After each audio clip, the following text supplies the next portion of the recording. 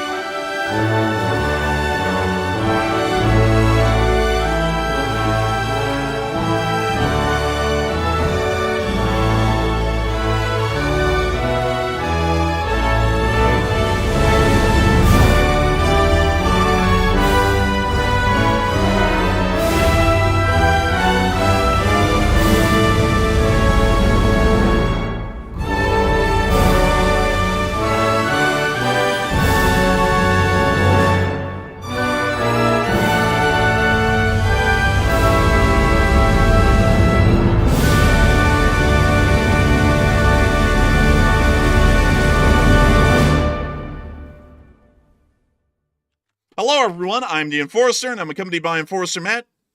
And good evening, folks. It's Enforcer Matt, and welcome back to day 1283 of the War News Stream. And that is not clickbait. That is a real headline right there. Germany's declared a state of conflict with Russia, and that's a new declaration today. Also, the gas shortage has spread to eastern Russia. It's gotten way worse. And also, Venezuela's mobilized their army against U.S. forces on the coast. And things are popping off yet again today, and it's good to see you all once again. And of course, we're going to be covering the past 24 hours of news from around the world, as we have been able to hear significant developments from the Federal Republic of Germany that Chancellor Friedrich Merz has declared open conflict, or a state of conflict, with the Russian Federation, stating that actions have been conducted by the Russian Federation that are, in short, direct acts of war against the state of Germany, and for this reason, the Federal Republic of Germany will be moving forward in the instance of dealing with the Russian Federation, in that the Germans are practically at war with Russia, except for direct shots are not being fired into Germany, at least yet at the moment. This has also been followed on by the European Union Commissioner Ursula Von Der Leyen, who has also stated that Putin is a predator, preying on the demise of the Western world for Russia's benefit and gain, while President Emmanuel Macron, at the exact same time, has stated that if the President of the United States does not take some sort of concerted action to stop really being taken as a sucker by Putin, he will end up being a fool by Monday, and then a clown on Tuesday. We also were able to hear on top of that there appears to have been some sort of a possibility that the Russian Yasin-class submarine, or Akula-class submarine, that threatened the USS Gerald R. Ford on Sunday may have possibly been found, as we are now hearing that a large amount of NATO warships comprised of multiple different nationalities are now converging on a singular area within the central northern region of the Norwegian Sea, highly suggesting that the Yasin-class submarine has been found, and these vessels are going going out there to quite literally sit on top of the submarine and observe it from directly above. We have also been able to hear additional news from around the world as well, as it does appear that U.S. military buildups have caused the Venezuelans to rally their armed forces. We were able to see that Nicolas Maduro conducted a little hoopla rally with all of them today, and then we heard that the second backup executive plane of Venezuela took off today for some sort of an unnamed country within South America, highly likely Colombia, Ecuador, or Peru, based on its flight path. There have been rumors at this moment that Maduro may have already fled the country, but we're not entirely sure on that, so those reports are completely unfounded, at least for now. Outside of that, we have also been able to hear that the United States of America's delegation that arrived in Taipei, Taiwan just the other day has stated that they believe that Taiwan has a right to self-determination, and the Taiwanese have also stated that they would like to increase further cooperation with the United States of America in terms of armed support and armed defense of the island nation. At the same time, we were able to hear that this was responded to immediately by the People's Republic of China, laying out their normal sorts of threats against the island of Taiwan and the United States at large, saying that this is a flagrant violation of communist Chinese sovereignty. Nevertheless, there has been a shooting match now at the Afghan-Pakistani border, as it does appear that both sides just wanted to have some fun today. There really was no other explanation for that. We also were able to hear inside of the area of Russia that the fuel shortages are continuing to become worse, and we have also been able to hear of some sort of new fuel implement that is being made or bootlegged, as we would call it, inside of Russian.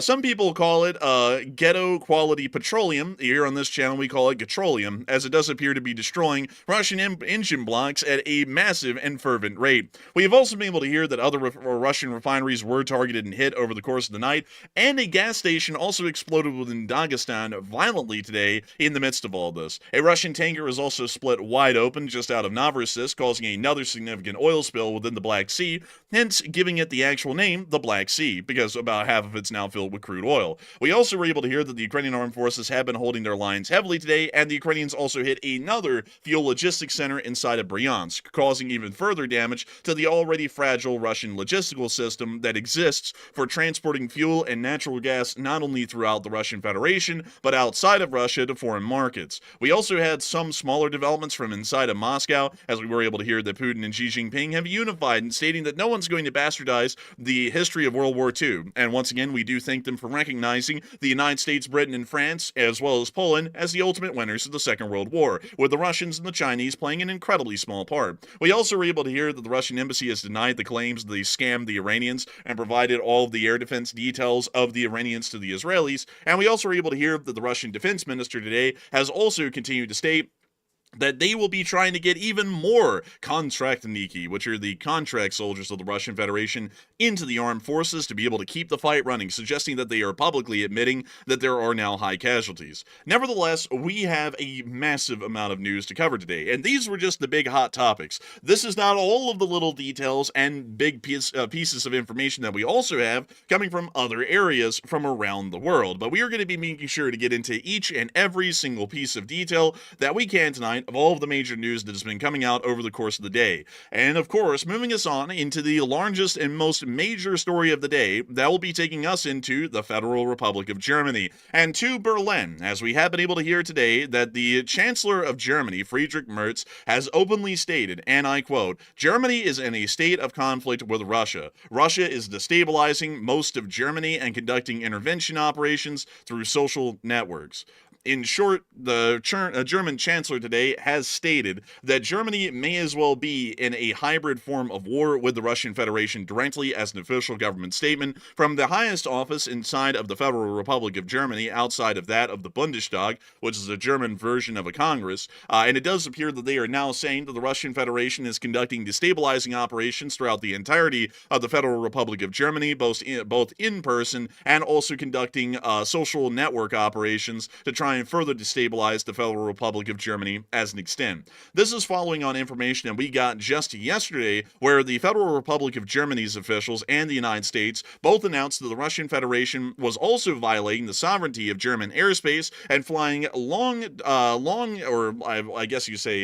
distance or deep penetration reconnaissance operations. I was trying to figure out which way to say that, into the Federal Republic of Germany around the areas of the Ramstein airfield and also the Grafenwohr training grounds near to the the area of Bavaria. We have also been able to hear that these drones have been attempting to spy on and conduct reconnaissance on weapons and supplies being provided by Western countries and NATO to the state of Ukraine, while those supplies are being handed over inside of Germany for the rest of their leg through Poland and on into Ukraine. This is starting to make it incredibly clear that the Federal Republic of Germany is taking an openly hostile stance by all official statements at this moment against the Russian Federation and is largely considering the situation to be a state of war without any direct shots being fired, at least at the moment. We also were able to hear that this has apparently been concerning enough that a joint statement was made by both Germany and France today that a new air defense detection system or early warning missile defense system is going to be created that will be more advanced, and we have been able to hear rumors that it may be able to detect hypersonic missiles while in flight. And while the response time would be incredibly minimal, it still allows them to sound the alarm at least a few minutes before these missiles were to hit.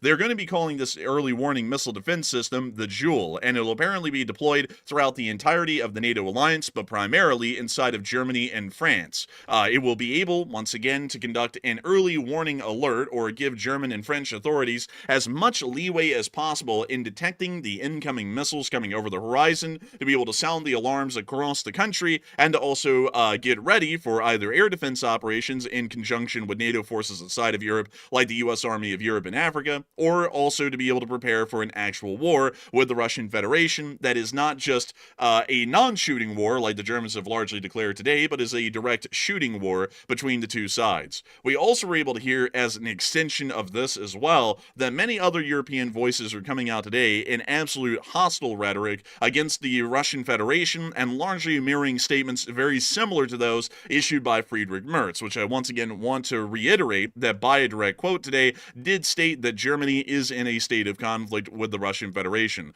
This is a direct written statement and quote of Chancellor Merz, the head of the Federal Republic of Germany. Germany is in a state of conflict with Russia. I want to make that incredibly clear because I do know that the title seems to be crazy and fairly hard to believe, but there is no clickbait involved in that title. Germany did declare a state of conflict with the Russian Federation today in plain wordage, directly from the Chancellor's office and directly from the Chancellor, Friedrich Merz, himself, making it incredibly clear that the Germans are now considering themselves to be in a state of conflict with the Russian Federation. Nevertheless, it's kind of interesting, though. It's kind of interesting that Merz declared the state of conflict with Russia primarily over the Russian social media influence over the German country itself. He didn't really mention the drone incursions, even though that was something that just happened a short while ago, just a couple of weeks back, and also at the present as well. There's still these Russian drone incursions into German airspace. He mainly cited the fact that Russia was launching psychological operations on the German people. So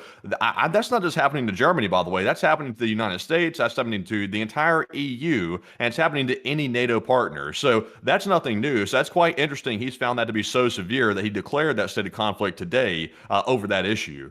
I would have to say that it is a little bit odd that that would be the main issue that would be stated. I would generally consider, out of everything that's been going on so far, that the direct attempt to assassinate the Rheinmetall CEO in prior months, along with the sabotages that have been conducted on Western arms industries inside of Germany, along with the fact that the Russians are violating German airspace sovereignty, or airspace, I guess you could say, unity, if we want to call it that. For some reason, folks, I'm having a hard time with finding the words, the exact words I need to describe something right now, and flying their drones deep inside of the Federal Republic of Germany to conduct reconnaissance operations. I would find that all of those things would be more strong arguments that Germany is in a state of conflict with the Russian Federation than making it primarily about the social media operations of the Russians that are destabilizing Germany. And also, by the way, I see a lot of people asking this question, and it's a very fair question because I was a little bit curious myself. Ryan Kiernan said, and a lot of other people asked it as well, please clarify in layman's terms, what is the difference between a state of conflict versus a state of war? And that's up to interpretation, honestly. A state of conflict, in my opinion, it seems to be, the way Merz is describing it, is the step right before you get into an active state of war, which is a formal declaration of war on a different state, which would be Russia in this case. So basically, state of conflict is the very politically correct way to say that we are right on the precipice of an actual war starting, and I'm trying to warn everybody in Germany, the chancellor is, that it's about to go hot. That's the way I interpret it, because obviously state of conflict, that's not a real formal term. That's just a, I guess you could say, a political way to say that things are getting really hot really quick and they're very concerned. And that's generally the best way to describe it. But one can also say, really quickly to say this, that a state of conflict is pretty much a state of war in other terms, because much like the Russians claim that the war in Ukraine is a special military operation when it's quite clearly a war, saying that a state of conflict exists between your country and another one generally means that that's an existent state of war. Generally, that's also understood if you look at the other side of the world between North and South Korea, because after the end of the Korean War in 1953, during the 1960s and 70s, there was something that was called the border conflict between the two countries, as the North Koreans generally tried to conduct infiltration operations against South Korea to either assassinate their presidents, which would have been Park Chung-hee and Syngman Rhee being the first and Park Chung-hee coming right after, throughout that era. And there was also a decent amount of infiltration actions or raids that were attempted to be conducted by the North Koreans that generally were thwarted with high casualties in some limited instances, which was generally called the border conflict. That is described actually as a state of war by many, and considering that the German chancellor used incredibly similar wordage to that which would have been seen during the border conflict between North and South Korea during the 1960s and 70s, it is somewhat likely that that is what the German chancellor is generally stating, is that we are in a state of war against the Russians without direct shots being fired just yet, but might as well be there at this point. We also were able to hear that the European Union Commissioner, Ursula Von Der Leyen, also stated today in direct wordage that Putin is a predator, saying that his proxies have been targeting European societies for years with hybrid attacks and cyber attacks and the weaponization of migrants. And here's the clip right here showing Ursula von der Leyen saying that directly in the European Union, it was specifically in Latvia, but as a part of the European Union's commission today. Risks your country and the other Baltic states warned us about, unfortunately, have materialized. Russia's brutal war against Ukraine is now in its fourth year. Putin is a predator. Putin's proxies have been targeting our societies for years with hybrid attacks, with cyber attacks. The weaponizing of migrants is another example. And this is something, unfortunately, that Latvia knows only too well. You have a bitter experience in all these fields. So as we strengthen Ukraine's defense, we must also take greater responsibility for our own defense. And this is the logic of the 800 billion euro defense industrial plan that we have launched together. The risks. But that is honestly, though, she's exactly right, though. Like all these different cyber attacks, the psychological operations, also flying into German airspace and flying into Polish airspace, and also the Baltic state airspace as well. Russia is essentially waging war without formally declaring it right now. And you know, I guess the question really is: at what point is war declared without them formally having to say it? Because at this point, they've done everything beside actually physically invading a NATO country at this point. So I don't know. Well, like, where is the line actually drawn? Because back in the day, back during World War II, you didn't have cyber attacks and things like this that could happen. They also didn't have drones back in that time either. So this wasn't really a possibility. So when in the modern day do we say, okay, now it's a war versus what we used to call war back in the day? That's a good question, and I would generally say that at this point, it may as well be an existent state of war in between the West and the Russian Federation in an unofficial sense, because of the covert actions or overt actions that have been conducted by the Russian Federation to demine the West's, its key infrastructure and facilities, and to also try and cause as much damage as possible. Cyber attacks and multiple other forms of attacks have been conducted directly by the Russian Federation over the past few years, really just over this past year in large detail. Not only that, we've seen that they've been attempting to use, and this is something that Ursula von der Leyen spoke about for a brief moment, and something that's an overarching issue across the whole of Europe, the weaponization of migrants by flying them in the hundreds of thousands, particularly in Belarus, and then corralling them all directly along the border, and then forcing them to cross, or otherwise they'll be shot by the Belarusian border guards, and usually in the attempt to cross, they're usually shot by the Polish border guards, if they even get to the point of being able to cross. The situation is a somewhat difficult one. And not only that, we also know that for the larger part, it also appears that the Russian Federation has been trying to weaponize migrants or refugees, if you want to call them that, in general throughout the whole of Europe, whether they're in Belarus or not. We have seen that they've been attempting to destabilize situations inside of countries within North Africa and the Middle East to particularly try and create refugee crises that the Europeans either have to try and help out with, largely leading to a large influx of migrants, which can cause significant issues within these countries, or just trying to ignore the issue altogether and creating a major humanitarian issue within that region wherever that war is going. Either way, the situation is quite serious, and it does appear that a lot of people have been talking about this state of conflict that was declared by Friedrich Merz today, and also what a lot of people are thinking about that, especially in light of prior Russian attacks that have been conducted over just the past few months alone in all forms. And so, Matthew, what are people thinking about this, and what are you thinking about this as well?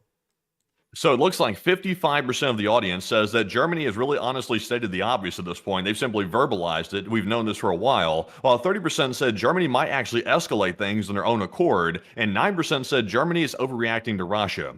And I would say that Germany is certainly not overreacting. Their airspace is being violated. They're having migrants being literally tossed to their border day in and day out. They're being cyber attacked on the daily. And also, they've been having these social media operations the Russians have been launching on their people day in and day out. And granted, 3 out of 4 of those things are being done to all the EU countries and also to the United States as well. 3 out of those 4. So Germany is stating the obvious. This is not new. It's been going on. They're just now telling the public about it, which makes it different now because now everybody else is aware of it. And I think they're preparing the public for this to potentially get much worse. That's the reason why they're probably saying it right now, because we're coming up to a crux once again where Putin is backing the West into a corner, and the West might have to act against Putin, and it could escalate things. So I would say that Germany is starting to prepare their people for war, and that's what this messaging is all about. Calling it a state of conflict is basically telling the people it's escalating and get ready for it to jump to the next step. So I'm with the 54%. But Enforcer, what say you? I would generally have to say that I'm also with the 54% as well, that the Germans are largely stating the obvious.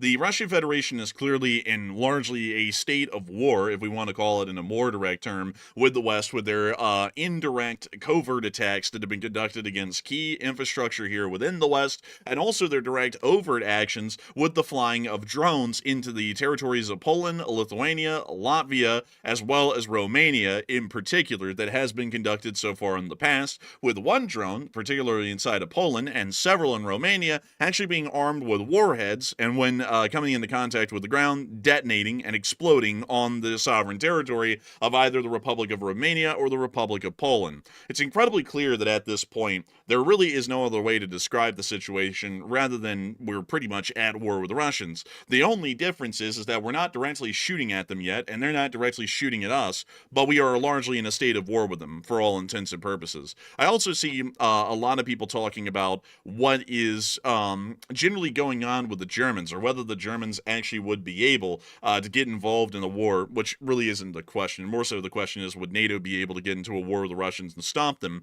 And in the conventional sense, the answer is always going to be yes. There really is no way that the Russians could win. The only thing that would give them something of a slight equalizer, at least at the start, is that they have a greater experience with drone warfare, but also considering the great lack of competency inside of the Russian command structure, the larger lack of any sort of real training, especially for a lot of the regular units of the Russian armed forces, especially those made up of MOBICs, which are only there on about a 1-year or 18-month long contract, and also due to other major factors like the complete lack of logistical abilities, the Russian Federation would end up losing a war with the West quite easily, most likely within a period of less than one single calendar year. The issue, however, is that speaking particularly of the Germans, they're actually not the military power to look for in the continent to say, oh, they really will be able to put them down. The German army is a little bit weaker, and to quickly show you all this right here on this map is actually generally what this is in a more tabulated sort of a table sense. The Germans actually have an incredibly high quality armed force, at least for what it is, but it's not incredibly large in terms of size. They have the 1st Panzer Division, the 10th Panzer Division, which are generally made up of a large amount of tank forces as well as mechanized infantry. These are are about the highest quality infantry units or ground force units that you can really get out there on the battlefield in larger numbers. They also have a rapid force division, which is made up of airborne forces and also a combat rotary aviation wing. And then they have the home defense, which is pretty much the National Guard or some form of reservists. So generally, when you look at the German army or Army Command, which is a core level unit, you're actually looking at the 1st Panzer Division, the 10th Panzer Division, and the Rapid Forces Division being really their only fieldable elements of combat power. So they are pretty decent at what they can do and what they can put out on the battlefield, but in terms of raw numbers, it's not really there. Germany emphasizes, much like it has historically, a quality over quantity approach to the armed forces. Poland, on the other hand, goes with quality and quantity. If you go look at the Polish version of this sort of a force map, it is massive. Like, I've shown it to Matthew before, and there's, I believe, 8 divisions inside of the Polish army that are actually usable and not made up of reservists. The German army is made up of about 3 divisions. So, with that in It mind, takes a big willingness to spend money, though, because Poland's spending money like crazy on their military. I think they're currently up to like 4.5% or something, and they're trying to raise that defense spending on up to 5% or higher, actually. So the Polish spend like crazy in their military, and they're very wise to do that because they're in a hotbed. They're literally right in the middle of where Russia would want to invade, so they have to be ready. And also, they have a history in World War II of being invaded, so they don't want to have a repeat of getting invaded and not being able to fight them off. They want to be ready this time. That's why they're doing it. I would have to agree, and they certainly have been preparing. This, by the way, folks, this is how large the Polish military is. This is the German army's force graph is the best way to explain it, and it breaks down what units come under what command. So you start at the corps level, which is Army Command. You then break it down to the division level, and then the divisions command the brigades attached to them. This is what the Polish army looks like when we put it out in a force display like this, and eventually I have to map all of this out on our map. This is where a lot of that information comes from. But the Polish actually are generally the ground force of Europe at this point. If we were to describe a singular country as being the powerhouse, it is actually the Polish. The Polish have 5 fieldable divisions of manpower available, and it's heavy. I mean, it's insanely heavy. One thing that I would want to show y'all here, this is something that's very important. When we look at the Germans, they lean heavily into armored warfare, at least as far as their doctrine is focused. Practically every single one of their units is some sort of a Panzer Grenadier unit, or it is some sort of a Panzer unit itself, meaning that it either is using decently armored infantry fighting vehicles comparable to a Bradley for our American viewers, and also for the tanks, they're of course using the famous Leopard 2, which is known around the world. In every single unit, or in some of them at least, they have an attached artillery battalion. Poland's military is so powerful, they actually have entire artillery brigades, or generally regiments by their own structure, which is nothing but artillery at the regimental level, which is a huge difference, by the way, to put that out there for y'all. The Polish, at least in terms of their ground fighting abilities, are so well armed in terms of indirect fire support with their artillery that not only are they pretty much a high quality armored and mechanized ground fighting force, but they have enough artillery that they can pretty much sweep everything aside before the tanks and the mechanized infantry even reach an enemy line. It's an incredibly powerful kind of an armed force that the Polish have available at their disposal. But the Germans, the Polish, and the French combined, just as the continent itself, at least in Northern Europe, is a very, very powerful sort of a fighting force and could really take on generally the Russians single-handedly, really just as the Polish alone. The Germans and the Polish is a major improvement, and then the French, Germans, and Polish is really just the wonder weapon at that point. You could really deal with the Germans just with that alone, not including the British, all of the Scandinavian states, the Baltic states, anyone in Southern Europe, or the United States and Canada. So quite an interesting thing to point out there, and hopefully, eventually, folks, I'll be able to get this all mapped out on the map for all of y'all to see where these units are and what they kind of do. But anyways, with that, I hope that does address at least that side of things somewhat well, what the Germans have been stating today. And I also understand that we have an additional question, at least for everyone, that's a little bit of a bonus on top of what Friedrich Merz was talking about in stating that the Russians are conducting a great deal of operations on social media that is destabilizing the Federal Republic of Germany. And do y'all believe that the Russians are winning the information war online? And Matthew, what are people thinking about that? And what are you thinking about that as well? All right, so it looks like 61% of the audience said no, Russia is not winning the information war, and 39% said yes, they are. And I can understand why people might say yes to that question because with all the reels that Russia puts out and all the short video content, you would think that maybe they're winning the war, but they're really not. Because here's the deal. The polls were recently run, and in America, only a small percentage of people actually have a positive view of Vladimir Putin. So that tells us that no matter how much quantity the Russians put out on social media to try to brainwash people into liking the Putin regime and also softening up the Putin regime, it's not working. But one thing that is notable, though, we haven't really seen any polling out of Germany on that issue, and Friedrich Merz cited that as a primary reason that Germany is about to go to a state of conflict with Russia. That's one of the primary reasons why that's the case. So maybe it's having a greater effect in Europe, but we really don't have the data to back that up right now. So rather than Russia just pumping out stuff in mass, I don't really see any evidence of it, of them winning it, that is. But Enforcer, what say you? Well, here's the actual graph breakdown of are the Russians winning the information war? The answer is no. Practically everybody hates Putin. Like, everybody freaking hates the guy. If you're leaning towards the right, 41% of everyone on the right generally hates his ass. About 42% kind of hate him. If you're leaning left, 62% of everyone leaning to the left hates his ass, and about 27% of them generally dislike him. And if you break it down by the age brackets, or really in total, which is the more important thing, 51%, which is a simple majority, everyone combined, all age groups and political affiliations, they all hate the hell out of Putin. 34% of them dislike him a decent bit enough to say they're not really a big fan of him. Only 13% of them view him as very favorable or somewhat favorable. So it's literally a minority portion, if we were to ever describe it that way. That is an incredibly small minority in terms of public polling that's been going on. And I'd have to be honest with y'all, it appears that Russia is savior propaganda really isn't winning anyone over anymore. It looks like everybody's hating him at this point. And as an extension of that, they're not really liking the Russian Federation that much either. When the polling comes out, it appears that most people now view the Russian Federation wildly unfavorably and do not view the Russian Federation as a nation to be trusted at even a minimum.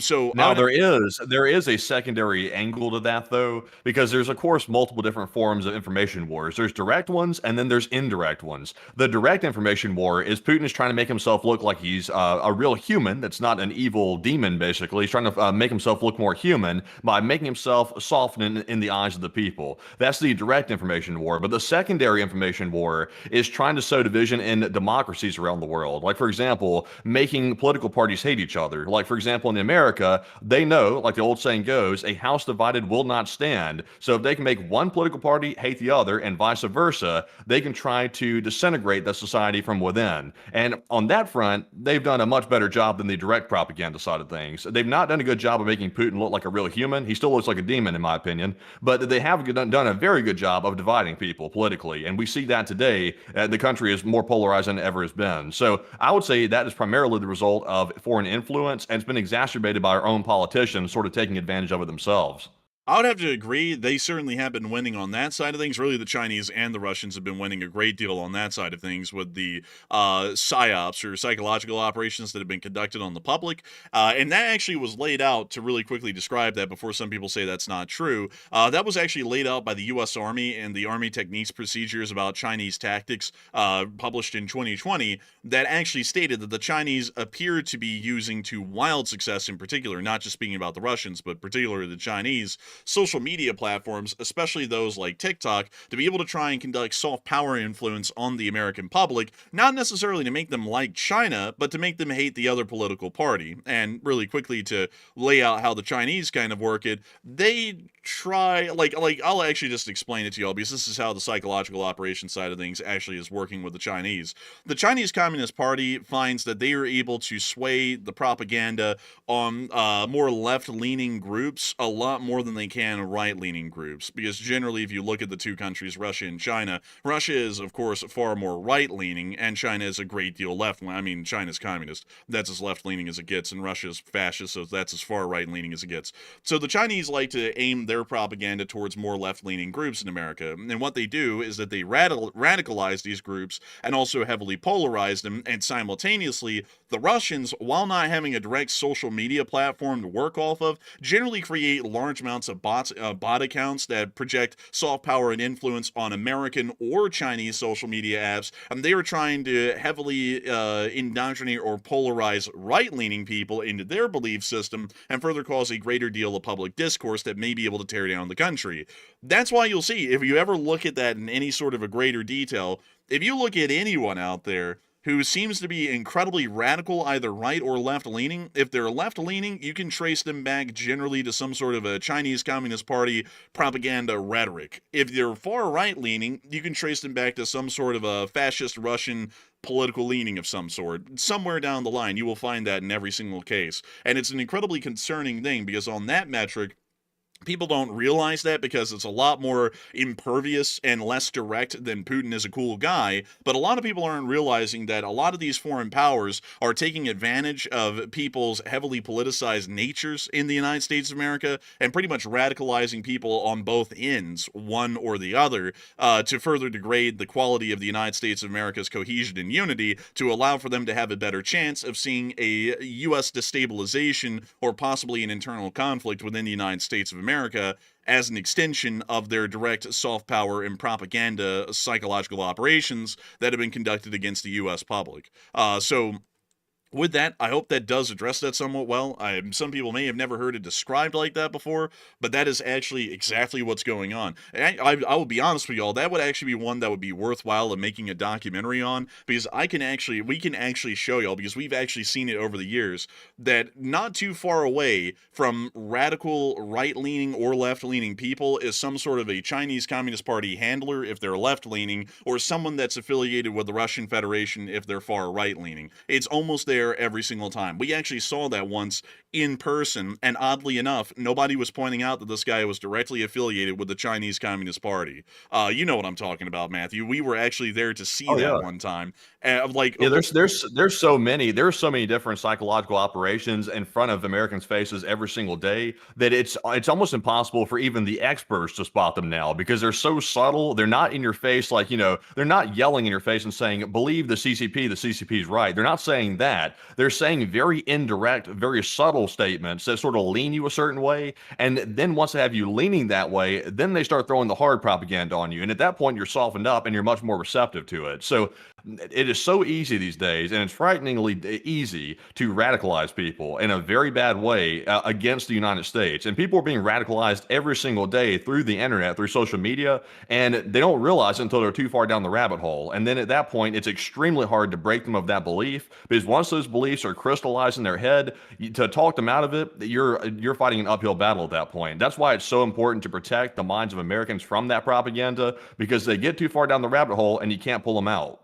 And also, I see some people missing the forest for the trees in the chat. Some people are like, well, I'm right-leaning or I'm left-leaning and I hate Russia or I hate China. You're missing the point. They don't want you, like, when this form of propaganda, they don't care if you like their country or not. They're totally fine with whatever you think about their country. What they're doing, though, is that they're taking advantage of certain political leanings, like yours, and really quickly to say this to the folks who are saying this in the chat right now, if you were right-leaning and you were left-leaning, we're not going to get heavily into the political side of what y'all think about or what y'all believe in, but y'all have all, as a group, generally as a political affiliation, specific core beliefs about things that are important to you. And the Chinese, through the CCP, or specifically through the People's Liberation Army Special Support Forces, are able to ascertain exactly what kind of political affiliation you have, and as a result of that, the points or topics that you find important.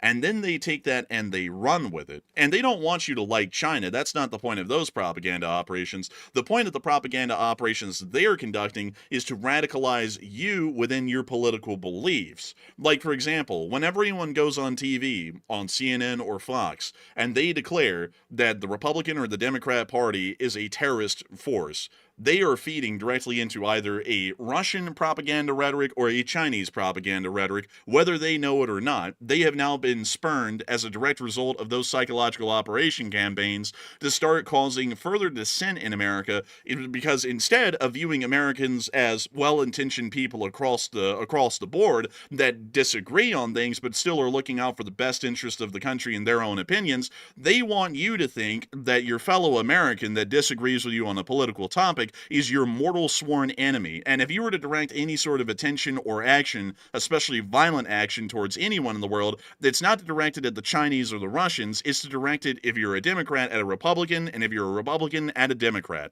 That's how their propaganda works from the Russian Federation and the People's Republic of China, and it's incredibly important for folks to understand that in this country, the Republicans or the Democrats, whichever political affiliation you are not your enemy. They are people just like you that think that they're looking out for the best interests and intentions of their country based off of their political opinions. The true enemies of this country are the Russian Federation and the People's Republic of China, and they are continuing to try and take the well-intentioned people of this country and sow the seeds of discontent and violent hatred amongst these two groups to further cause further discord and to lead to the degradation of American society and the very democratic institutions that have allowed people to form their own separate political opinions in this country for hundreds of years. That is exactly what is going on. That's what the Germans are pointing out, and that is exactly what's been going on in the United States of America. And there is plenty of literature out there by the Department of Defense, by the Department of State, and multiple other government institutions that have pointed that out clear as crystal that that's exactly what's going on. And that's why the Russians, that's why here on this channel, we try and make it as importantly clear as we can that no political affiliation on this channel is ever made, because it is Americans versus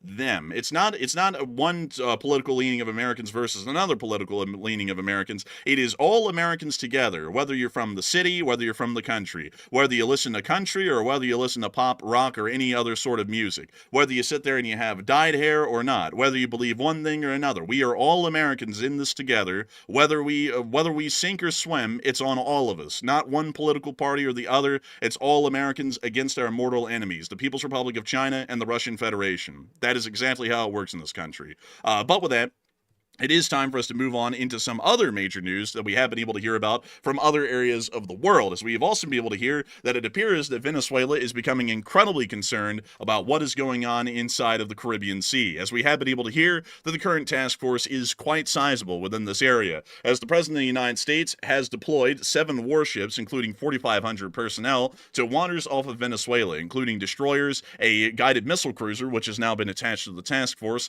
an attack submarine, and an amphibious group with Marines. In particular, we understand that there is one entire Marine expeditionary unit, these will be phased out in the future, that is a part of this amphibious ready group that consists of the USS America and 2 other amphibious support vessels. This is a sizable threat to the Republic of Venezuela, or what we would generally call the illegitimate Republic of Venezuela. The illegitimate Republic of Venezuela has responded today by mobilizing their troops and having a little hype fest near to the coast, as it appears that they are preparing some sort of coastal defense force in the advent of the United States conducting an armed intervention in Venezuela and attempting to overthrow the Maduro regime. And we were able to see this little hype fest today. And here's the clip.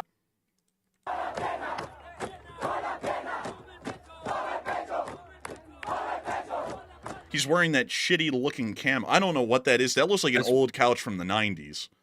Has he ever even really served in the military, or is he just wearing the uniform? I don't think he ever did, actually. Huh, yeah, he doesn't look like a military man. Like, he doesn't seem like his posture, like, is just all wrong and stuff. He doesn't have the, like, military look about him, so I wouldn't think so. Yeah, it's interesting. Also, why in the world do they have riot shields? Like, this was, by the way, folks, a supposed mobilization in case the United States does something, and for some reason these guys have riot shields. It's not like the Americans are going to come down there and peacefully protest in a city. I mean, they're going to be invading the country, so I don't know what the riot shields are for specifically.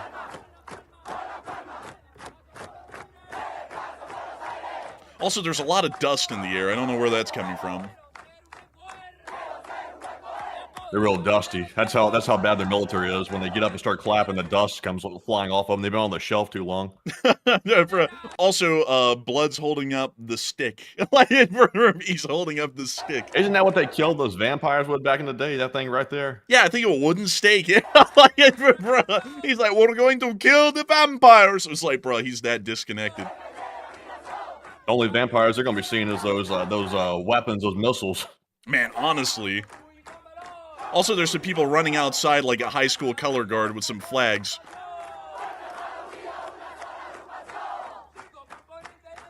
I have a odd, distinct feeling here that this military is not going to hold up very well against the United States. I just have a hunch. You know, I got a feeling that you're right. I think so. I'm not an expert or anything like that. You know, I'm just saying, based on my just common sense and knowledge, they're in foul shape. Yeah. Yeah, they're going to be in bad shape. And they have the people running outside still with the flags. This is like a high school, like, pep rally before, like, a football game.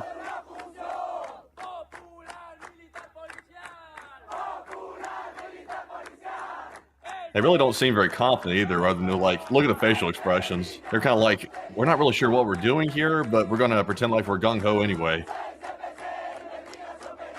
I got a feeling, folks, that if the U.S. actually does conduct some sort of an armed intervention in Venezuela, this is going to be light work. I'm going to be entirely honest with y'all. It's going to be fairly light.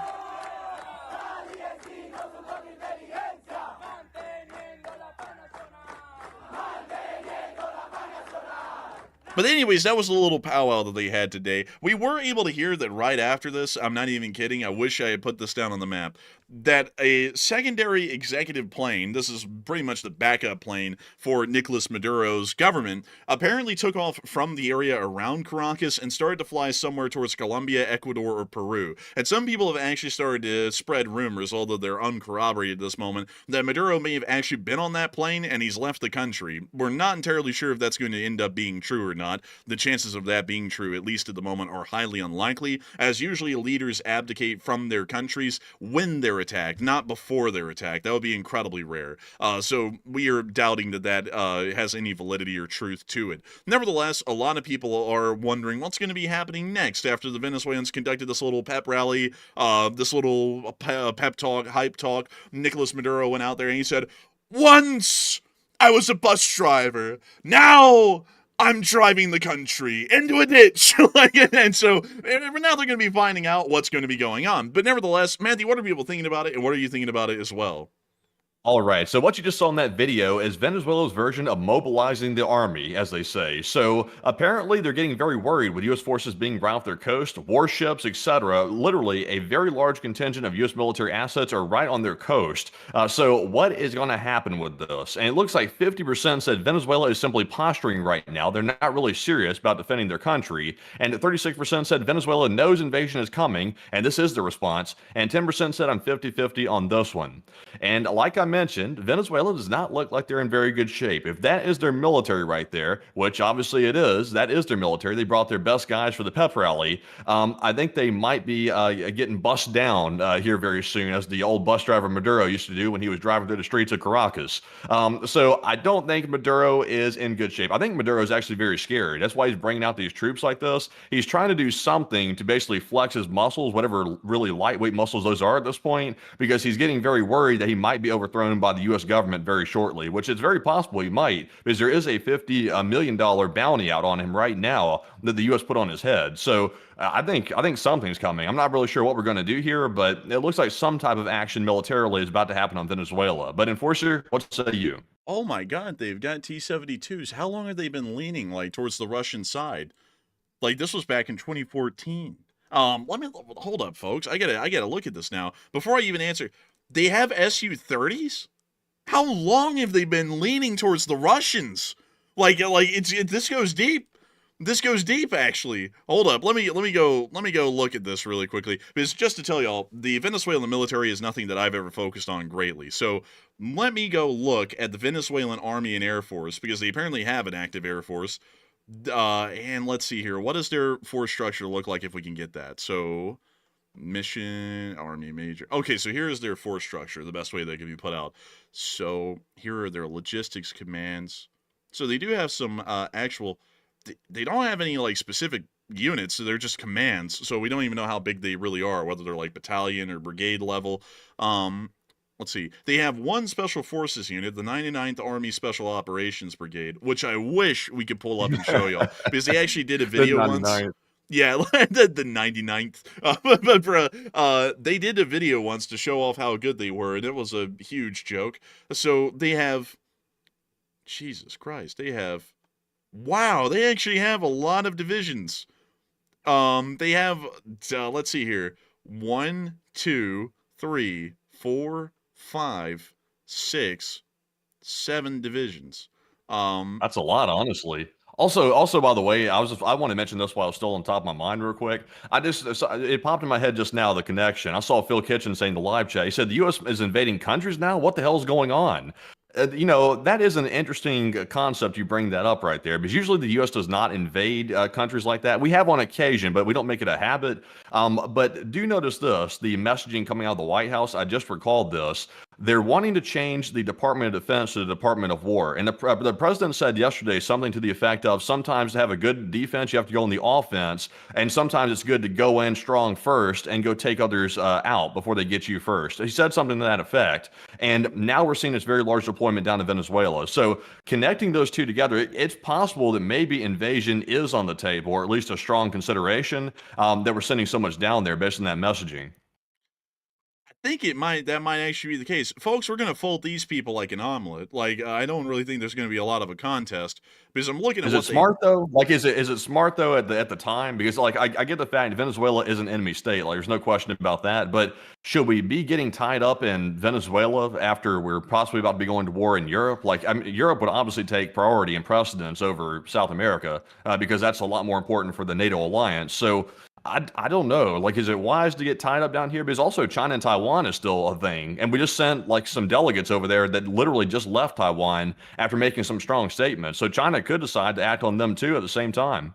I'll be honest with you, I don't really think it's a great idea, at least at the moment. This is something that could be held off till a little later, until we figure out what the Chinese and the Russians are going to be doing. So hold it off for another 2 years or so, and then reassess the situation. Because right now, folks, we have a lot that's going on in the world, and a lot of built-up potential for major armed conflicts, particularly a war with China or a war with Russia. So we generally should try and see what's going to be happening with those two countries over the next 2 years, and then if nothing seems to be happening within 2 years, then we could consider this sort of a military intervention. But beyond that, you wouldn't really want to conduct this sort of an action right now with everything that could be coming down the pipe here later. However, though, I will have to say that they're not well armed or equipped. In terms of small arms, it's a standard sort of a force, nothing really to point out there that's bad or good. But in terms of their air defense, it seems to be somewhat weaker. They have Buke M2s, which are fairly weak to the point that I've never really seen these anywhere in any armed force. They also have S-125s, which are very ancient and incredibly incompetent in the sort of modern fighting space that's seen. They also have these, which are absolutely not to be used. Each one of these right here, it's generally a launcher system that it has like any other S-300 system, but the amount of interceptors available are incredibly large caliber, but very limited number at any given moment. Meaning that if they fire off just about 8 interceptors, every single one of the batteries that they have is out of ammo at that point and has to reload. Meaning that the airspace is pretty much open in the long range sense after those things fire. So not really that good. They also have a very light amount of rocket artillery as pretty much their primary source of artillery, it seems. Grads as well as some Smirches. They also have some self-propelled guns, the Mista S, which we can see one right here in Moscow in 2010. They have 48 of those. They then have an indeterminate number of AMX-13s.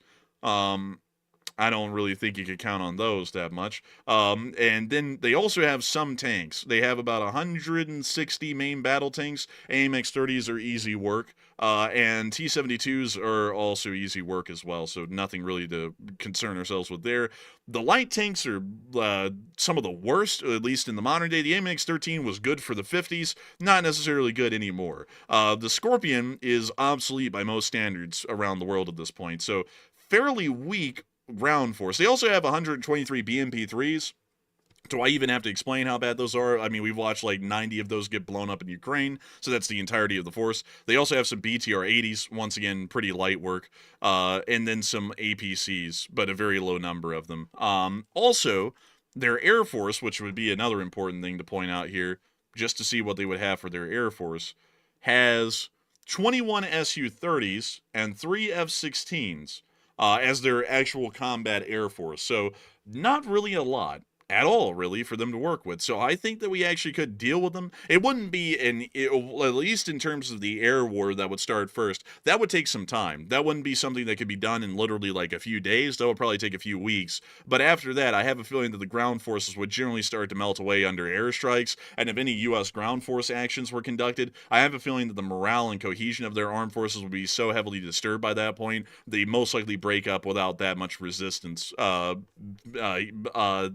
Maduro fella may have already probably fled the country by that point. So I'd have to say I don't think we should conduct this military action right now, but I think that this is something that should be done, but about 2 years from now, if nothing's going on by then. So, Surely the U.S. isn't using this as like a bargaining chip to get Russia to back off and make a peace deal with Ukraine. I just thought about that as well, because the White House, if y'all are not aware, is still trying to, in my opinion, very in a futile effort, they're still trying to set up the meeting between Putin and Zelenskyy, even though Putin is literally killing Ukrainian civilians daily at this point, in the midst of the peace talks, air quotes. So maybe it's possible the U.S. president is trying to say to Putin that we will invade Venezuela, which is a Russian partner to an extent, if Putin doesn't make a peace deal. That would be the weakest piece of leverage I've ever seen in my life, but it is possible that maybe that's somewhat on the table. But I would lean toward probably not. I saw someone mention that though, so I thought I'd bring it up.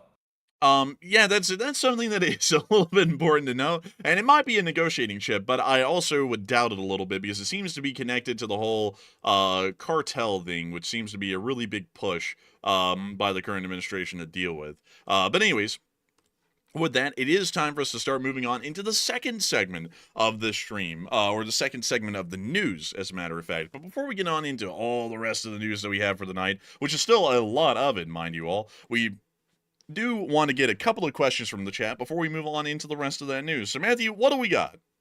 All right, so we got some really good questions already this early in the night. So jumping right into our first super chat here, this one goes to none other than LC39A. He is usually always our first super chat these days, and thank you very much, good sir, for that $150 support, and also helping to keep the channel running every single day for weeks at this point. And he said, hello to all enforcers. Hello there, LC39A, and a big thanks to you for the massive support and helping this channel to keep on running. It is folks like you who have helped us to make this channel possible for quite some time now, and I got to thank you massively for helping this channel to keep on running once again with that massive support, and a big hello to you. I hope that the stream has been good so far tonight, and I thank everyone for once again enjoying, and I thank you massively for supporting this channel incredibly and helping us to keep this thing running so that way we can keep the news like this coming out every single day. So a huge thanks to you so much once again, and with that, we are on to the next one. All right. Also, by the way, I see people pointing this out. It's honestly, it's hilarious and it's tragic at the same time. It's crazy that there were supposed to be no new wars, by the way. And this is not political. It's just the statements that were made. I'm simply going off their statements. There's supposed to be no new wars, but yet we're looking at starting a war in Venezuela. I find that laughable in one regard, and also kind of, I guess you could say, irritating, or like throwing me for a bit of a loop for why that would be the case. Because apparently it's a bad thing if a war starts in Ukraine, but it's not a bad thing if war starts in South America. I'm not really sure what the standard is here at this point on that one. So who knows? But anyways, enough of that. Moving on to our next super chat here. This one goes to Hokey Redneck. He puts in a $100 donation, and thank you very much, Hokey, as well, for that very generous support. He said, I know China and Russia aren't really close, and what would happen between them? And that's a good question, actually. China and Russia aren't actually that close. They actually think that they're not really the biggest of friends. They kind of think of themselves as enemies, to a sense. And then someone's about to go, but they're in BRICS. That doesn't mean anything. BRICS is like very loosely affiliated. But beyond that, the Russians and the Chinese hate each other because of this whole border conflict that they've been having for decades now in northern Manchuria, along the length of the Amur River. There are actually some little islands along the Amur River, which you're seeing right here, that are contested as both Chinese and Russian. And back in the day, back when the Soviet Union existed, the communist Chinese actually got into some pretty heavy border skirmishes with the Russians that would result in hundreds killed on both sides. And those are called border wars by the two. For most, that would be a full-scale war. For them, it was a little border war, something for a Tuesday. But beyond that, they still don't see themselves as huge friends these days. Internal Russian documents that were leaked actually stated that China is a state enemy. And the People's Republic of China actually has arrested some people inside of China recently, including some foreign vloggers, and accused them because they actually spoke Russian in Chinese territory in Manchuria of being Russian spies, potentially. So there is a decent amount of animosity between the two groups, and it does appear that they are more so in an alliance of convenience, at least at the moment, or more so, while Putin is predatory against the West, China is predatory on Russia. China does not like Russia. The only thing that China sees when they look at Russia is money signs in the fact that they can get cheap materials like lumber and oil out of Russia at pennies. It's practically worth nothing. And so they are able to get a lot of basic raw materials, bring them into China, and that's really the only thing that Russia is worth anything for to the Chinese. So I would have to say that generally it wouldn't take a lot to split them if you wanted to, because they never have historically been good friends, and most likely never really will be, even well on into the future, because Russia will still look at China with a great deal of distrust, and China looks at the Russians as being barbarians, quite literally, and also really only appraise them in value for what their raw materials are, and that's about it. So I hope that does address that the best I can, at least in my opinion, and a huge thanks to you for the massive support, Hoagie Redneck, and helping this channel to keep on running, because it is folks like you who help us to make this channel possible and help us to keep this thing running. And so with that, a massive, huge thanks to you so much once again. And also, I see some people saying some stuff about what's going on with Manchuria and the borders and everything like that. Also I see a lot of people saying, what DEFCON are we at? DEFCONs are classified and never issued publicly. We are certainly not at DEFCON 1, for everyone who's saying that. That is not the case at all. We are not at DEFCON 1. The high likelihood is that we're most likely at DEFCON 4 or DEFCON 3 at the moment, but we're certainly not at DEFCON 1. I can promise you all that. But anyways, with that, I hope that does address that the best I can, at least in my opinion. And with that, we are on to the people that bring up the DEF CON thing, like honestly, like no offense to people if you bring up the DEF CON thing, but DEF CON has never been public. That'll never be public at all. So it's almost the same thing as like those YouTube channels out there that say, oh, the bombers are flying. The bombers are flying. It's like, you don't know if the bombers are flying, for one thing. And also, where the hell are the bombers flying? It's like just some generic statement about the bombers somewhere are flying. It's like, well, yeah, it's 5 o'clock somewhere too. But we're not drinking on the seashore out here. So I don't know. It's just always cringy when I see that, to be honest, because it'll never be known, folks. But anyway, also, jumping into our last. Say what? One more thing. One thing that I also find a little bit weird about that is that DEF CON doesn't really measure anything at all. It's force readiness that's what that is. It has nothing to do with what's going on around the world. Like, the DEF CON doesn't tell us whether we're at war or not. DEF CON is just force readiness. That's it. And each level getting closer to 1 is a higher level of readiness across the entirety of the armed forces. I don't really know why a lot of people try and ascertain what the DEF CON is, because to be entirely honest with y'all, it's a lot more important to look at the diplomatic situation globally and go, how close are we to a war with Russia? How close are we to a war with Venezuela or China or any other country, rather than it is to try and ascertain the DEF CON, because that probably is a better measurement of when we are going to war than trying to guess the DEF CON. That's like trying to win the lottery, really. But anyways, with that, we are on to the last question of this segment, and then we're going to be getting right back into the news. And this one goes to Hokie Redneck yet again, and he puts in another $100 donation. And thank you very much, Hokie, for that $200 support in total. He said, thank you for being in the middle. Hey, and thank you so much for your massive support, Hokie Redneck, and thank you for enjoying us being in the middle. We try to be in the middle as much as we can. We like to say that we are militantly politically neutral, and I think that that's been a massive service here on this channel. Not a lot of people take that kind of a stand, and I've got to say that it's a wonderful and incredible thing to know that a lot of people appreciate that and support it to help us to keep this channel running. Some people also misunderstand that, though. That doesn't mean that we sit here and act like every administration is the greatest. Well, really, we actually criticize all administrations for the large part. So don't expect that when I say that. If I sit there and say this administration is making a bad move and here's why, that doesn't fall within our political criteria, because every single administration that we've ever covered has been subject to scrutiny. And we've only covered 2, and that's the current administration and the last one. And the last administration was open to plenty of scrutiny, and the current one is as well. If a president is not open to scrutiny on their foreign policy actions, then there's a bit of an issue there. Like, I'm not saying that we're, going to get heavily political or anything, but if we can't sit there and say that a foreign policy action doesn't appear to be analytically the best idea, and you think that we shouldn't be able to say something like that, or there isn't a reason to say that, there's something concerning going on there. So with that, I hope that does address that the best I can, but a huge, massive thanks to you for the incredibly huge support tonight, Okie Redneck, and helping this channel to keep on running, because it is folks like you who have helped to make this channel possible for years, and help us to keep this thing rolling well on into the future, and well on through the rest of the night. And speaking of which, Indeed. it is And also, by the way, do you want to hear probably the cringiest joke I've ever come up with of all time? Let me see if you get this one, Enforcer. What actually is a DEF CON? What do you know what that actually means? a DEF CON man?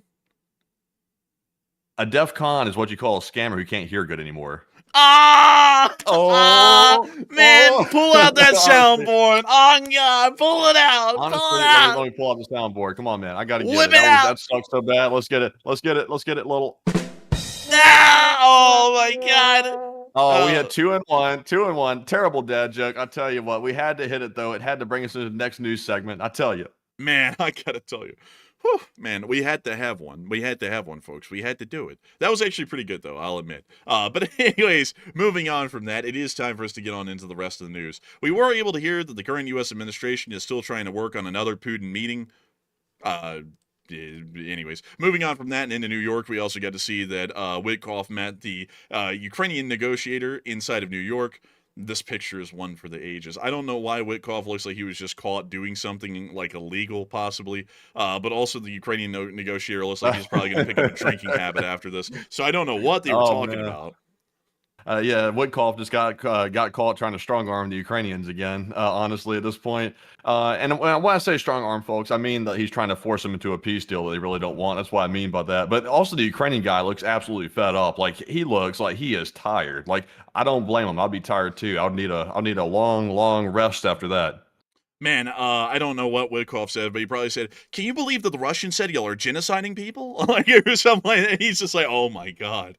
I'm so tired of this." But anyways, moving on from that and out of New York, it is time for us to move on over into East Asia, China, because we've had a lot of news coming out from the Chinese today. Moving us on over into Taiwan, or specifically Taipei, which is a part of Taiwan, which is a part of the Republic of China, which is different than Communist China on the mainland, but moving on into the island of Taiwan, under the jurisdiction of the Republic of China, we have been able to hear that the United States delegation that went to Taiwan has said some very interesting things. A senior U.S. congressional delegation arrived in Taiwan yesterday ahead of China's highly publicized military parade, which is coming up on the 3rd of September. Beijing has, in the past, used such visits as a pretext to escalate, although that is not a given. We come here from the United States, as Senator Roger Wicker said, bringing a message from the Congress of commitment, of long-term friendship, and a determination that a free country like Taiwan absolutely has the right to remain free and preserve self-determination. Now, there was actually something a little bit important in there. A free country like Taiwan, that's actually something that has not been said in the United States for a very long time, because officially the United States of America does not recognize Taiwan as an actual sovereign state. We recognize them as a part of Communist China, but we also recognize the sovereignty of the Republic of China's government on the island of Taiwan. So it's this paradoxical thing where we don't recognize that Taiwan as a country exists, but we recognize the government of that country, in a sense, ensuring that they survive or have some sort of some form of recognition by the U.S. government. So that's actually quite a statement. And also, this is another one, preserving self-determination, pretty much saying that the United States is behind them if they want to declare independence from the Chinese, which the Chinese have made clear throughout their entire history, that if Taiwan actually tries to declare themselves a separate entity than some form of a China, they're going to go to war with Taiwan and invade them to take them over. So this was actually quite a decent amount of provocative statements, at least as far as the Chinese will take them.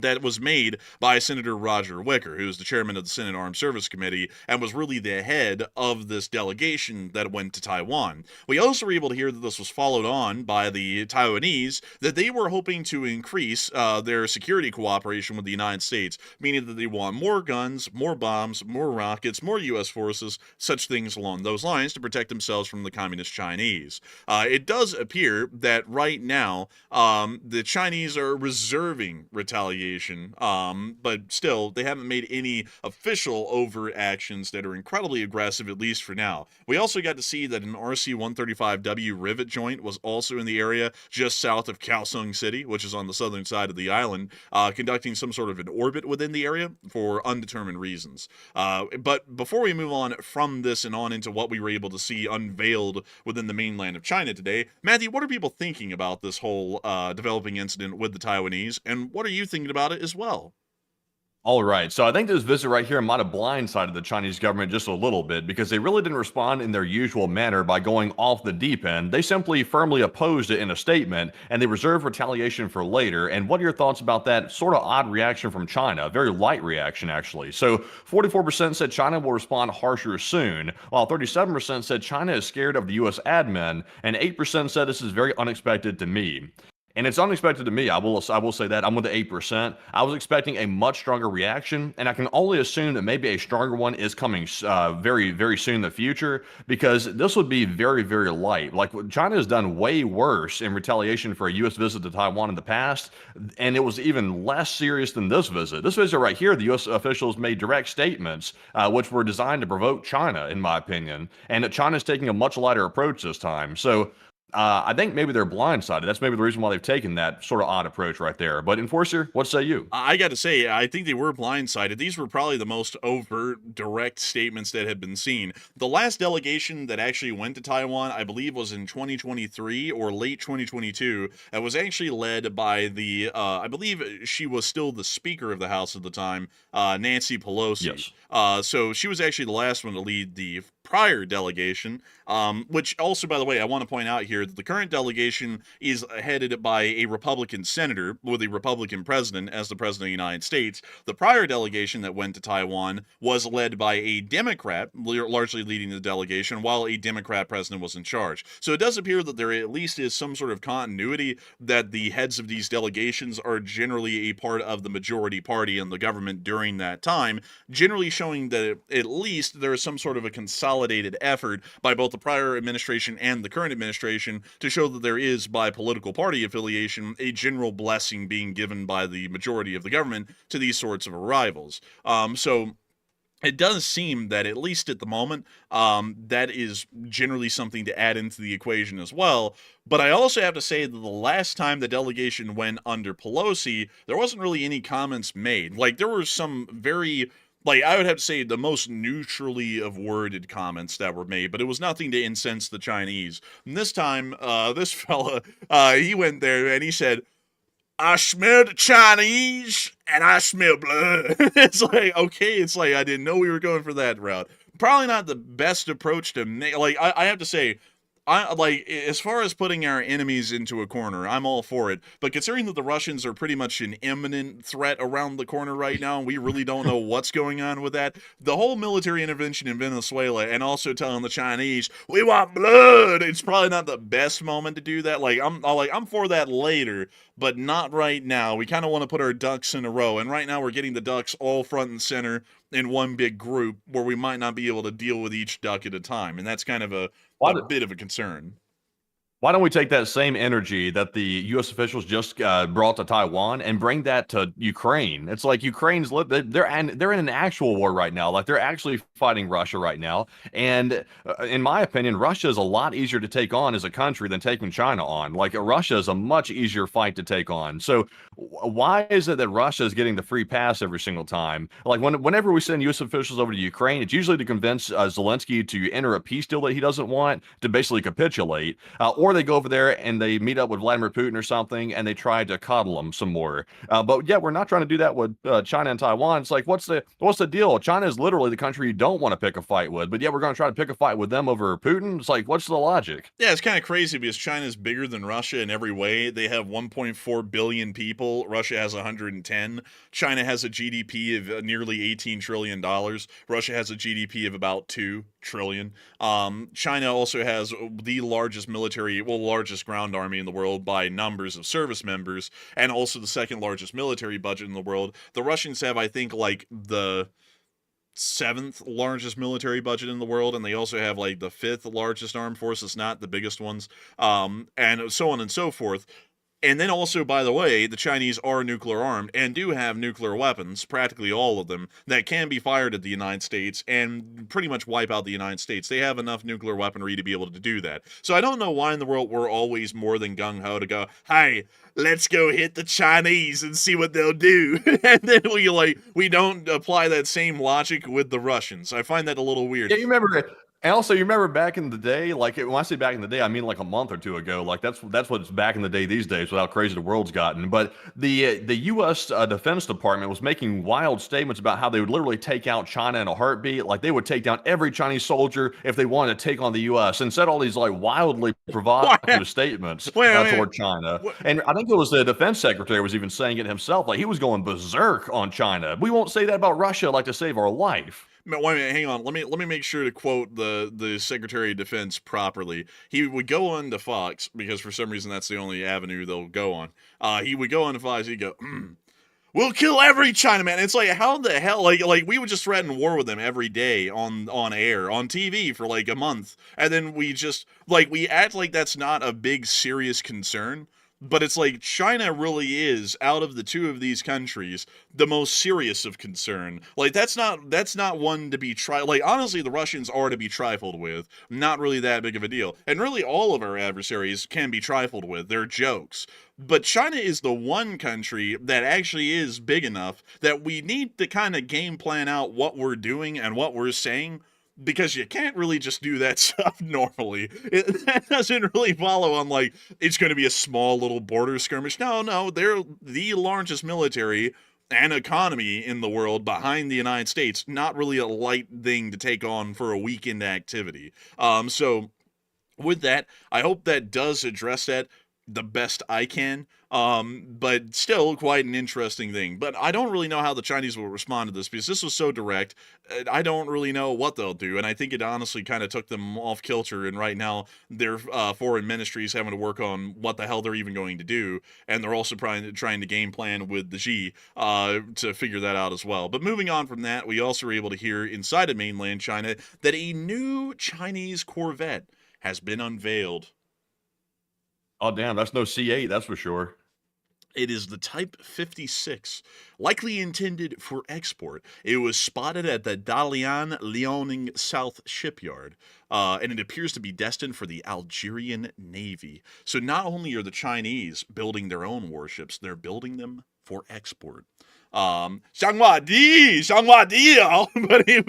it appears that they are now working on that. So, anyways, we'll be moving on from that Type 56 Corvette, a new ship to be unveiled today, and we're going to be moving on over into Central Asia. I'm going to knock these out really quickly. We were able to hear that there was a little firefight along the Afghan-Pakistani border today between the border forces.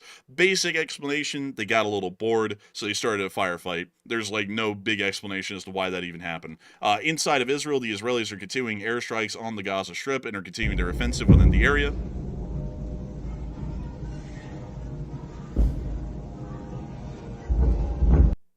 And we also were able to see another clip here of heavy airstrikes within Gaza. Here's another one.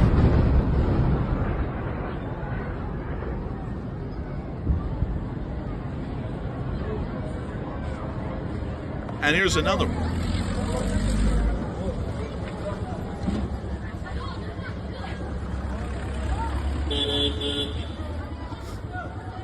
Oh, a little horn salute. Get out the way. Well, that's the clips that we have, at least from there. And we also got to see that the Israelis were conducting night operations as star shells were fired over the city of Gaza itself.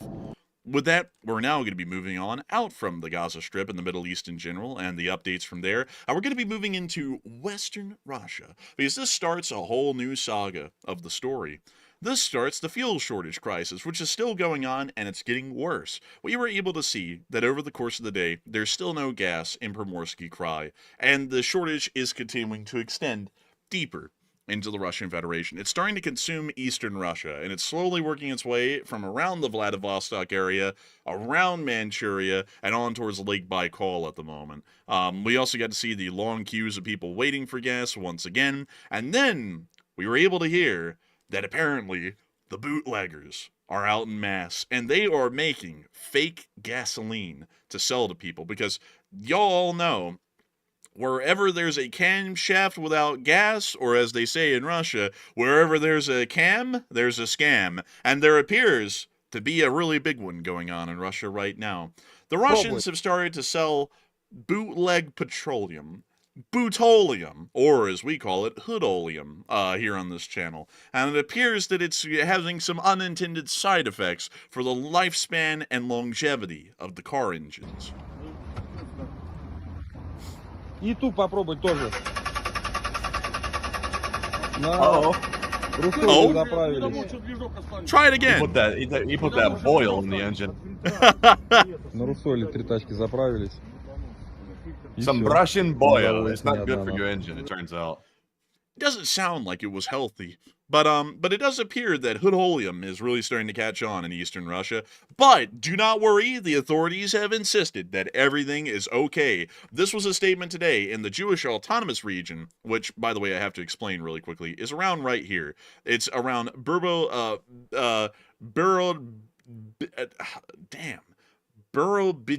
There we go. That's how it's pronounced. Or Bijan in general. This is the Jewish Autonomous Oblast. Are there any Jews living here? Not really. Why is it called that? It's really deep. But nevertheless, the fuel crisis has extended around this area. It's apparently gotten out of Primorsky Krai, and like I was saying earlier, is now wrapping around Manchuria and making its way towards Lake Baikal at the moment. But this was the statement from the Jewish Autonomous Region.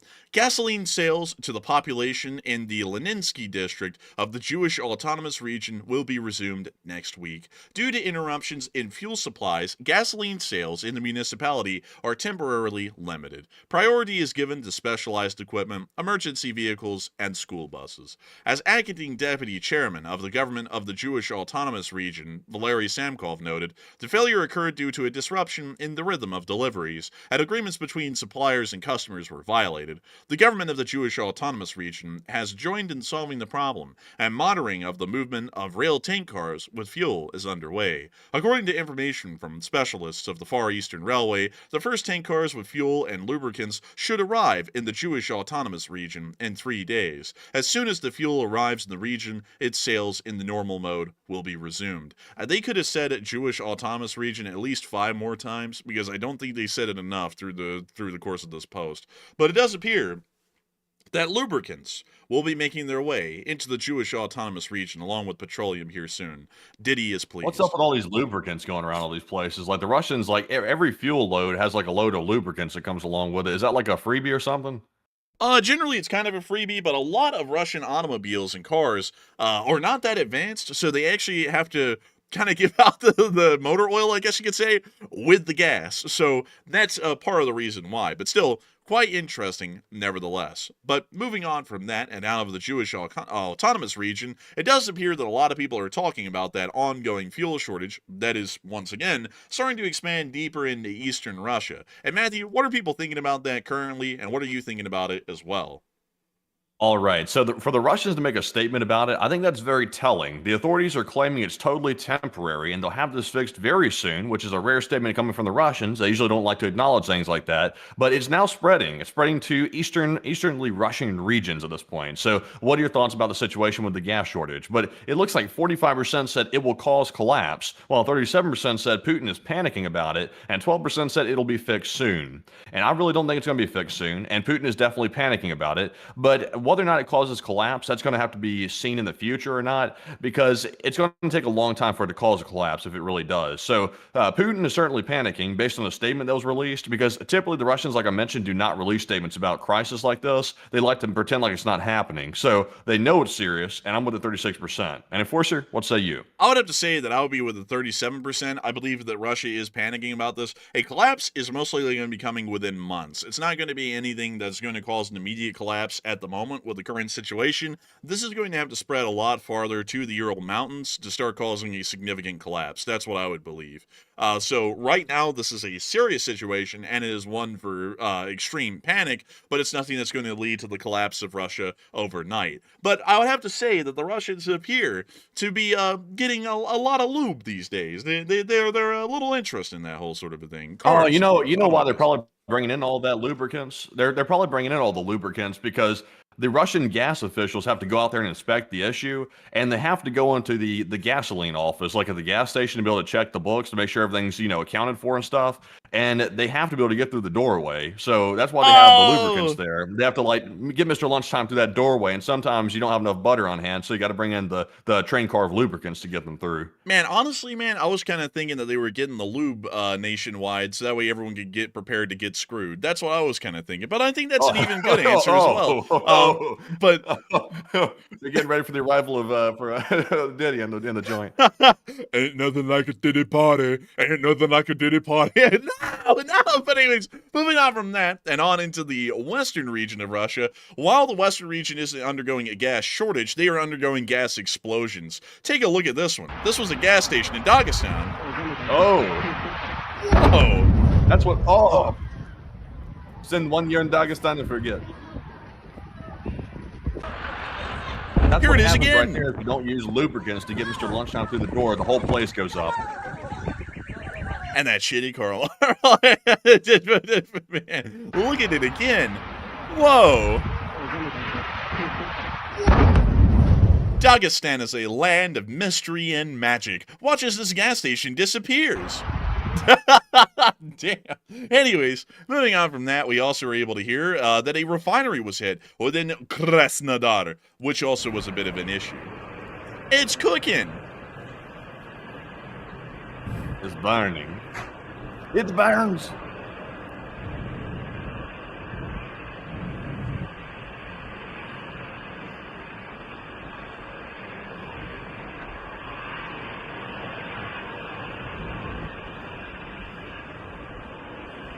Oh, That's a Jet 2 holiday. Nothing beats a Jet 2 holiday. Oh, look, a passenger train's passing by down there. Wave to all the passengers. Hope y'all like boiling. But anyways, here's another clip.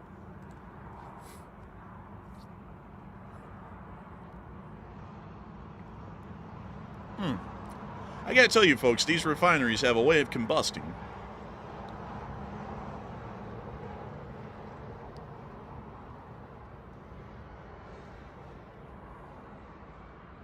And no, the authorities. So toxic. If the fumes weren't so toxic, it'd be a great time to, sit back and relax and watch the fire. But I'm sure that's some very toxic stuff there.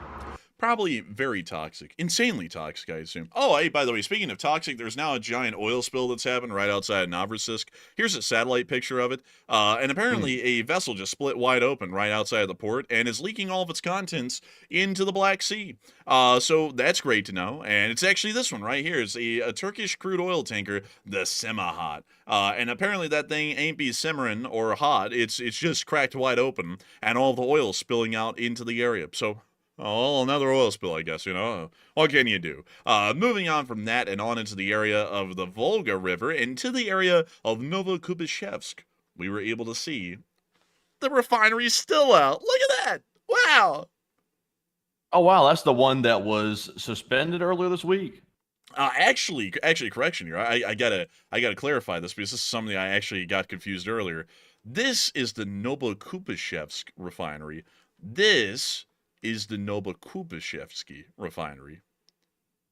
Oh, okay. It's still a big one, though, isn't it? Yeah, it's a fairly big one. It's about 2/3 the size of the Novokubishevsk refinery over here. But this one, folks, is the Novokubishevsky refinery. Literally, the only difference is that they added an E sound to the end of the name. But this one was the one that got hit and is now shut down as well. And here's another clip of that fire from the other refinery right next door to the other one that was hit. Беспилотник летит. Вон, вон, Oh, вон он. вон! Трахтит Oh, нас. твою мать! Это они по нему, наверное, стреляют. The authorities have confirmed that no loot burned in the course of this attack. Вся Самара в дыму, все черно, все заволокло нахуй. Oh, another hit? Вон что-то взрывается опять-то. На нахуй! Опять беспилотник шарахнул. Holy ass. Hey, by the way, a big shout out to the Ukrainians. At this rate, within the next 2 years, Russia will be reaching a net carbon neutral. Net carbon neutral. They don't have anything. А то ща вообще Самару закроют. Не Красный. заедем. But anyways, that's the end of that clip. Very nice to see. And moving on out of the Samara area, we are going to be moving our way on over into Bryansk, because we also were able to hear that another fuel logistics facility in Bryansk was hit overnight. It's this one right here, and it was destroyed. Y'all want proof? Is that what I'm hearing? Well, let me show y'all the clip. Here's the facility. There's the attack. And there goes the facility. Look at that. Isn't that wonderful? That's great. That's terrible. That's terrible. What a shame. What a shame. Real shame. But outside of that and inside of Moscow, we were also able to hear some general updates from the Russian government. First off, we were able to hear that Putin and Xi are teaming together to firmly condemn any attempt to distort the history of World War II. Now, let me... They're getting bent. They're getting bent over the comments the U.S. president's making about World War II. They had to make a joint statement between Russia and China because Putin and his feelings got so hurt about that. That's crazy. Man, I'm not gonna lie. Putin's a bit of a how do I say? A bitch. He's a wimp. A wimp, a real wimp, bitch, whatever you like to call him, about this whole deal. So let me tell you all the real history of World War II. So back in the day, there was this thing that Germany did, and they invaded Poland, and then Britain said, nah, and France said, nah, and then Japan said, I'm going to bomb Pearl Harbor, just out of the blue. So that happened. Germany invaded France, and then America, France, Britain, and what was left of Poland, we teamed together, and we curb stomped the Germans, and we also nuked the Japanese. The Russians and the Chinese were not involved in diddly squat. That is the history. In a sense, we're probably going to get put on a real ultra duty hit list, Matthew, for that one. We're probably going to get put on a we're getting real upgraded now. You, sir, you're getting a free upgrade to first class. So you're going to be at the front of the plane now. Man, but that is the real history, folks. The Soviet Union and the Communist Chinese, well, actually, that's actually kind of true for the Communist Chinese. They didn't do shit. But moving on from that, we also were able to hear that the Russians have denied the claims by the Iranians that they're scamming them. The Russian embassy in Tehran firmly rejected claims that Moscow transferred Iran's air defense information to Israel, meaning they probably did, because why in the world would they address that comment even? Moving on from that, we also were able to hear from the defense minister, who no longer is Sergei Shoigu. It's Belousov, which I always have to correct myself on, is saying that they're going to increase the number of contract soldiers to put in the meat grinder. I mean, the special military operation. And here's the clip. Вопросом для обеспечения ведения наступательных действий остается комплектование войск. Работа на данном направлении идет успешно. В этом году мы увеличили план набора на военную службу по контракту. Показатели плана комплектования в целом выполняются. Whenever this guy talks right here, like all I hear is this in translation. Listen, folks, I got replaced because the other guy went against Putin. I don't know what I'm doing here. I used to lay bricks. Now they're telling me to take my bricklaying skills and start laying down soldiers like bricks on the front line. So I'm doing what I'm told. I'm bringing in all the mortars. They said, bring in a mortar, and they brought in a tube with a bomb that you put into it. I said, that's not mortar I'm familiar with. This guy right here doesn't even know what he's doing either. That's why the thing's still going terribly. Man, Shoigu was the bricklayer. This guy is the banker. Oh, he's a bank. That's right. Oh, yeah, my bad. This guy's the crypto guy. I forgot. Yeah. No, so it went from the bricklayer guy to the crypto guy at this point. So I mean, there's still like no experience whatsoever in this field at all.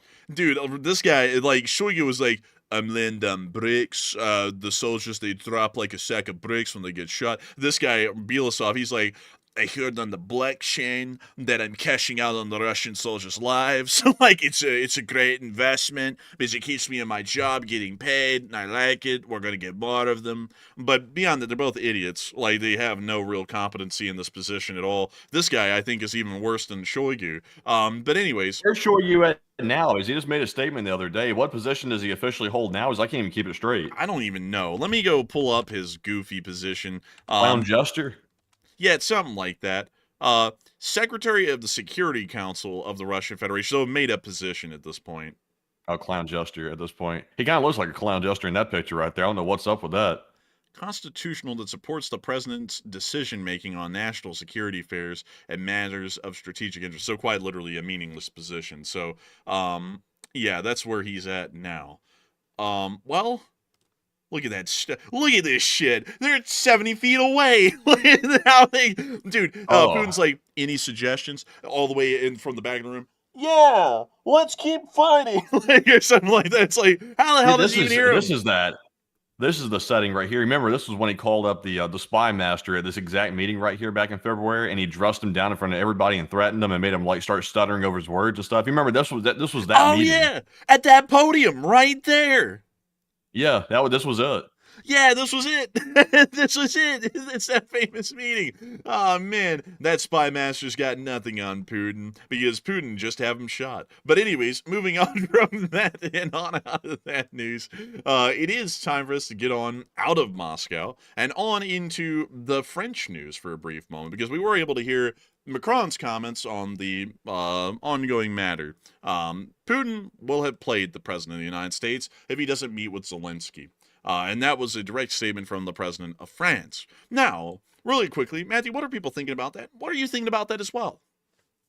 All right, so Macron is getting frustrated. Macron says if Putin fails to agree with Zelenskyy or to meet with Zelenskyy by Monday, then the USA will look weak at that point. And of course, Monday is 2 days away. So what are your thoughts? 55% said agreed, and Macron is now officially frustrated with America, while 35% said Macron and the EU still won't do anything about it, and 5% said it's a 50-50 chance if something changes.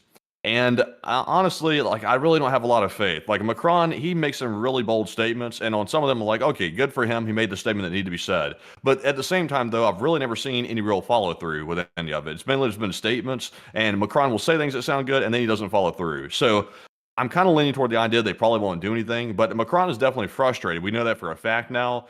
And in my opinion, the U.S. already looks kind of weak because we broke our first promise to put the sanctions on Russia. So we're looking weaker, but we're not, brand new at looking weak. But Enforcer, what say you? I'd have to say that Macron is certainly frustrated. I had to go with 55%, but I'd also have to say that Macron has a lot of ideas of grandeur and a lot of statements of grandeur, but they don't really coalesce much beyond his statements themselves. So I would generally have to say that he's definitely frustrated, but this might not turn into much of anything. It's just kind of his personal statement.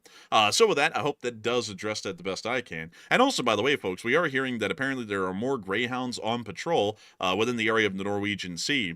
And on top of that, apparently, I'm thinking, folks, they might have found the sub because we were able to hear that there was some sort of a large grouping of warships within the central northern area of the Norwegian Sea.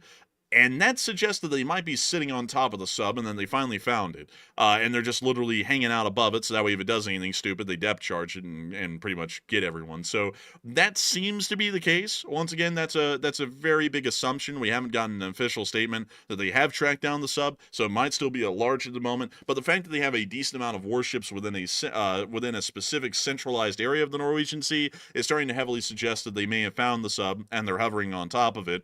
In case if it did anything stupid, they'll just depth charge it, and that'll be the end of the story. So, with that, I hope that does address that part of the news the best we can, because once again, we're working with very minimal information here, but it looks like they may have found it about 5 days after the whole incident happened on Sunday. Moving on from that and on down into Russia once more before we move on to the front lines of Ukraine, we were able to see that there was a large drone attack going on. Y'all have already seen the results of some of this, like the refinery that was hit near Krasnodar, which is once again showing us the Ukrainian drone attacks are having a great deal of efficiency. Moving on from that and into our location unknown, we also got to see this one Russian drone that was goosing it, but also losing altitude. I have no way to describe this, but this is the clip. Man, that thing be going, and it's stalking. Is that from EW interference or something? I'm thinking it might be, but I have no clue why the engine is revving out of control, but it's also going nowhere. Listen to this. Man, it sounds like all those Honda Civics in the morning outside like your window at 5 a.m. That's what they sound like. Honestly, man, it sounds just like that. It really does. It's like, but also, we got to see the Russian casualty report over the past 24 hours. And of course, Ms. Issa, keeper of the record, stated that 414 drones is the new highest daily loss, following the record of 325 yesterday. 28 cruise missiles are a result of a massive attack on Ukraine. And indeed, they are. Moving on to the casualty report, we were able to hear that 850 Russian soldiers were wounded and killed over the past 24 hours, along with 6 APCs, 109 supply trucks, 4 main battle tanks, 61 artillery pieces, 414 drones, 2 MLRSs, 28 cruise missiles, and 1 anti-aircraft warfare system. All in all, it was a pretty decent day. It wasn't that bad.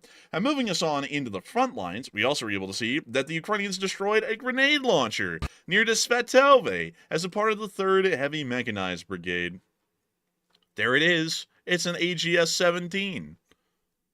It's gone. Oh. Here comes another, and it's gone. Oh. Oh, man. What did I hear, folks? You wanted to see another grenade launcher blown up? Well, here you go. Also, that cat in the bottom left is coked out. Man, I'll tell you, that thing really is. I'll tell you, it's had a little bit. That thing be tweaking. Oh, man. But moving on from that and down towards the area of the Severonsky Forest, we also got to see a Mr. B getting hit. We haven't seen a Mr. B in a long time. Oh, there it is. Up to your mat. What like that? They better blow this thing to high heaven. Watch. There it is. Mr. B. Hey, yo, Mr. B. Take this. Bam, right on the breach. Bam. Mr. B had a bad day that day. He got laid off from work. Man, Mr. B's neighborhood is totally different than Mr. Rogers' neighborhood. Outside of that, we did get to see, unfortunately, the Russians did land a major strike inside of the city of Slovyansk within the Donetsk Oblast, which you can see in this clip. This was a strike on civilians.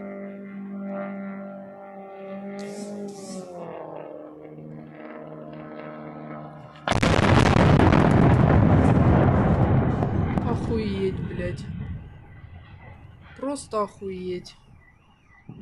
Incredibly unfortunate to see. We also were able to see, moving further on south towards the Pokrovsk front, that a TOS thermobaric launcher actually was hit and destroyed by the Ukrainians. These are increasingly rare at this point, and the 68th Jaeger Brigade was very lucky to see one. It's practically a unicorn sighting, because there is a limited number of these that were in Russian service even at the beginning of the war, and that number now is practically near to extinction. But they got another one, and they did destroy it. Moving on from that clip and on into our next one further down of Velika Novosilka, we also got to see them taking their time to take out some drona. Look at them go. Is that a spoon? I think it was. I don't really know. I had Wow. something written on it. Gonna eat them up. Reese's Cups, Reese's Cups. Eat 'em up, eat 'em up, eat 'em up, eat 'em up. These janky little drones right here, made out of styrofoam, cheap materials. Look at that thing. This thing's going crazy right here. Oh, and they got it like a dead-on hit. Oh, and another one. Oh, my heavens. Great heavens. And they're getting another one. The Russian drones are just getting insanely cheap looking these days. But moving on from that and out of that clip and further on down the line towards the area of Molotov-Machka, we also got to see the Russians getting hit within this area. They tried another armored assault, and it failed miserably. You see the first armored vehicle getting knocked out right there. Oh, look, it's still going. It's still moving. Oh, it is. It is. Look at it. It won't be rolling for long, folks. It's like a dying mosquito. It's still moving, but yeah, there it went. They swatted it. They got it. Came in for the second little pop pop. Man, that thing went pop. And it was gone. Man, I'm telling you, Like those cartoons. It went like those really old cartoons. yeah. There's or an unhinged Mel Blanc scream. Ah! I can't even do it.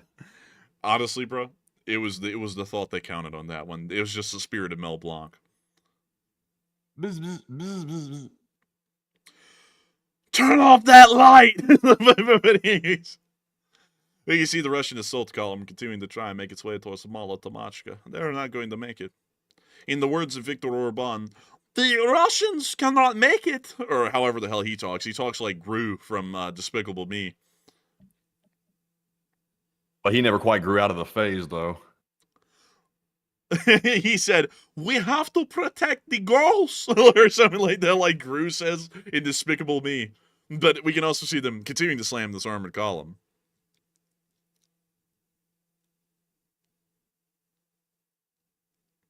Hard to tell what's going on down there. There's so much smoke.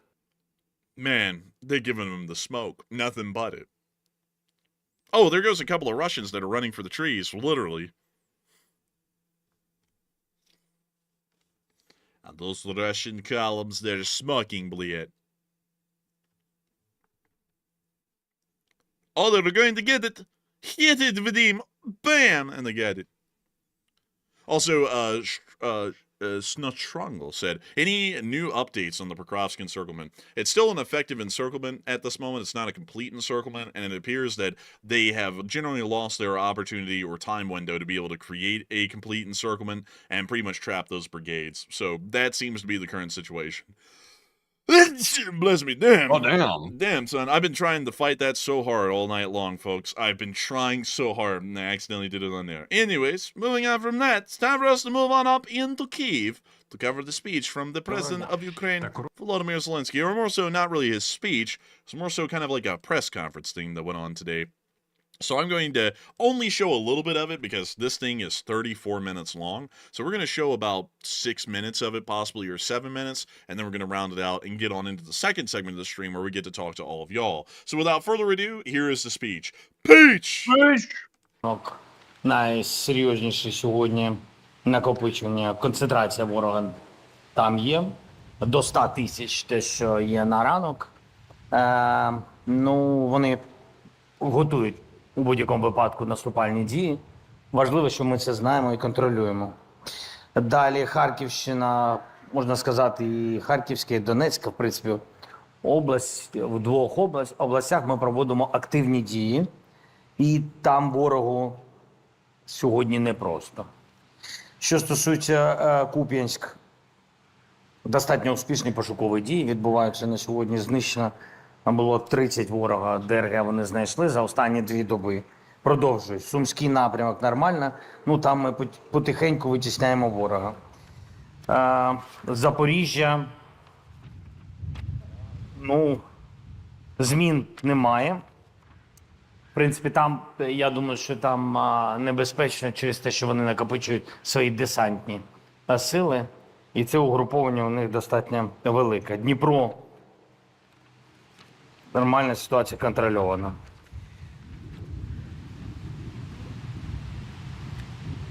Ну, я думаю, що поки що все, що стосується фронту. Додаткові запитання будуть, я відповім. Будь ласка, що стосується переговорного процесу, зараз наша команда працює Катар, Саудівська Аравія, Туреччина, Об'єднані Арабські Емірати, Швейцарія, Сполучені Штати Америки. Тобто, окрім Америки, глобальний південь. Це було завдання моє у Мєрову Єрмаку на цей тиждень. Там двосторонній трек. Всі ці країни, в яких перебуває наша делегація, вони всі допомагали з питаннями обміну військовополонених, повернення дітей, також повернення деяких полонених, які були взяті в полон русскими, які є громадянами інших країн. Так, і всі ці майданчики пропрацьовує наша зараз команда, там нормальні результати. Ну, брифінг я отримую повний в суботу ввечері. Що стосується також можливих потенційних цих країн, як потенційних майданчиків для майбутніх зустрічей на рівні лідерів в двосторонньому або трьохсторонньому форматі. Сполучені Штати Америки, ну, що стосується Сполучених... Да, ну, на наступному тижні буде європейський трек. Тут глобальний південь, на наступному тижні європейський трек. Я думаю, що ми будемо організовувати на рівні лідерів, тому що деякі треба розставити точки щодо гарантій безпеки. Хочу, щоб ми йшли одним шляхом і розуміли одне одного, тому я думаю, ми будемо на різних майданчиках будемо мати кілька зустрічей. Я думаю, на рівні лідерів, я б так назвав, наша Вашингтонська група і інші групи європейських лідерів будемо зустрічатись. Пане президенте, хочу розпочати із події, яка відбудеться сьогодні ввечері, я так розумію, Нью-Йорк, де зустрічатиметься наша команда із Віткофом, і чи тільки Віткофом, і, власне, питання, з яким планом поїхала наша переговорна делегація туди. І, як ви вже анонсували, головне питання – це гарантії. Тож, що ви очікуєте після цієї зустрічі? Чи очікуєте ви вже точно зрозуміти формат і формат участі Сполучених Штатів Америки у майбутніх гарантіях для України от після цієї зустрічі? Дуже дякую. Дякую вам за запитання. У нас є з американською стороною кілька питань. Перше питання – програма Pearl. Ми купуємо зброю Сполучених Штатів Америки. У нас є Данія, Норвегія, Швеція на 500 мільйонів, Німеччина на 500, Канада упродовж нашої зустрічі 24-го з Карні. Рішення щодо 500, Бельгія сьогодні на ранок підтвердила 100 мільйонів. Ми хочемо, щоб цей коридор працював трішки швидше. Це питання номер один. Питання номер два. У нас Росія демонструє неготовність до дипломатії своїми, передусім, ударами по цивільній інфраструктурі, вбиваючи наших цивільних людей і наших дітей.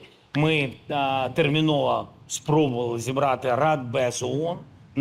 Дякую партнерам, ми зібрали 9 голосів, нам вдалося. Прем'єр-міністр завтра буде представляти Україну, це сьогодні вже так, сьогодні у них ще ранок, буде представляти Україну на Радбезі ООН щодо цих ударів по Україні Російської Федерації. А також будуть у прем'єр-міністра зустрічі у Юлії Свириденко, окремі зустрічі з бізнесом Сполучених Штатів Америки, з інвестиціями і з потенційними. З тими, що вже нам зрозуміло, і з потенційними інвесторами. Що стосується треку, там голова офісу буде зустрічатися з Віткофом, так як ми домовилися з президентом Трампом. Віткоф, Рубіо і підключається Джиді Венс. Так ми з ним домовлялись. Так, з нашого боку Єрмак, Умєров і підключається Кислиця. Сьогодні зустрінуться вони з Віткофом. Я думаю, зустрінуться сьогодні Віткоф і Андрій. І вони проговорять саме те, про що ми домовилися з президентом Трампом. А де ми в цій координації щодо підготовки наших зустрічей?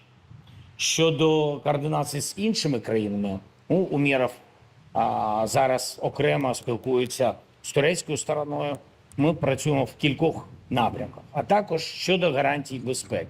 Чому ми організовуємо, наприклад, на наступному тижні європейський трек?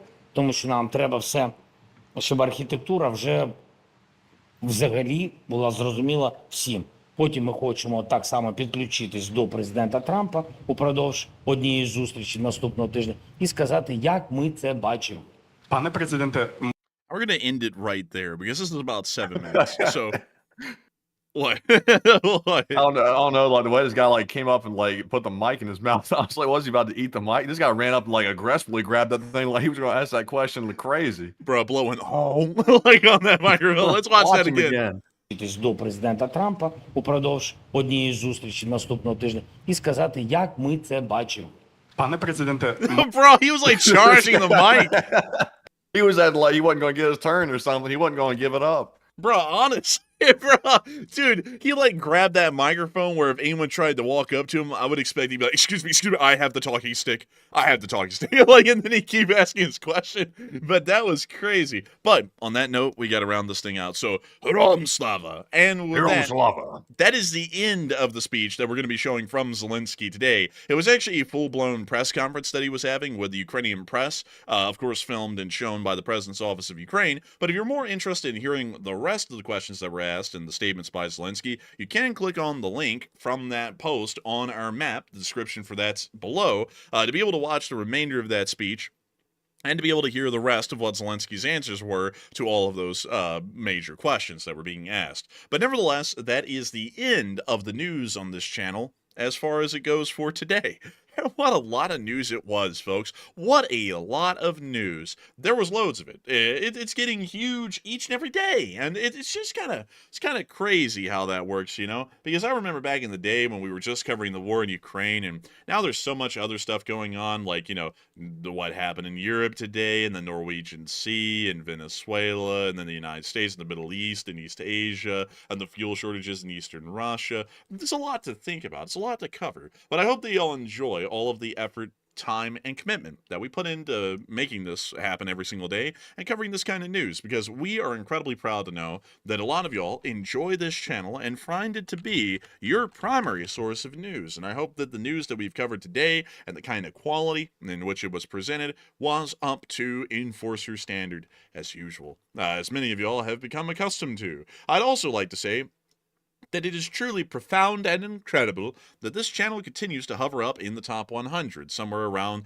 the top 50s or somewhere even higher than that. Funnily enough, yesterday we were number 57 in America. The day before that, let me show you that, because we actually didn't show you all that. It was kind of neat.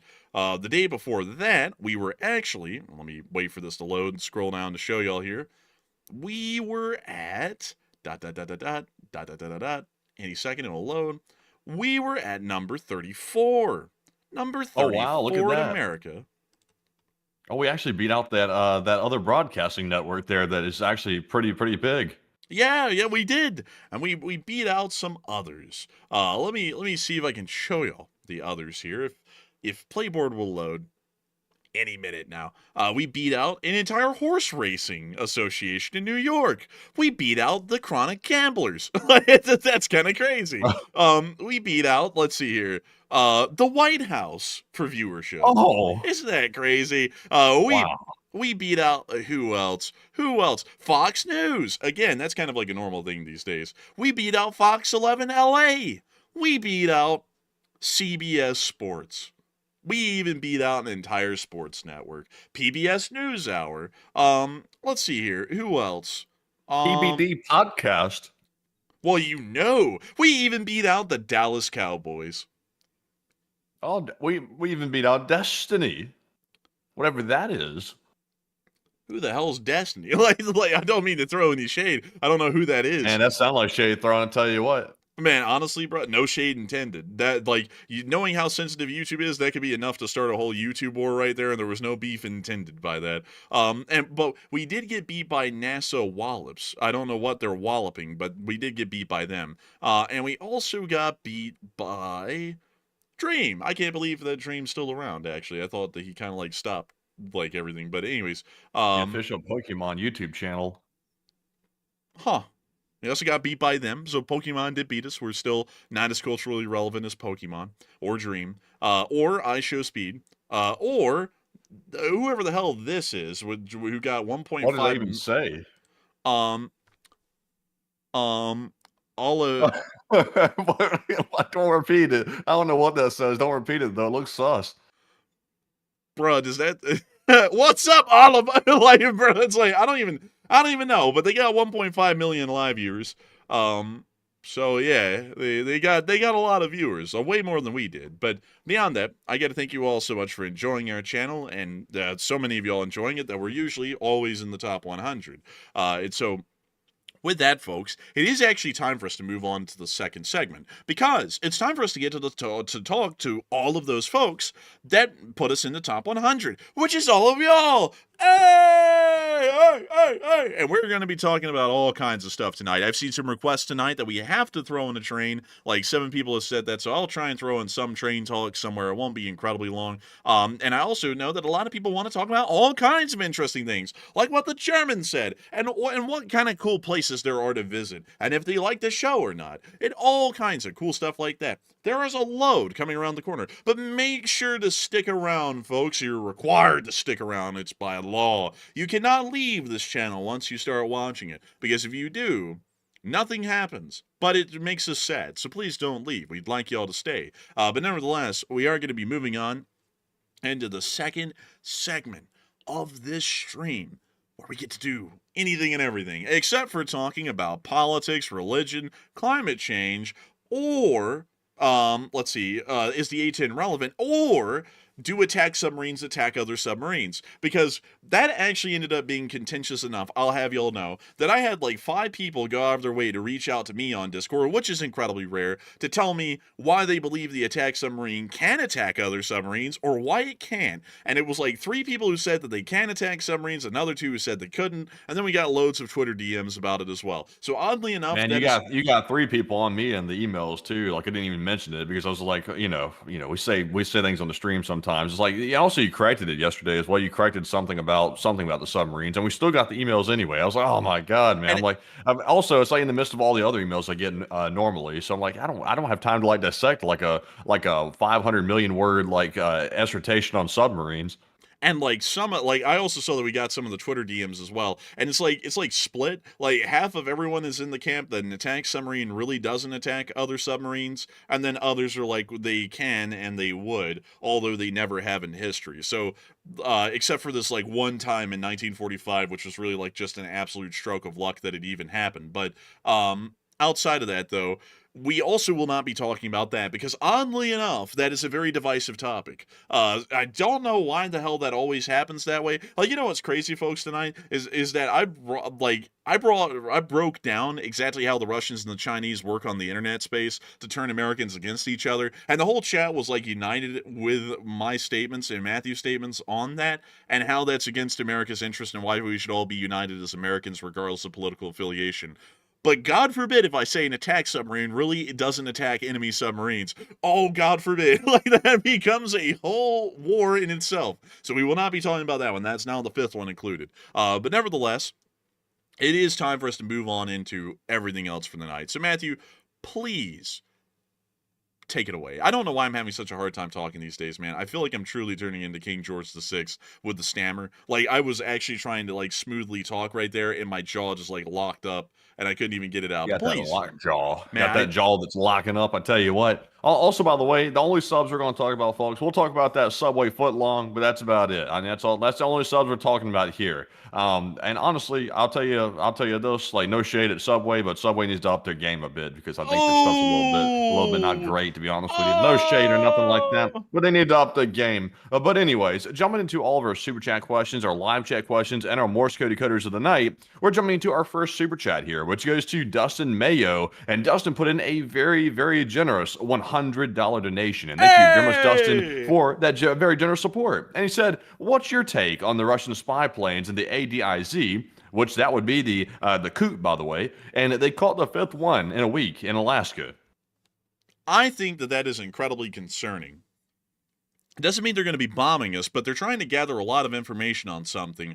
The fact that they're not flying, like, honestly, the fact that they were flying armed Tu-95s near the border is less concerning to me than the Coot. The Coot's really concerning because the Coot is gathering information on something in Alaska, and that's why they keep deeming these flights to be necessary to where they're getting into the ADIZ. So I would say that this is actually showing that the Russians are probably trying to gear themselves up to where they might go into a possible war or a conflict, and they're trying to figure out what kind of air assets we have available in Alaska and what they might be capable of, and the Coot would be a part of trying to gather that information to some degree.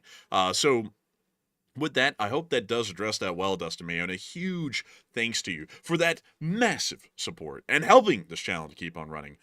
Because if it wasn't for folks like you, we wouldn't be able to make this channel possible, and we wouldn't be able to keep it rolling. So a massive thanks to you so much once again. I hope that does address that well, at least in my opinion. But with that, it is time for us to move on into the next one.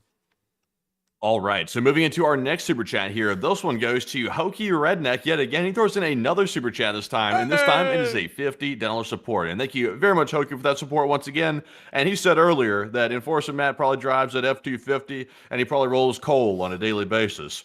I can tell you, I've never driven an F-250. I've never rolled coal. The closest I've ever come to rolling coal was when I straight piped a motorcycle, and you really can't call it rolling coal. There's not smoke coming out of a motorcycle, but it does smell like gas, though, when you take the catalytic converter out. It smells like that. So I guess that's as close as it'll ever get before I installed an exhaust on it. But anyways, all that stuff aside, getting to Hokey's super chat, he said, "I know everyone here doesn't like me. Who doesn't like you, Hokey? Who doesn't like you? Tell me, who doesn't like you? I haven't seen anybody here throwing hate at Hokey Redneck." He said, but do you really think that China will really attack Taiwan? I think that China really will attack Taiwan. It's just that I don't think it's going to be happening within, say, the next year or two. I still think it's going to be about a year and 8 months out at this point. It's not going to be soon, but the Chinese will have to invade and retake Taiwan eventually because it is pretty much mandated in the mandate of heaven that they have to retake it. It's a part of the Chinese Communist Party's territorial ambitions to reunite all of China under a single communist banner and to remove what they claim to be foreign influence or imperial influence from their lands. And considering that Taiwan is generally American-backed, or at least American-supported, they generally view Taiwan to be under imperialist influence. That's a big thing, especially for countries that are not necessarily Russian or post-Soviet that became communist. A lot of them end up generally using communism as a way to remove imperialist influences from their country. And that's kind of something that's a little bit interesting that I kind of have to go into. China's communist movement is very different than that of others. As a matter of fact, the nationalists and the communists in China actually have a lot more in common than they do apart. And I mean the Kuomintang and the CCP. They're very similar to each other in the fact that both of them arose in 1911 for the larger sense of things, although the Chinese Communist Party really would get into its swing by 1920. But they both arose as an answer to foreign influence inside of China. And this requires us to talk about Chinese history at depth over the past 2 centuries. So before the era, well, the time of 1911, around 1811 or so, a large amount of European powers started to carve up China, or the Qing dynasty as it was called at the time. Now, let me show y'all what the Qing dynasty looked like. This was the Qing at the height of its territorial influence. And the Qing dynasty was a larger, more isolationist sort of a government. Over a series of defeats in wars and battles that they would fight with Western powers, they were forced to be opened up to trade, and also their government pretty much became one that was incredibly weak. This is actually described by both nationalists and communists inside of China as the century of humiliation, as pretty much the Chinese really didn't run their own country. It was run by foreign interests and spheres of influence of foreign governments and nations that were using China to make a great deal of money. So when the Qing dynasty collapsed in 1911, well, generally collapsed kind of in 1912, but it started in 1911. But when they collapsed in 1911, the nationalists came out as really the first response to foreign influence. And the nationalists even were just heavily against foreign influence. And the main thing about Mao's communist teachings was that they were trying to remove, quote-unquote, Western imperialist control out of China and have China led by Chinese people. Both the Kuomintang, which were the nationalists, and the Chinese communists were actually both authoritarian in nature. And that's a little bit of something that's misunderstood in the modern day, is that the Republic of China's government on the island of Taiwan was not always democratic. As a matter of fact, it's been authoritarian longer than it's been democratic, because it is the Republic of China. It's what's left of it, at least. And back in the day, when Chiang Kai-shek was in charge, he was a dictator. There was no democratic elections, anything like that. It was called a republic, but a republic in name only, a lot like early South Korea was a republic in name only under Syngman Rhee. So over the decades, he would control China. There was also what was called the era of the warlords, but generally the warlords were eventually dealt with, or at least came under a loose coalition under Chiang Kai-shek at the beginning of World War II in Asia in 1936. And after World War II, after the Republic of China did most of the heavy fighting, that's when Mao Zedong and his Chinese Communist Party, which was actually hiding out in the mountains around Xi'an, emerged as an actual threat again to the Republic of China. And because of a on a whim decision that was made by Stalin to pretty much give the Communist Chinese the entirety of Manchuria, they were able to use Manchuria as a manpower and resource pool to be able to conduct the rest of their civil war against the Republic of China, and slowly yet surely push out the Republic of China's government to where they fled the mainland and then set up a new government in exile on the island of Taiwan, which is where they still are to this day. But generally, that's kind of the main influence as to why the Chinese want to retake Taiwan, is because they say, and this is what the Chinese say, that the Republic of China is not just a non-communist government, but it's also a government that is under Western imperialist control because it still has heavy ties to the United States. And the United States is viewed by a lot of countries, especially ones that are communist in this region, as being the main supporter and propagator of modern imperialism. So what they're saying is that the Chinese people on Taiwan should not be subjected to that kind of humiliation like everyone else was in the century of humiliation, and they should be brought under Chinese control, under Chinese leadership with no foreign influence whatsoever. And that's why they are continuing to push for the retaking of Taiwan. And that means that one way or another, eventually, they are either going to force a reunification of Taiwan through diplomatic means, or they're going to invade it. Now, we all know the real answer is here in the West that the United States is not an imperialist country. We have, of course, a great deal of ambitions around the world in the international sense that help us out, but it also helps out the countries that we're friends with. An imperialist sort of a country has an exploitative sort of a relationship with its colonies or subjects, if we want to go off of the communist Chinese speaking points. But every single country that we have ever been an ally with or have a strong relationship with has flourished economically throughout the past century. Look at South Korea and Japan and Germany and all of Europe and all of the post-Warsaw Pact countries and Soviet republics that have joined NATO or by extension some sort of an economic alliance with the greater West and have succeeded and prospered tenfold compared to what they used to under the communist ilk. That sort of thing shows that we do not have an imperialist or exploitative relationship with these countries because they actually succeed, unlike others. But still, China goes off of that because that's their communist speaking points, largely inspired by Mao Zedong and generally still taken in under the wing of Xi Jinping in the modern day. But that's why I would have to say that a reunification between the two Chinas, either diplomatically or forcefully, is going to happen at some point in the future because it is deemed necessary, not just under the teachings of Mao Zedong, but it's also deemed necessary especially under Xi Jinping, who believes that he is going to be the one to actually reunite all of the Chinese people under a single banner. But even still, that's really confusing and weird when you look at it even by their metric, because nothing ever, except for the Mandate of Heaven, said that the Uyghurs or the Tibetans were a part of China. Like, they were a part of China technically. You can actually see that they were under the control of the Qing.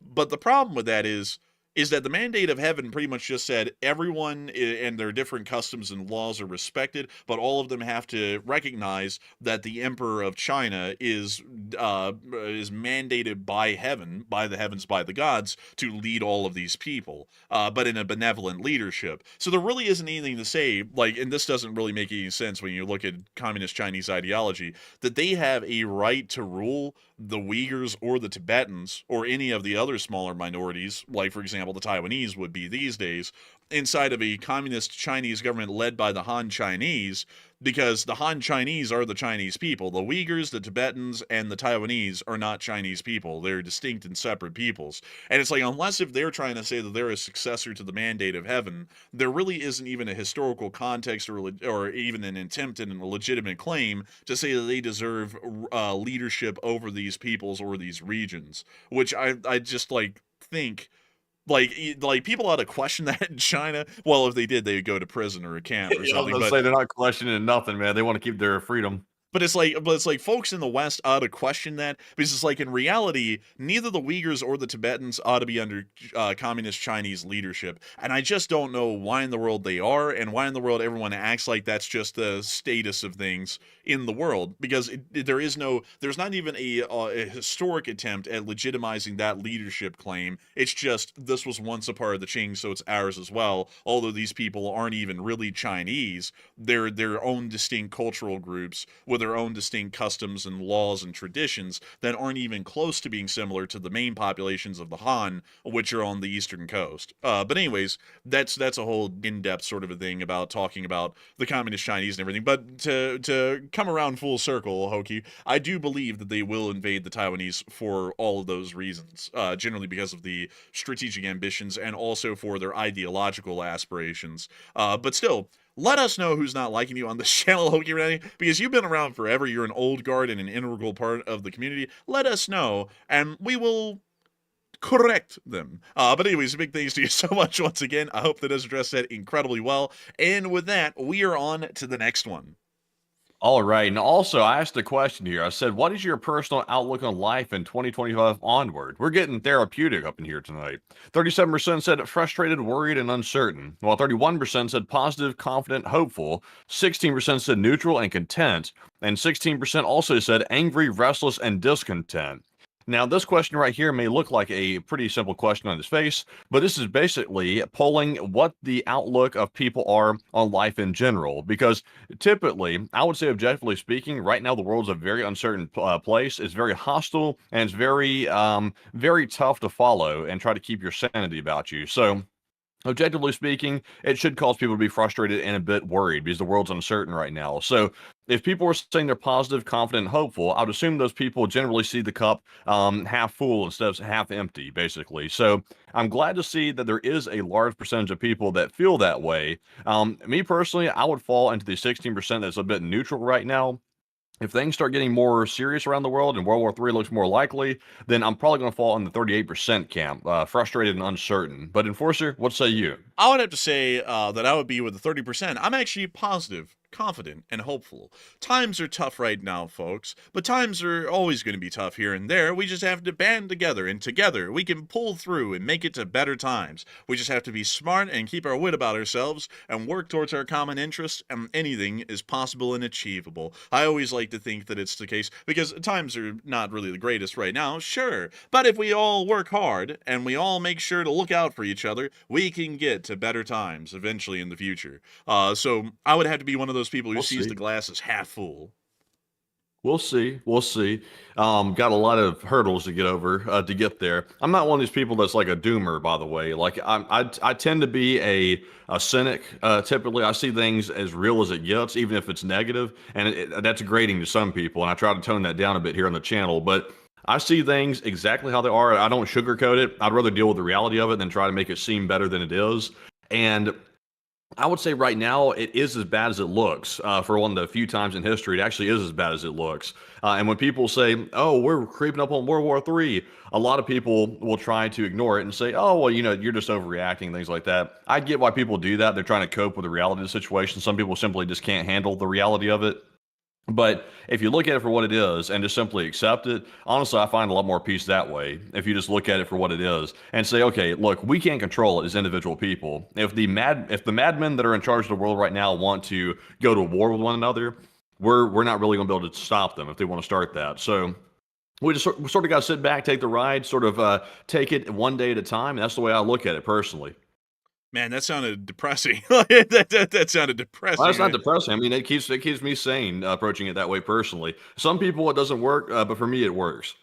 Well, perhaps, but I always like to think that times will get better, and we have to fight through the tough times now. But there is a light at the end of the tunnel eventually if we just keep going at it. And so, with that, I hope that addresses that well. And I also saw someone say mandate of heaven, and that's crazy. You don't know that? No, I'm just kidding, by the way. That's like a really in-depth sort of a Chinese history thing. But the mandate of heaven, and the basic way to explain it, and also to explain this really quickly, China for East Asia is the Rome of their region. Like how a lot of people trace back their at least here in the West, their governmental or cultural sorts of roots to the Romans.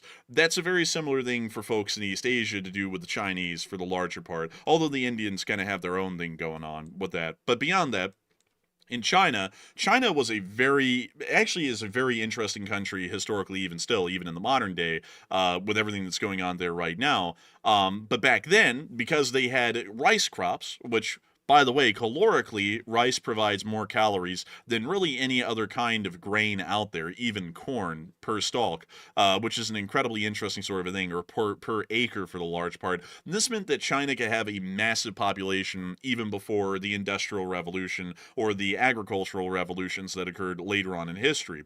So because of this, they had an incredibly stable society because food stability was almost always assured. So as a result of this allowed for China to focus on more philosophical sorts of pursuits, and also those of greater ambition, including uniting all of China as we would kind of see it today. And one of the first real dynasties to do that would have been the Han Dynasty.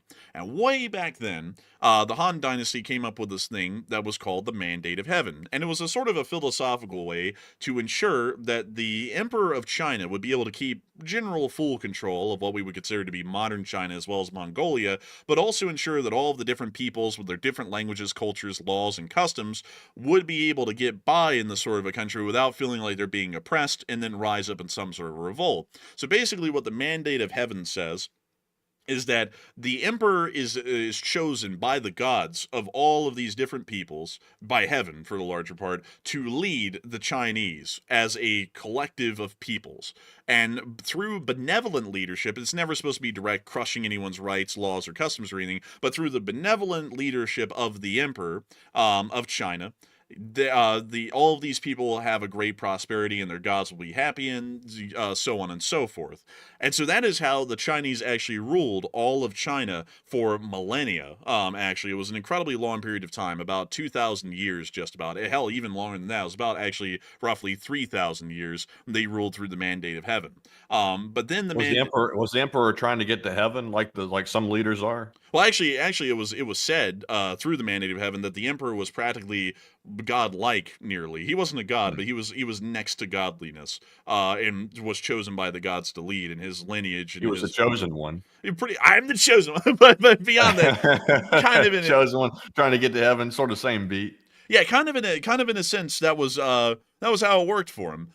It worked well, actually, at least for most of Chinese history. It worked somewhat well, in keeping everyone unified and under the same leadership. And it's I gotta say, folks, that China gets a lot of shit now, and deservedly so, for its communist government, but it is an incredibly interesting country historically because they are actually one of the first countries, at least in this time period, speaking of the BC era, to actually have civil servant exams. Like, you didn't get jobs because you had connections. You had to take a civil servant exam to become a civil servant for the government under all of the different dynasties that existed, including that of the Han Dynasty. Well, it's like that in America too, like if you want to go get a job at a post office, you got to take a civil service exam or something. But they were doing that, Matthew, in 750 BC. BC, like BC Skyman. Yeah, like BC Skyman. They were doing that a long time ago. Honestly, folks, I do have to say, Chinese history is an incredibly interesting sort of a thing. I generally don't focus on the ancient era of China. I generally focus on the modern era of China from about, of course, the 1600s onwards. So that sort of ancient history really isn't my thing. But still, it's an incredibly interesting history, even in the modern era, because a lot happened during that time. But still, I hope y'all enjoyed that little history lesson about what the Mandate of Heaven generally is, as the best description I could make. But still, a very interesting facet of Chinese governance and administration through benevolent leadership. Anyways, with that, it is time for us to move on to the next one. All right, so moving on to our next one here. This one goes to Albert Martel, and Albert put in a $50 donation, and thank you very much, Albert, for that support once again. And he said, keep up the great work. And thank you so much for the incredible support, Albert Martel, and thank you for wanting us to keep up the great work, because we will. Folks like you supporting this channel help us to be able to buy our bread and keep our lights on, and help us to be able to keep on working every day, so that way one day, we will be rounding this thing out. It's a little bit interesting thing about that. Eventually, folks, this channel will have an end to it, but when? 10 years from now? I don't know. 20 years? I have no clue. But 50. It's 50. How about 50 generations? What if we make it generational? You could make it generational. You could. Man, that would be kind of crazy, man. Like a 50 generation YouTube channel that covers news. What would the news look like in 50 generations from now? It will be very interesting. Oh boy. Do not laugh like that. That does not instill hope. Like that does not instill hope. No, I meant it exactly how I did it. Well, anyways, we'll see, folks. We'll see. But beyond that, I do thank you massively for the support and helping this channel to keep on running, Albert Martel, and we will make sure to keep up the great work. And so with that, it's time for us to move on into the next one. All right, so moving on to our next super chat here. This one goes to Hokey Redneck yet again, and thank you very much, Hokey, for that $50 support, by the way, and we do appreciate that. I think that's his fourth one tonight. And Hokey said, which is the better city, St. Petersburg or Moscow? Honestly, I would say Moscow. Like I will admit, like the very dead center of Moscow, like where they've built the propaganda skyscrapers and things, it really does like look good. Like I'm not going to try to gloss over that. They did a good job with the center of Moscow, but that's the problem though. It's literally just the center of Moscow. So if they could have expanded it a little bit more, to be bigger than a like 2 square mile area, that might have been maybe commendable. But it's literally just for propaganda. It's for the cameras. It's like Pyongyang. Like Pyongyang looks good, like right in the middle of the city, somewhat. But it's just for the cameras. But Enforcer, what say you?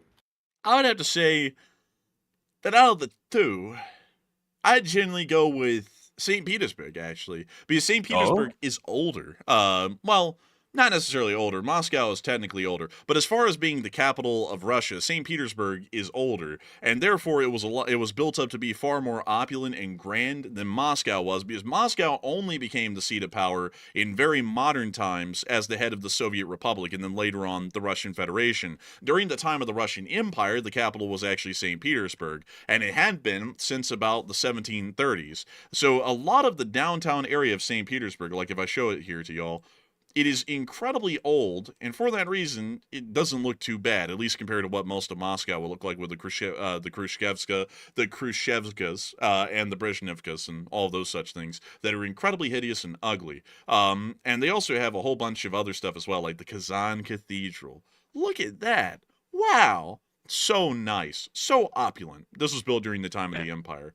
I tell you, isn't this the place that is being referred to as Leningrad by some people? Yes, this is actually Leningrad. It was renamed Leningrad under Lenin, but then it was renamed to St. Petersburg after the collapse of the Soviet Union. But they have very nice stuff in St. Petersburg. You really wouldn't find in Moscow much, because really the only thing in Moscow that is of note that is incredibly nice is the Kremlin, which is a fortress and isn't accessible to the public.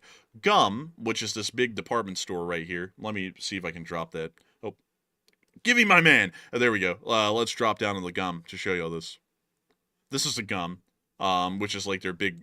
This is like Harrods, like in London, but for Moscow. That's the best way to describe that. They also have their state historical museum. And they also have St. Peter's Basilica, which honestly is very overrated. And this building is also overrated as shit. I mean, look at what they have in here. Like, look at the quality of the rooms. Like, you could find this in a normal American house, really, or even better. And then A normal American house. I don't know about that. Like it kind of looked like Biltmore a little bit. a little, but kind of. And then they have St. Basil's Cathedral, which is, it's kind of mid. But beyond that, outside of that, things start to fall apart really quick. Like, let's just take you all out here to Bolshaya Nikitskaya Ulitsa, right here. This is like St. Petersburg, but it doesn't go on for long, and it only goes on for about a few blocks until you start heading the Khrushchevskayas right out here. And that's before you even make it really technically to the first ring road, or the Garden Ring.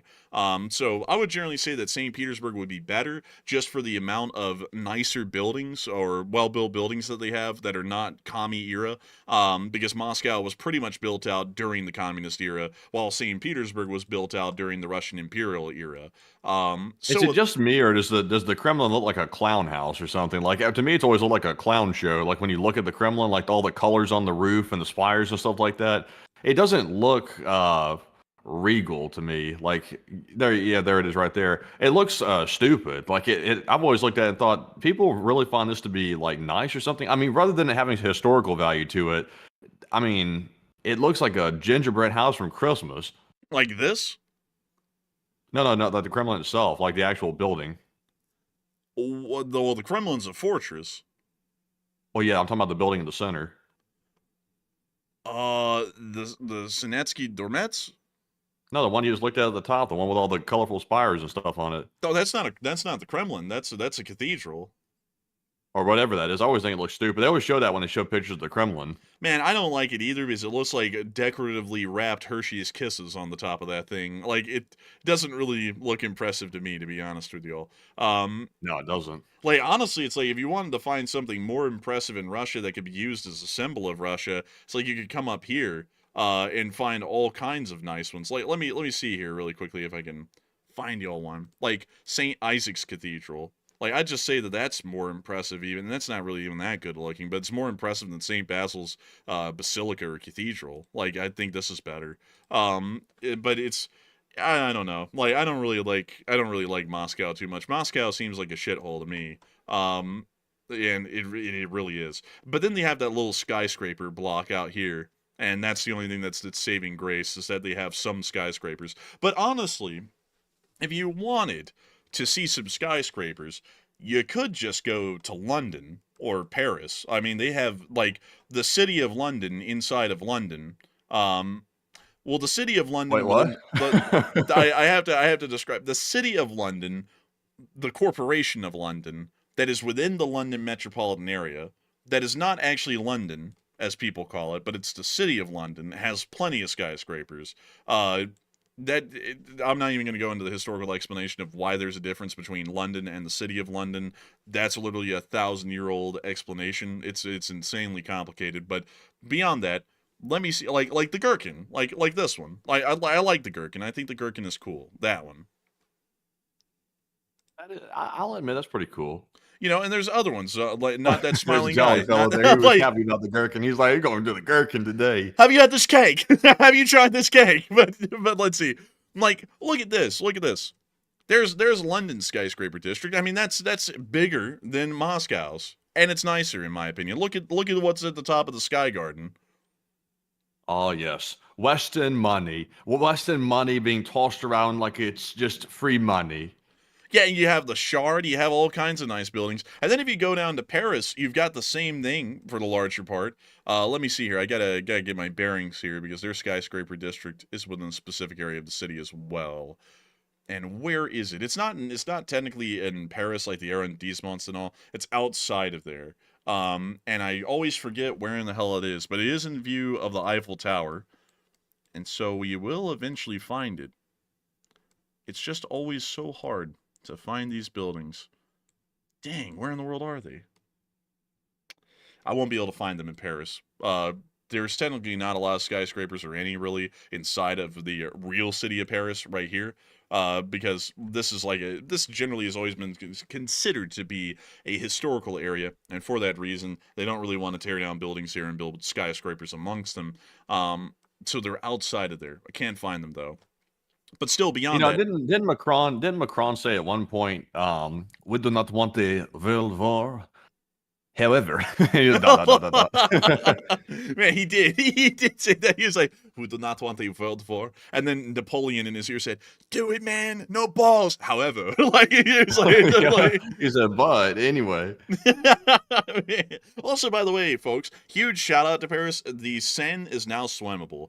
Like, it never has been, but it finally is swimmable. They got all of the shit out of the river, so like it's actually clean enough. I still wouldn't swim in it. I still wouldn't touch it. It's technically clean enough to swim in now. I find that to be impressive. Like by like all empirical scientific metrics, it actually is clean enough to swim in, and it's consistently clean enough to swim in. I think it's one of the only rivers in a major city these days that actually can lay claim to that sort of a title. So a pretty big prestige thing for the city. Pretty impressive. And also another thing is that the streets of Paris, like in my opinion, Paris is a very beautiful city. Like here's an example, very beautiful looking city. They spend a lot on the cosmetic side of things. Way better than St. Petersburg or Moscow. The architecture's better, the style's better, everything matches, everything blends, no wacky colors or anything stupid. It's very nice. Their cathedrals are really nice, like obviously the Notre Dame, which is still undergoing renovations at this point to restore the roof that was burned down. But the inside, I believe, is visitable. Again, they rebuilt the vaults in the ceiling, so you actually can go inside, and it is a contained area again. So that's a great thing. And of course, the Notre Dame is famous around the world. And you also have many other beautiful buildings, like the Pantheon, right here, of France. Beautiful building. Look at that. It's gorgeous. Like you can't get that kind of stuff in Moscow or St. Petersburg. Really, the Russians culturally try to be as significant as countries like Germany and France and Britain. They'll never get there, and they never really got there even historically. But anyways, with that, I hope that does address that the best I can. A big thanks to you so much once again for support and help this channel keep on running, Hokey Redneck. And I gotta say, that is a very interesting question. And also, I saw someone say, Paris smells like piss. Well, it's not that much of a step down from where we're at, because where we're at in Birmingham, it always smells like some form of sewage out in like the open. It's like New Delhi, but here in America. But anyways, with that, it's time for us to get on to the next one. All right, so jumping into our next super chat question here. This one goes to Marion Demert, another longtime channel legend. And thank you very much, Marion, for that support once again. And Marion said, Russian generals and Slava Ukraine and Hiram Slava. And generals, I wouldn't say that. I would say that generally they're stupid. But beyond that, I do thank you for support, Marion Demert, and helping this channel to keep on running. And of course, Slava Ukraine, Hiram Slava. And thank you once again for helping this channel to keep on running. And with that, we are on to the next one. And our next one goes to Wubba, who puts in a $25 donation. And thank you, Wubba, as well, for that support. He said, 1 day closer to victory. And I'd hope no, so. 2 weeks closer to victory. 2 weeks. 2 weeks. 2 weeks. 3 more weeks. 2 more weeks. Weeks. And I gotta thank you for the support, Wubba. And I gotta say, 1 day closer to victory? Aye, Captain. I hope so, at least. And a big thanks to you once again for support and helping this channel to keep on running. And I also saw someone take offense. You're totally skipping Italy and Greece. They've got all these mofos beat. I don't know. Rome's kind of like rough in some places. I love the history and the culture of the Italians, but they have like down in like what we could describe as Renaissance Rome, because classical Rome doesn't really exist.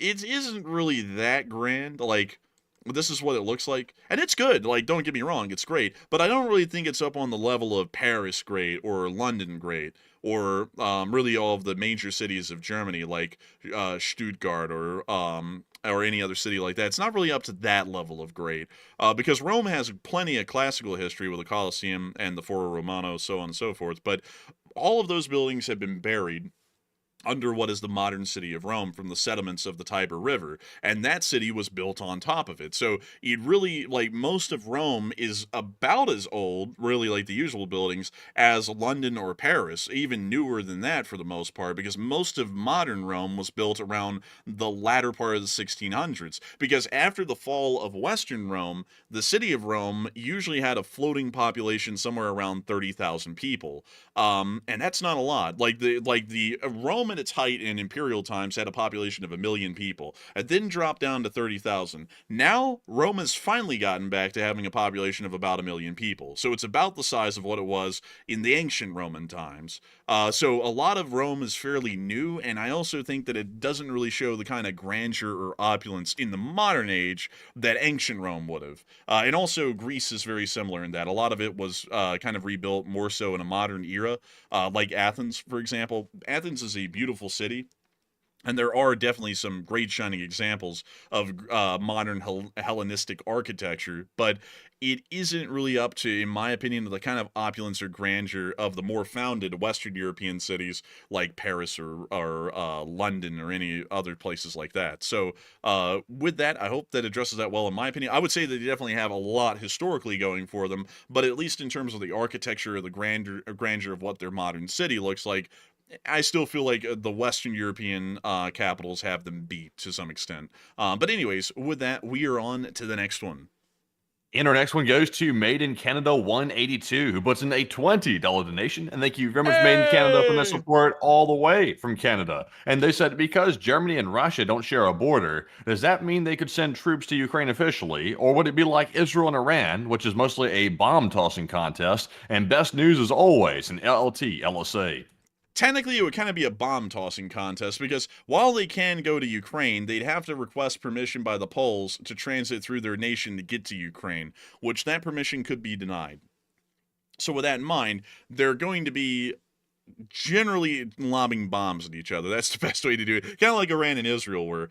So with that, I hope that does address it the best I can. And a big thanks to you once again for support and helping this channel to keep on running. And with that, we are on to the next one. All right, so moving on here to our next comment here, our next super chat, that is. This one goes to Decepticon IT Help Desk. That sounds like it could be interesting. You call him that IT Help Desk, Decepticon. He's at the helm, and he puts in a $20 donation. And seriously, thank you very much, good sir, for that support. He said, "This is the new Cold War, only with lighter fluid poured on the iceberg. And now we need to see how the fluid gets lit. And who do you think might be the ones to light it?"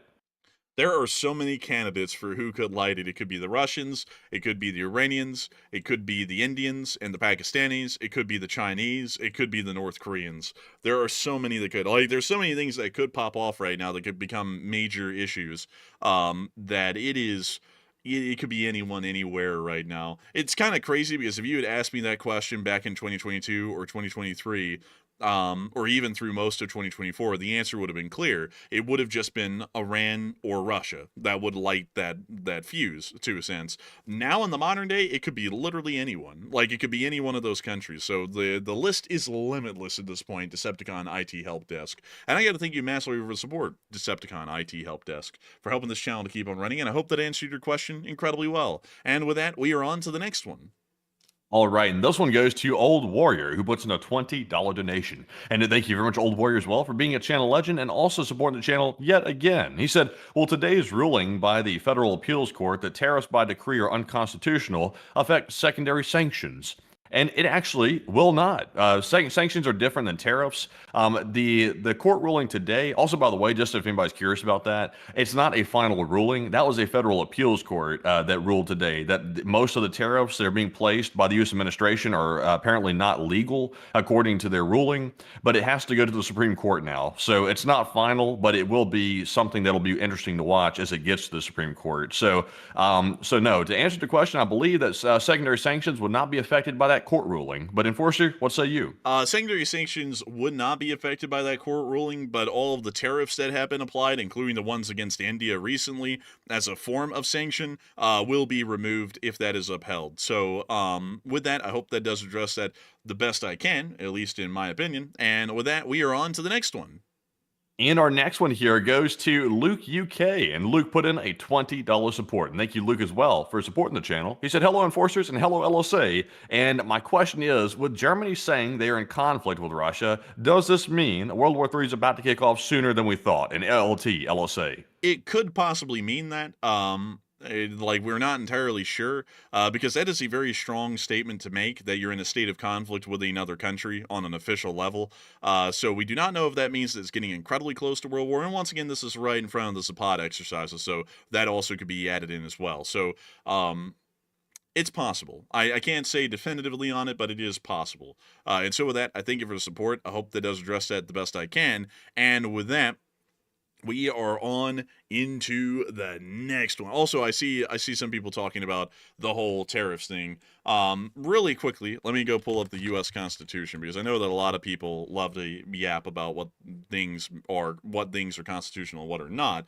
But whenever talking about it, it's just best to go reference the Constitution. So let's go to Article 1, which lays out the powers of the Congress. Article 2 is for the presidency, and Article 2 is about the executive branch, which includes the presidency. Article 3 is about the courts, or the Supreme Court in particular. So if we go down here, and I need to find the section that speaks of the Congress's duties.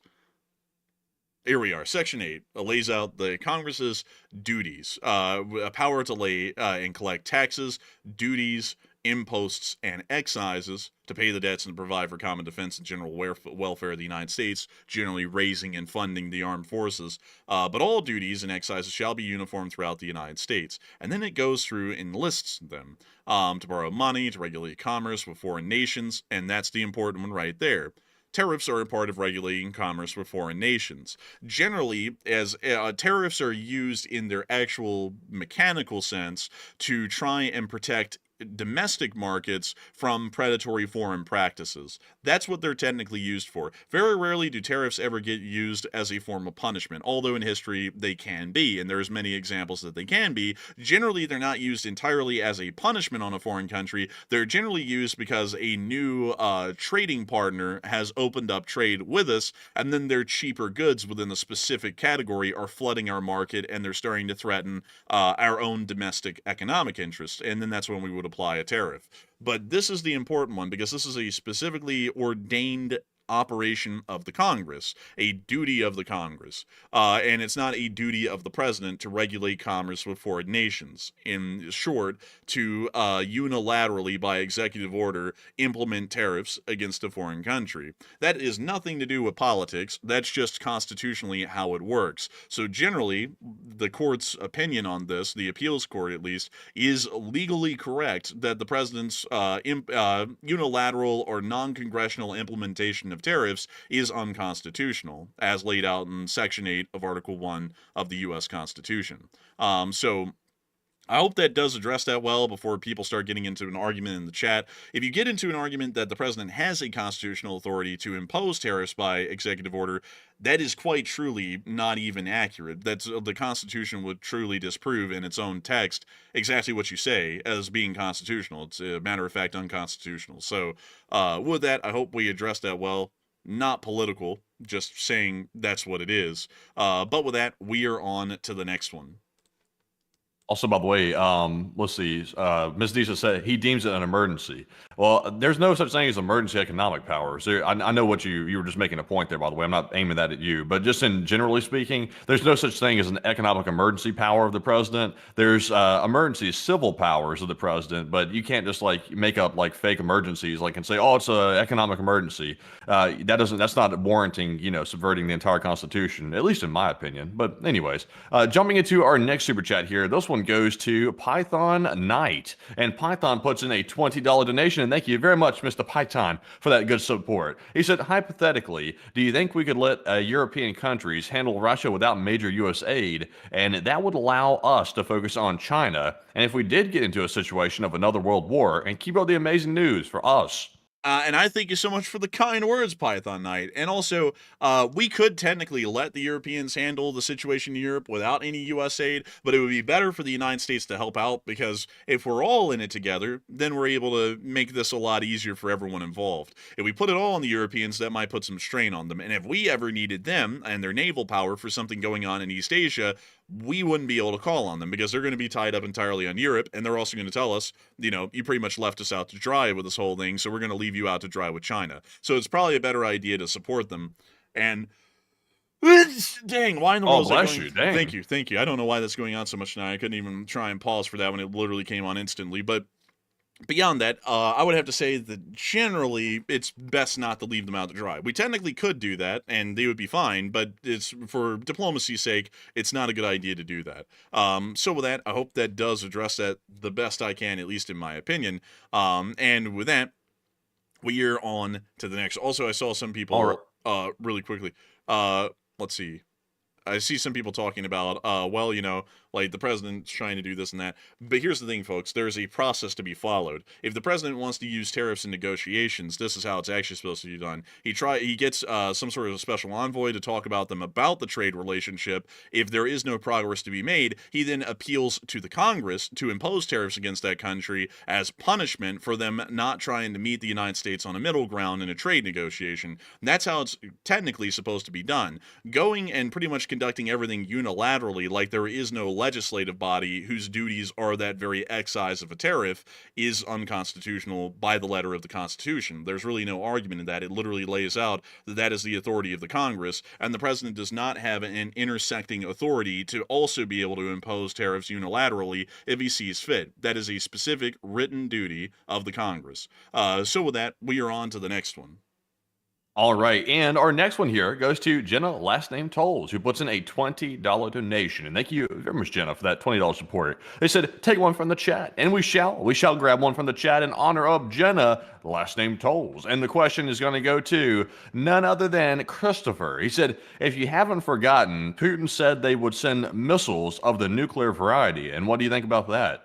I would say that we would send missiles back of the nuclear variety, return to sender. Like, that's what I would say. So I don't really think that threat means much of anything because we have a mutually assured destruction doctrine. So if the citizens of the United States are dying, the citizens of the Russian Federation are dying in turn. We practically hold themselves hostage. Like, if they say, we're going to kill some Americans, America's response is, if you do that, we're holding your entire population hostage. We will fling nukes right back at you. So it's best not to do that. And it generally assures that they don't go and start conducting insane nuclear escalation like that. So I hope that does answer that question well. And a big shout out to Jenna, last name Tolls, for the support and helping this channel to keep on running. And with that, we are on to the next one. All right, and our next one here goes to Howard Mendelson, and Howard put in a 20 as well. And Howard said, how America carried out any of their threats against Putin since he was uncooperative in the peace talks. No, we have not carried out any of our threats at all. As a matter of fact, we continue to extend the deadline before the imposition of those threats as real life consequences. So the answer to that's no. So I hope that does address it the best I can. A big thanks to you for support and helping this channel to keep on running. And with that, we are on to the next one. And we have a 20 from Mr. Lunchtime, a longtime channel legend as well. And thank you very much, Mr. Lunchtime, for that support as well. We appreciate that. And it said, excellent work, my friend. Enforcer Matt, please take a question from the chat, Elon style. Oh, dear. Yeah, and stay toasty, my friends. And we shall stay toasty. And thank you very much for the compliments. And we shall grab a live chat question. And your honor, Mr. Lunchtime. It's been a while, by the way. And the live chat question goes to Rickert Property Group. He said, Matt, that was a great question. What is the answer? When in the modern world is war declared over cyber, drone, etc.? And I would say, Rickard, I would say this. We really can't set a hard and fast rule on that. It's too nuanced to really set a hard and fast rule. I would say the leaders just have to use common sense on that one. At some point, if it seems like that the enemy has crossed the line, well, that's a good point to declare war at that point. We have to kind of leave that sort of subjective, because we don't want to get to the point where, okay, if you do exactly this set of things and aggressions against us, then we will definitely go to war. Especially with the complicated stuff today, like cyber, drones, etc. That gets complicated quick. So there's really no formula to follow. Basically, just use common sense would be my approach. But Enforcer, what say you? I would have to agree. It really is just following common sense. There really isn't a fast and hard rule to say exactly what is within that parameter. So it's really just following common sense. So with that, I hope that does address that the best I can. A big thanks to you once again for support and helping this channel to keep on running. And I also like I see a lot of people saying, oh, actually the president does have the authority to lay out tariffs. I don't know how the hell people argue this kind of shit. I literally just showed you all the Constitution. For the people who are disagreeing here, I just showed you all the Constitution. It's not like I'm coming up with a shit out of my ass. It literally was written in the Constitution on the U.S. government's website. So unless if the U.S. Constitution is wrong, which it's not, because it's the Constitution, it's written in writing, it's in stone for the larger part, at least the main articles of the Constitution, there really isn't a lot to be done. And also, if some people are going to say, well, the Constitution isn't written in stone, it sure as hell is written in stone unless if you add an amendment to it, which takes 2/3 of Congress to be able to get done, or 2/3 of the states. So pretty much for the larger part, it's written in stone. It's very difficult, if not impossible, by deliberate design to really change the Constitution in any meaningful way. So with that, I hope that does address that well. But I just got to say really quickly, folks, that like if you're gonna argue, yeah, the president has unilateral authority to do something that's clearly a enumerated power of the Congress, you're not going to ever win anyone over unless if they're just absolutely ignorant. The law doesn't work off of what you like to hear because you like the president, so he thinks he ought to have unilateral power to do anything. The truth of the matter is that there are specific things in the Constitution that make it incredibly difficult to do things for deliberate design, so that way is not run by the mob. That's basically the best way to explain it. And also, I gotta say, someone said, or like, and also I gotta say, this one's goofy, or unless if you're a liberal judge. So really quickly, let me address that one as well. You don't get to overturn a court's decision because you think that a judge is too conservative or too liberal for your liking. They are there for the specific purpose of looking at what you're doing and going whether it's constitutional or not. You really don't get to throw out a court's decision because you don't really like if they're leaning left or right. That is the court, and they're there to say whether what you're doing is constitutional or not. And that specific federal appeals court said it's unconstitutional. Now, if the president doesn't like that, it's not the end of the road. They can just appeal that directly to the Supreme Court, and then they can go and see what the Supreme Court says about it. But if the Supreme Court then also says, no, they're right, it's unconstitutional, that's the end of the road. There's no other way to do it. What's he going to, like, at that point, here's the reality of it. What's he going to say then? The Supreme Court's extremely liberal? I mean, I think like 5 out of 4 of the justices were actually appointed as conservatives, and a decent amount of them were appointed by him. So if they disagree with him, that's just the end of the line. It's unconstitutional, end of story. If that court says it, I mean, there's still an appeal process to be done above that appeal court, but it's not, you don't just get to sit there and go, I don't really like that court, so I'm going to throw their decision out. That's not how it works, because if that was the case, then that means every little idiot out there who ends up conducting something like armed robbery could just go, oh, well, you know, that judge said I get 20 years. I don't really like that. I'm going to go rob another bank and not go to prison. And then when does it end at that point? Everyone can just throw out the court's rulings and decisions? That's ridiculous. That's no way to run a country that's built on a system of laws. We don't run a dictatorship here.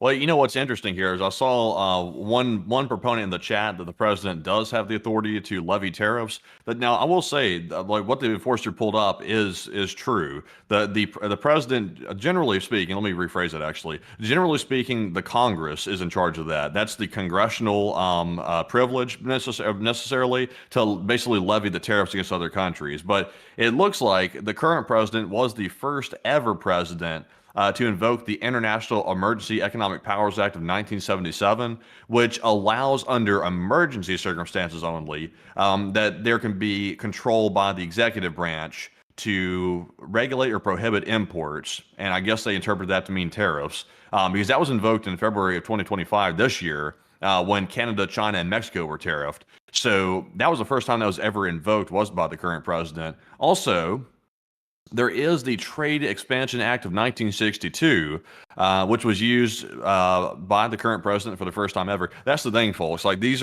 things which are very somewhat obscure laws.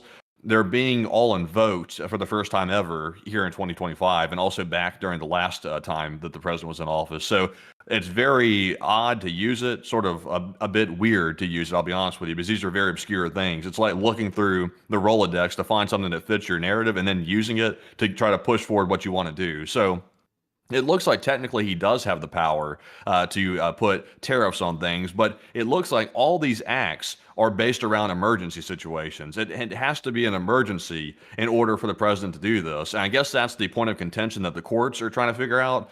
Does what the current situation is in America warrant a emergency that he has to be able to invoke these trade acts? That's the question that's in contention. And I would generally say that we're not. Like that would seem like we're not. I mean, an emergency. I mean, I would say an emergency. Well, I don't know.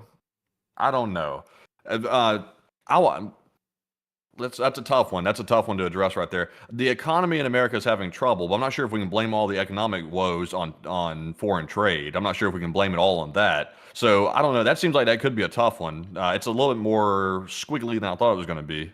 Well, yeah, but I mean, like, economic tough times doesn't mean that we're, like, you know, just, like, some bumps. Like, it's not even a depression or anything. It, like, at best, we can maybe call it, like, a light recession right now.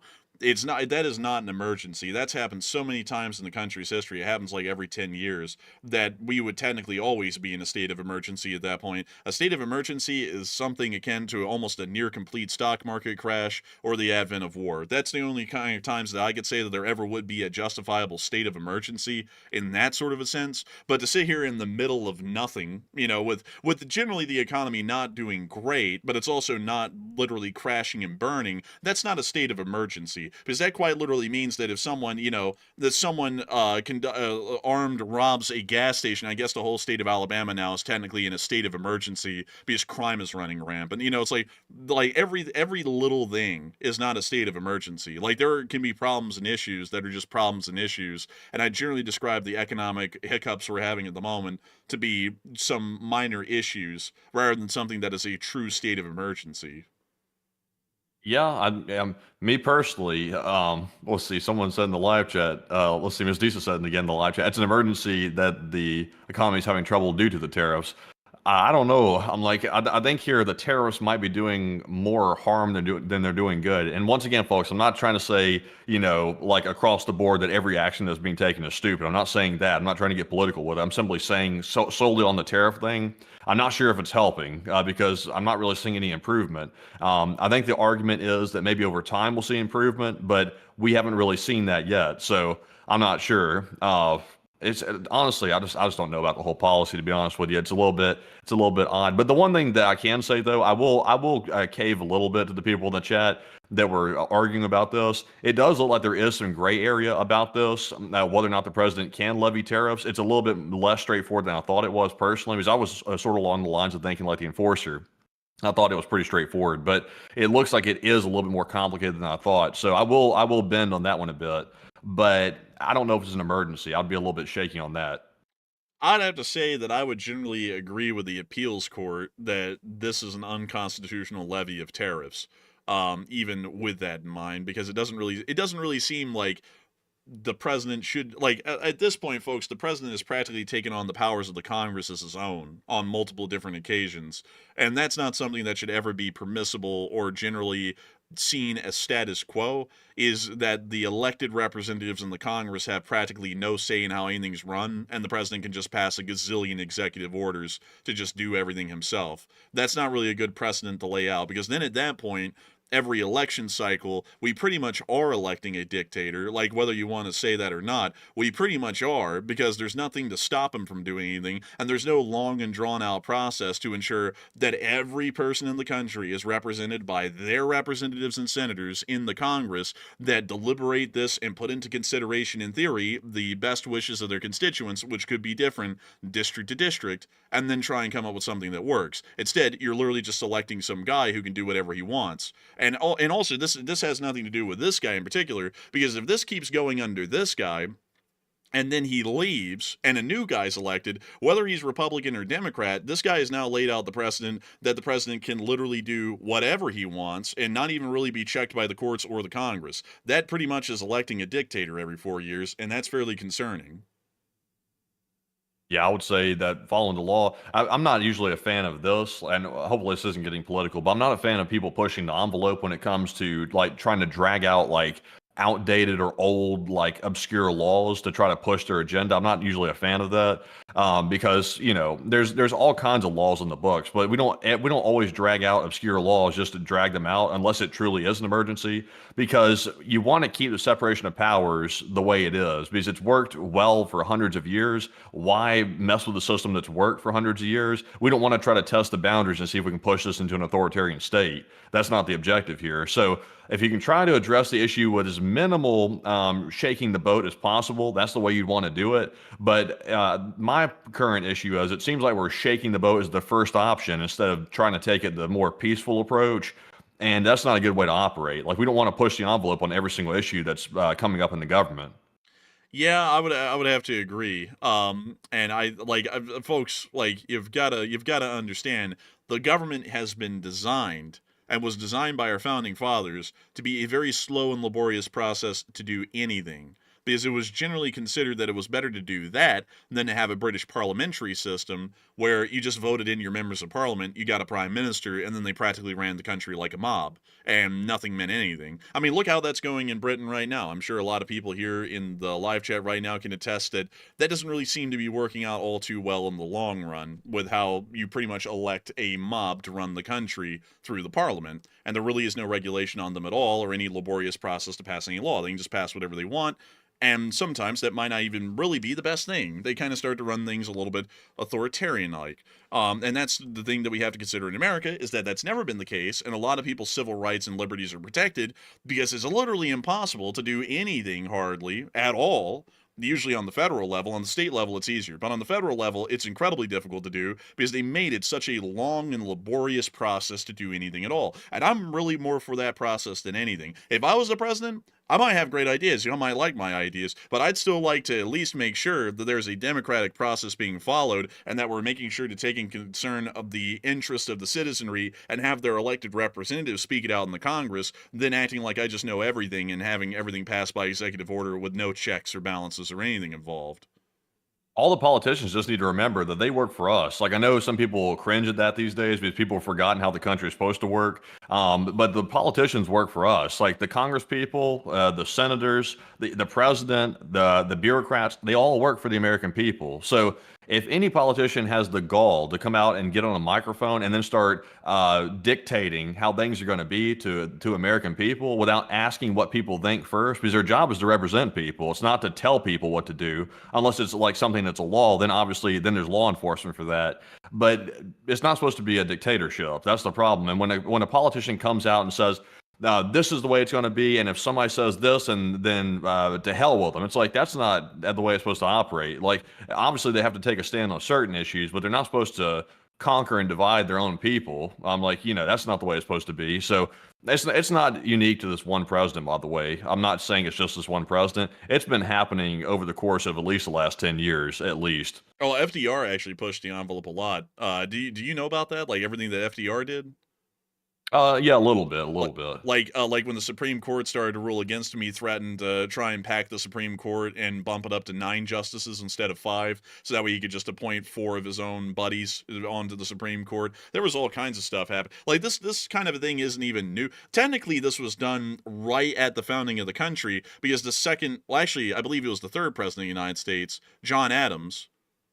Was he the 3rd or the 2nd? Because it was either him or Thomas Jefferson right after George Washington. But John Adams actually had passed the Alien and Sedition Act, which made it pretty much a crime to criticize the president or the government, and then that was shot down by the Supreme Court. This stuff isn't entirely new, but it is incredibly important, folks, to make sure that this sort of stuff is kept in check and isn't allowed to run rampant, because there's always going to be someone who's starting to push the envelope a little bit too far with how the democratic process works and trying to quote-unquote streamline it, but in the process pretty much completely ignoring everyone's their civic duty to ensure that they're listening to the constituents and also going through the democratic process as it was designed.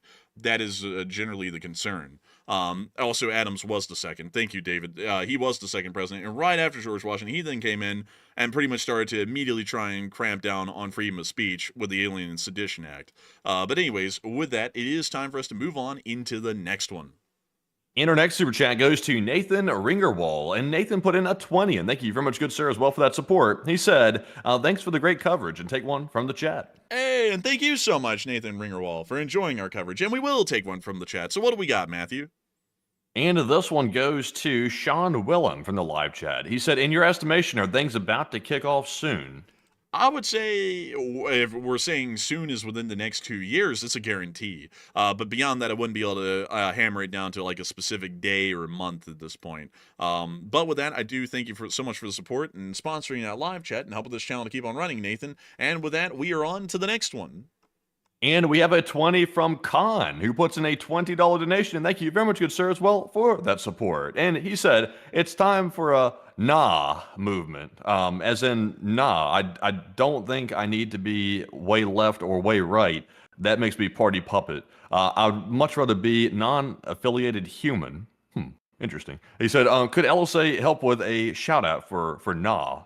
And thank you for support, Con Natter. And we generally, I generally like the idea of people being non-politically affiliated, and just voting whichever way makes the best sense, because generally that's how it used to be in the country, like very up until recently, and that's the way it should continue to be. And I don't really think that people ought to, pretty much force themselves into camps, like on the right or the left. I think that's a bad idea, and it's proven to be a bad idea. I mean, look at it, like I would say at the beginning of this millennium, that was when everyone started to get into their camps, because it was pretty clear by the 2008 election that a lot of people had solidified themselves on the left and the right. And I'll be honest with y'all, folks, since then, the quality of politics has rapidly descended into idiocy at this point on all ends.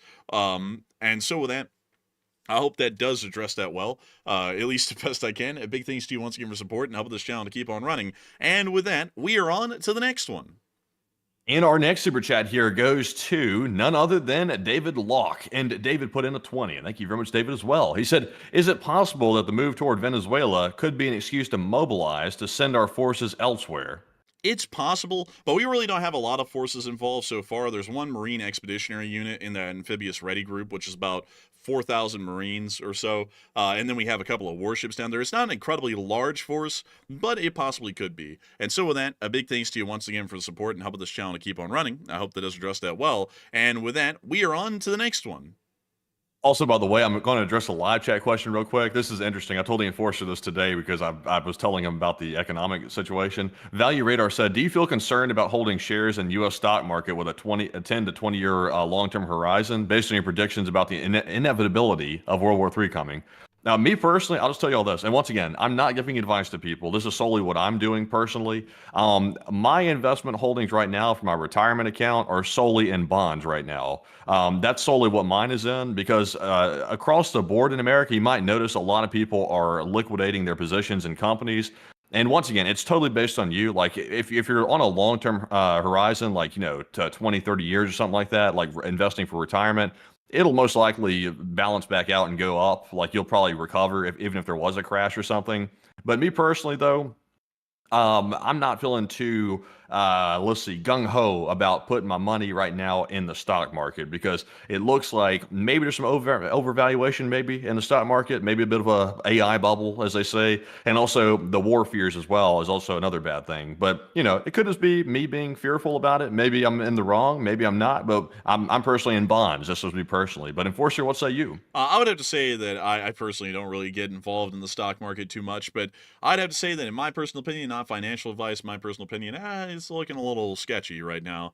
But with that, I hope that does address it the best I can. And also, I see some people talking about who's going to be the next presidential candidates. I'll be honest with y'all, from what I'm hearing and seeing, I'm not going to name them, but from what I'm hearing and seeing, for the people who are being groomed for the possible run for the presidency on the Republican Democrat side, it's another pick of shitty options. Like these are the people that they're picking. It's like they don't even have any sense. None of them do. And it's very, like, I don't mean to sound pessimistic because I was just saying that I was optimistic earlier, but these times right now are tougher times. I think it'll get better, but how in the world are the picks that bad? Like, I'm not even going to get into the details of each of them, but it's not like any of them have sense in their brains. So why the hell are these people being picked? Why can't we actually get some fresh, bright minds from either group, or just out of the blinders, I guess, that could run? Because we keep on picking these absolutely stupid people and acting like they're smart, and none of them are. I mean, like, their records in the government already show that they're pretty damn stupid.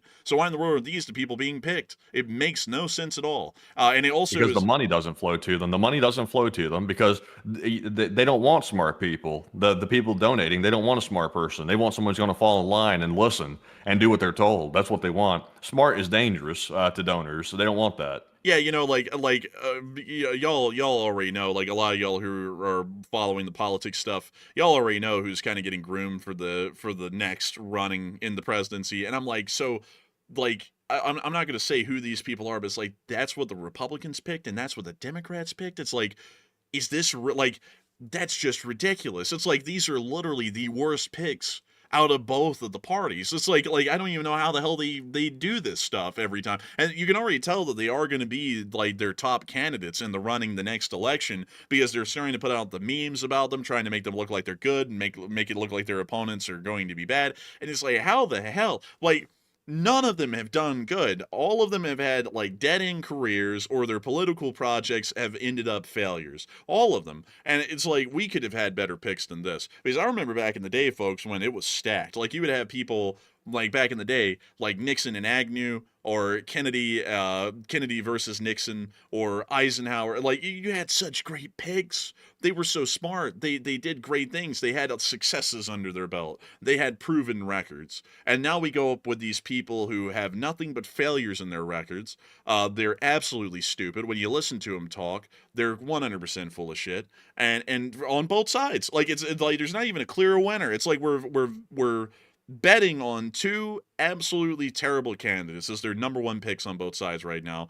We're betting on two terrible ones and saying, okay, so out of these two worst picks, which one is slightly better? That is a terribly bad position to be in. But anyways, well, if you really think about it, though, who in their right mind would want to run for something? I mean, obviously there's some people that are willing to make the sacrifice and run anyway and take the risk. But why the hell would you want to run? Because number one, you have to beg like crazy for these mega companies to give you donations to be able to run your election, because elections are extremely expensive these days because mega donors are involved in it. Also, number two, nobody's perfect. Everybody has skeletons in the closet to some degree or another. Everybody does. Nobody's lived their life goody two-shoes their entire life. And these days, they can simply go back, they can find all that dirt and just drag it out into the public and they're going to smear the hell out of you. There's no holding back about, oh, well, we don't want to go that far. They drag everything out. They're going to try to run you and your life, and just for running for the election. And that's after getting enough money to be able to run the election. So you've already had to beg your ass off for the money. Then you've gotten dragged through the dirt because they've brought all your old skeletons out of the closet at that point. So then you're just in rags at that point, and you're like, okay, I got to try to keep going now because now they've ruined my reputation. I got to win this thing now. So then they start keep going.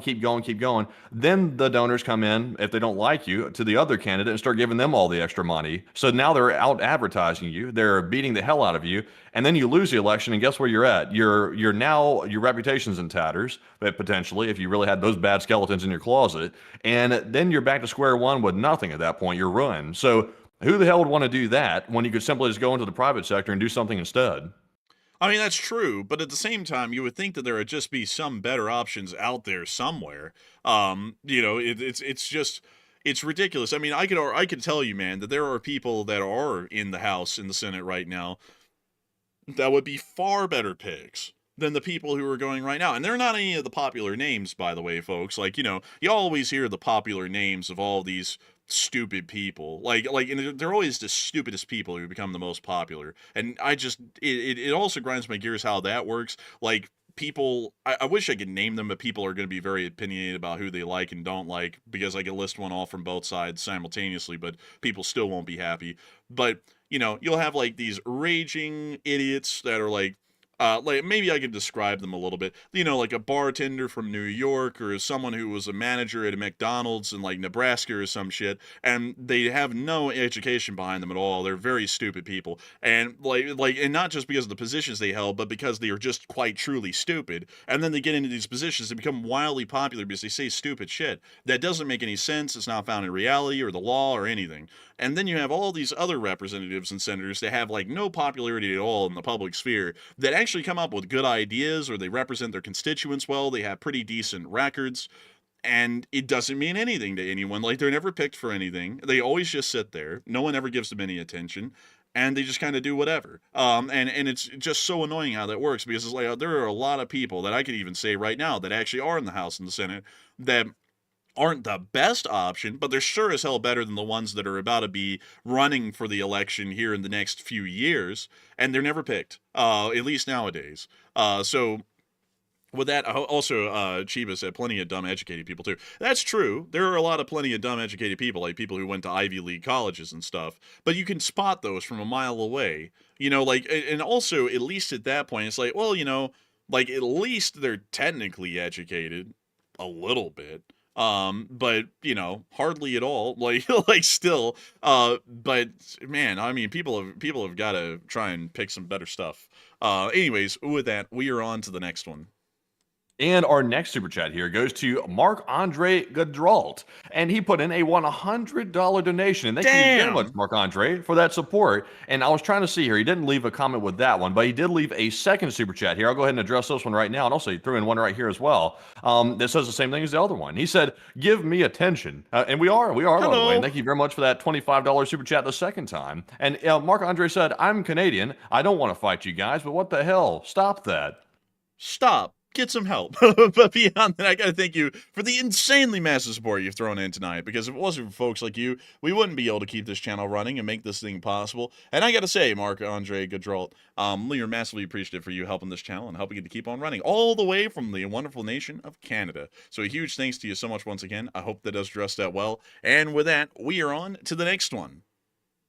Also, Stuart Fuller said there's a big difference between knowledge and intelligence. That's true. Knowledge is being able to retain the information, and intelligence is being able to apply the information. There's a huge difference between book smart and street smart, in my opinion. Huge difference right there. There's a lot of people that are like academic geniuses out there, and there's a place for them in society. It's usually academia, colleges, teaching, or something of that nature. But if they can't apply it worth a damn, then it's probably not wise for them to go into politics or something where they actually have to put that knowledge to work, because it might be a little bit troublesome. Because usually those people are a little bit naive, as they believe everything the textbook was the way it works in real life, and then it goes sideways, and then they're confused about why it went sideways. So yeah, huge difference, honestly.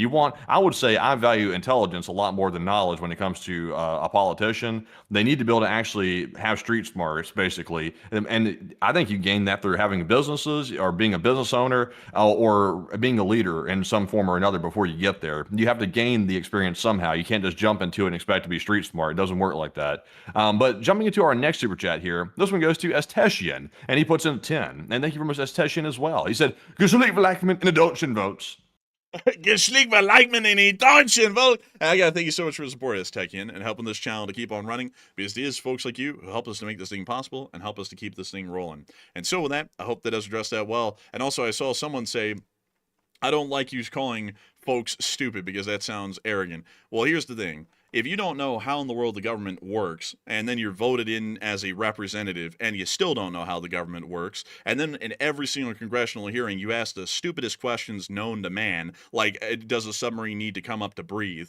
You're stupid. I don't have to sit there and go, well, maybe they're smart in other ways. If they're not smart in a governmental way and they're a representative or a senator, they're stupid. That's the basic explanation.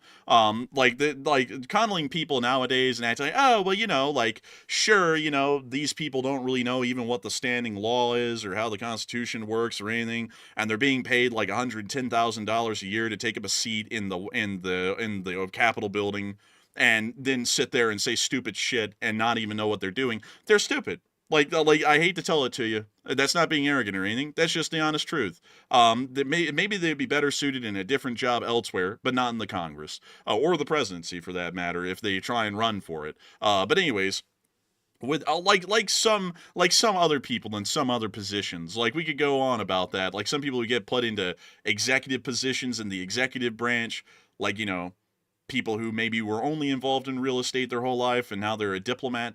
It's like, do they even have any experience being a diplomat? No. So why the hell are they a diplomat? They're gonna get circles run around them, and the proof is out there. They do get circles run around them. And at least in that specific role, they're stupid. They're smart in others maybe, but in that one, not smart. They're pretty stupid. I'm stupid in math. I'm not good at math. I'm not going to sit there and tell you, yeah, put me on as the head of nuclear science in America. No, I would tell you I'm too stupid in math to do that. I've got the humility to admit that. Go put someone else there. That would make sense. Anyways, with that, we are on to the next one. And our next one goes to Wantan Quadruple 8, who puts in a 10. And thank you, Wantan. He said, Germany coming in hot and with the World War starting championship 3P, LSA. Honestly, Wantan, they're coming out via in a conflict with the Russians. I'm like, damn, that's like the third time. It's like third time's the charm, I guess. But a big thanks to you once again. I thank you for the support and helping this channel to keep on running. And with that, we are on to the next one. And this one goes to Plant Lord, who puts in a 10. And Plant Lord said, Walter Cronkite would be proud of your reporting, guys, and well done. And thank you for that, by the way. They said, question, the reaction from Germany. Do you think Putin did not think this was going to happen and it backfired? And will he try to step back? I generally think the Russians won't step back because that's not really in their vocabulary unless if they're threatened directly by a nuclear-armed power like the United States or France or Britain. So I would have to say that they're probably not going to back off now. But considering that this is a growing theme in Europe, they'll probably back off later once the French or the British get involved since they are nuclear armed. And so with that, I hope that does address that well. And also, thank you for the very high praise, Plant Lord. And with that, we are on to the next one. And we have a $10 super chat from Khan LSA. And Khan said, Putin is throwing millions of dollars into his Project Latka disinformation campaign on all social media globally, and there are hundreds of FSB agents in St. Petersburg using fake names on social media. Oh, yeah. I would actually have to say that nowadays I'm starting to become a big subscriber of the dead internet theory. Like, the internet's not dead. There's a lot of people on it, but a lot of the traffic is made up of fakes, like fake bot accounts, fake people who are misrepresenting themselves, just trying to spread stories or support certain kinds of beliefs or ideologies. That is a really big thing these days, and I would have to believe that that has to be the case with the Russians as well. So a huge thanks to you so much for the support and helping this channel to keep on running. I hope that does address that well. And we are on to the next one. And this one goes to Mike M6044, and he puts in a 10. He said, so why in the world would Russia want to expand the war with Germany and the Europeans when they haven't even done well against the Ukrainians? Let's see. Want to expand?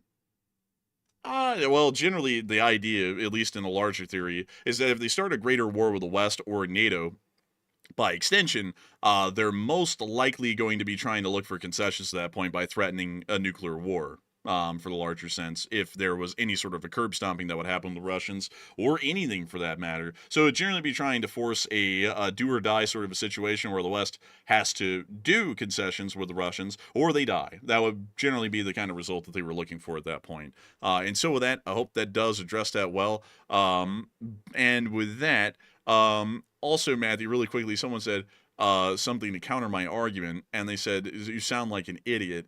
And I just gotta say, you can't even spell. Like your super chats got like 9 typos in it, and you only wrote like 20 words. So maybe not the best counter argument. But with that, we are on to the next one.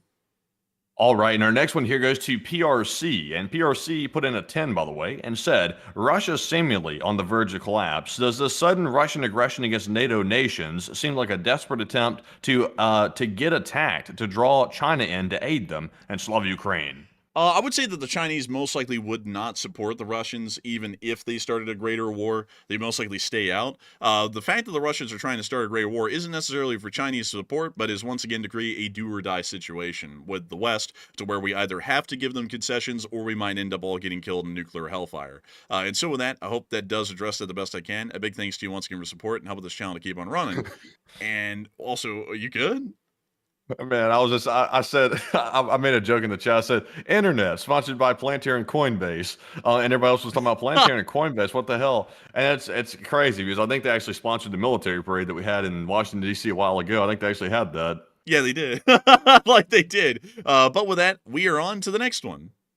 And our next one goes to Duncan VR, or a channel legend from Australia, by the way. And Duncan put in a 12. He said, Sir, what are the charges? Vote 1 for Matt, President 2040. And is Germany able to defend itself from drones? And yes, they can, but they can't defend themselves against their own laws, though. They got their own laws are beating the hell out of them right now. They got to fix the law first. And it would be nice just to do it through an executive order like we do. But Enforcer, what say you? Maybe they need a dictator. Maybe not. Like, maybe. That's what they're telling me. But beyond that, I do thank you for support, Duncan VR. And I'd have to say that Germany can defend itself from drones. It's just that the law gets in the way. And so with that, a big thanks to you once again for support. I hope that does address that well. And with that, we are on to the next one. You know, that actually would be one situation that would be an emergency. Definitely. I think most people would say that would be an emergency. If you have a foreign hostile ass drone flying into your airspace, that's an emergency. You might want to pass an executive order to shoot those down, because that seems like that's objectively. I think all the people in the chat would agree with me on that. If that was happening here in America, I would say sign that executive order today. Sign it yesterday. I would say get that signed quick. But, you know, on other stuff, it's debatable, though. But anyways, jumping into our next super chat here, this one goes to none other than Con LSA once again, who puts in a 10. And Con said, thank you. And that is the best 100% accurate explanation of red communist propaganda I've ever heard. And political division is their main goal, to destroy democracy with propaganda. I thank you for support, Con. I thank you for appreciating the in-depth deep dive on the communist Chinese, because I actually did study them a lot in college. I took a couple of classes on them, and it was very interesting stuff. And so with that, a big thanks to you once again for support and helping this channel to keep on running, because it is folks like you that help to make this thing possible. And with that, we are on to the next one. And this one goes to Jacob, who puts in a 10. He said, have a coffee. Hey, and thank you so much for the support, and I'll have a coffee, Jacob. Thank you. And I'll have one that's freshly cooked with nothing but whole bean. And so a huge thanks to you so much once again. I hope that does address that well. And with that, we are on to the next one. And our next one here goes to Luke UK, who puts in a 10. And Luke said, my second question is, does the UK have any way to defend against nuclear weapons? Can the UK shoot them down? And thank you, Enforcers, LSA. The UK doesn't really have a way to shoot down most intercontinental ballistic missiles or IRBMs. They can shoot down short-range ballistic missiles. I'm trying not to sneeze right now. I don't know what's going on with that. But they can try and shoot down short-range ballistic missiles and cruise missiles with relative ease. But any other kind of nuclear weapon than that, they would have a hard time being able to defend themselves from, much like any other country would. So with that, I hope that does address that the best I can. A big thanks to you once again for support and helping this channel to keep on running. And with that, we are on to the next one. And this one goes to Elfany, who puts in a 10. They said, how concerned do you think NATO should be about the Zapad 2025 scheduled in 2 weeks near the Polish border? And I know Poland has been mad preparing, but curious about the thoughts. I would be heavily concerned, and I think that NATO should be wildly concerned. It could be a buildup or possible prelude to an invasion, and we have to treat every single military exercise as such. And considering that that military exercise is built around a hypothetical scenario of the Russians conducting an offensive in the Suwalki Gap, the chances of that happening in that sort of an offensive is decently likely. And so with that, I hope that does address that well. A big thanks to you once again for support. We are on to the next one. And our next one here, also, by the way, real quick for the people mentioning those, the New Jersey drones turned out to be U.S. testing secret technology, by the way. That's what that turned out to be. So we had actually predicted that, not really predicted, but we had speculated that might be the case, and it might have been originating from a local base in the area, and that's what it turned out to be. So that was actually not a foreign drone intruding into U.S. airspace. That was our own folks testing stuff, and they tried to make it seem like it's UFO, but it really wasn't. It was actually our own stuff. So I'm glad it was ours. I'm glad to see we're working on that drone technology. We need that because we're a little bit behind. But anyways, jumping into our next one here. This one goes to Danny B, who puts in a $20 donation. And thank you, Danny, as well. Hey! He said, good evening, Enforcers. Chef Danny here. I missed the whole stream because I'm busy night. And I'll catch the lowdown tomorrow. And it sounds like a great stream. And LLT LSA. And long live the Leaf Spring Army, Danny B. And a massive thanks to you for the support and helping this channel and keeping it running. And I got to say, it's good to hear that you were busy tonight. It's good to be a hardworking American, and I hope that you'll be watching the stream's recap tomorrow, Danny B. But a massive thanks to you so much once again. I hope that does address that the best we possibly can as well. And with that, we are on to the next one. All right. And also, Hoagie Redneck said, Matt, don't talk about that. I know you're joking, by the way. Like, I would say this, though. If somebody out there decided to say, I'm going to slip a little something to Matt, I wouldn't tell a soul. Like, I'll be straight up honest. I wouldn't tell a soul. I'd be like, I didn't hear nothing. I didn't hear nothing. Don't tell me that stuff. Don't tell me about it. Or better yet, we can be insert, who. I'm going to take this drone, and I'm going to fly it over Area 51. Great idea.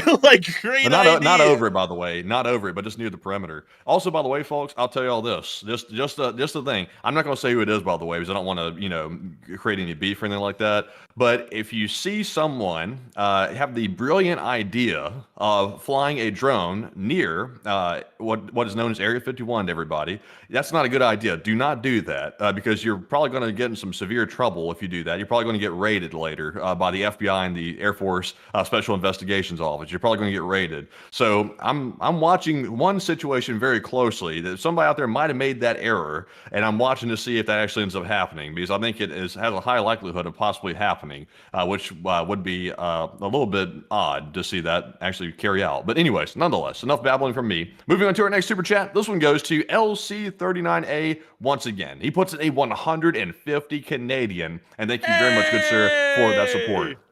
And also, by the way, LC39A, you don't have to tell me. And also, if you don't want to stay in the live chat, you don't have to either. But I'd be very curious at this point what you do for a career. I'm honestly extremely curious at this point what you do for a career, just out of curiosity's sake. But he said, if selected, I won't run. If elected, I won't serve.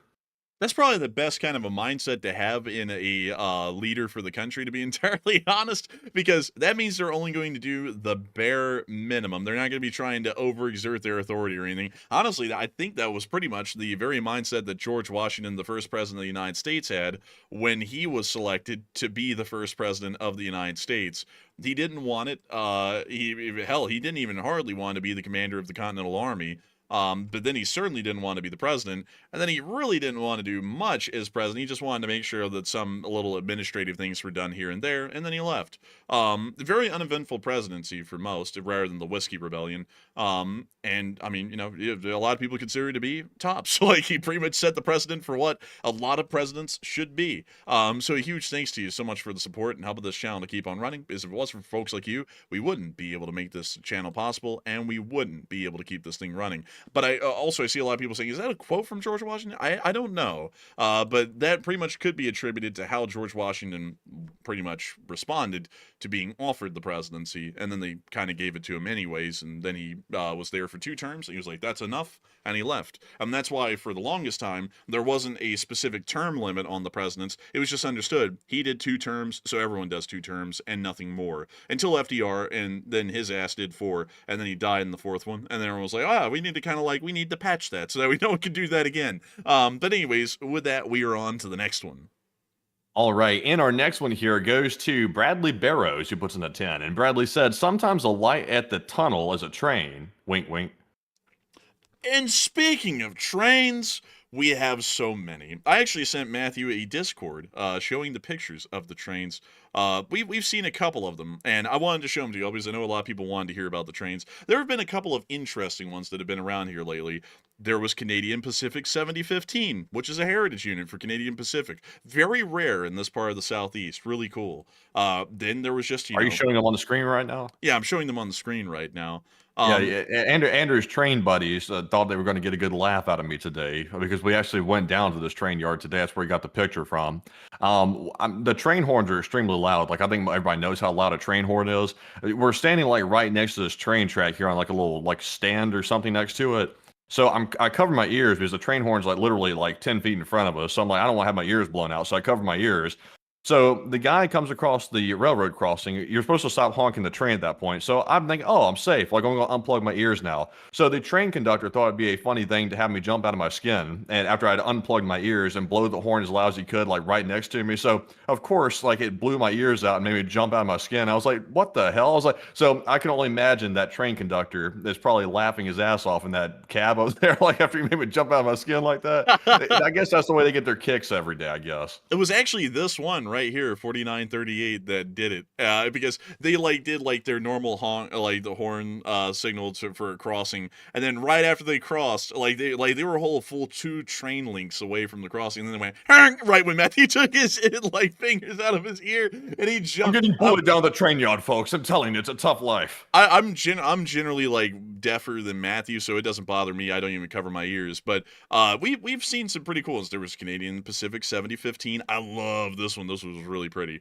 And then there was also 4130, which is a C6M. These are my favorite. I think they're really cool. This one was beat up and, well, not really beat up, but dirtied up. I liked it. It was cool.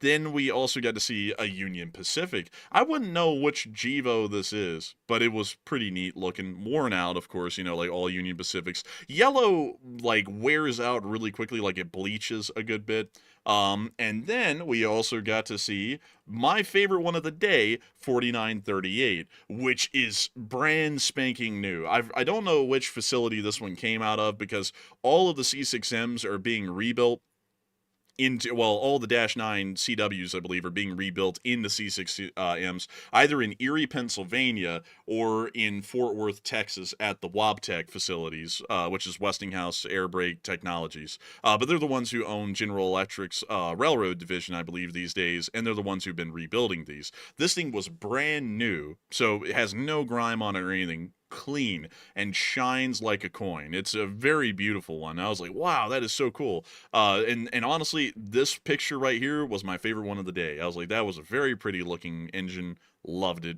Really neat. But anyways, that is our little train segment for the night, just showing a little bit of pictures of the trains. In Salt Lake City, those pictures are going to be really different. It's mostly going to be BNSF and Union Pacific, the pumpkins and the piss yellow. But I like the piss yellow. Union Pacific has a neat history. But anyways, with that, we are on to the next one.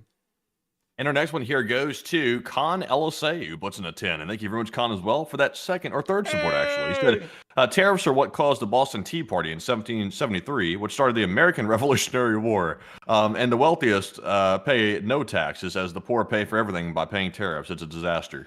Actually, Herbert Hoover raised tariffs after the stock crash of 1929, which was actually said to create an even worse depression. And then FDR actually used some of his emergency economic powers at the time to decrease those tariffs, something a lot of people don't know. But generally, tariffs just aren't really a good idea.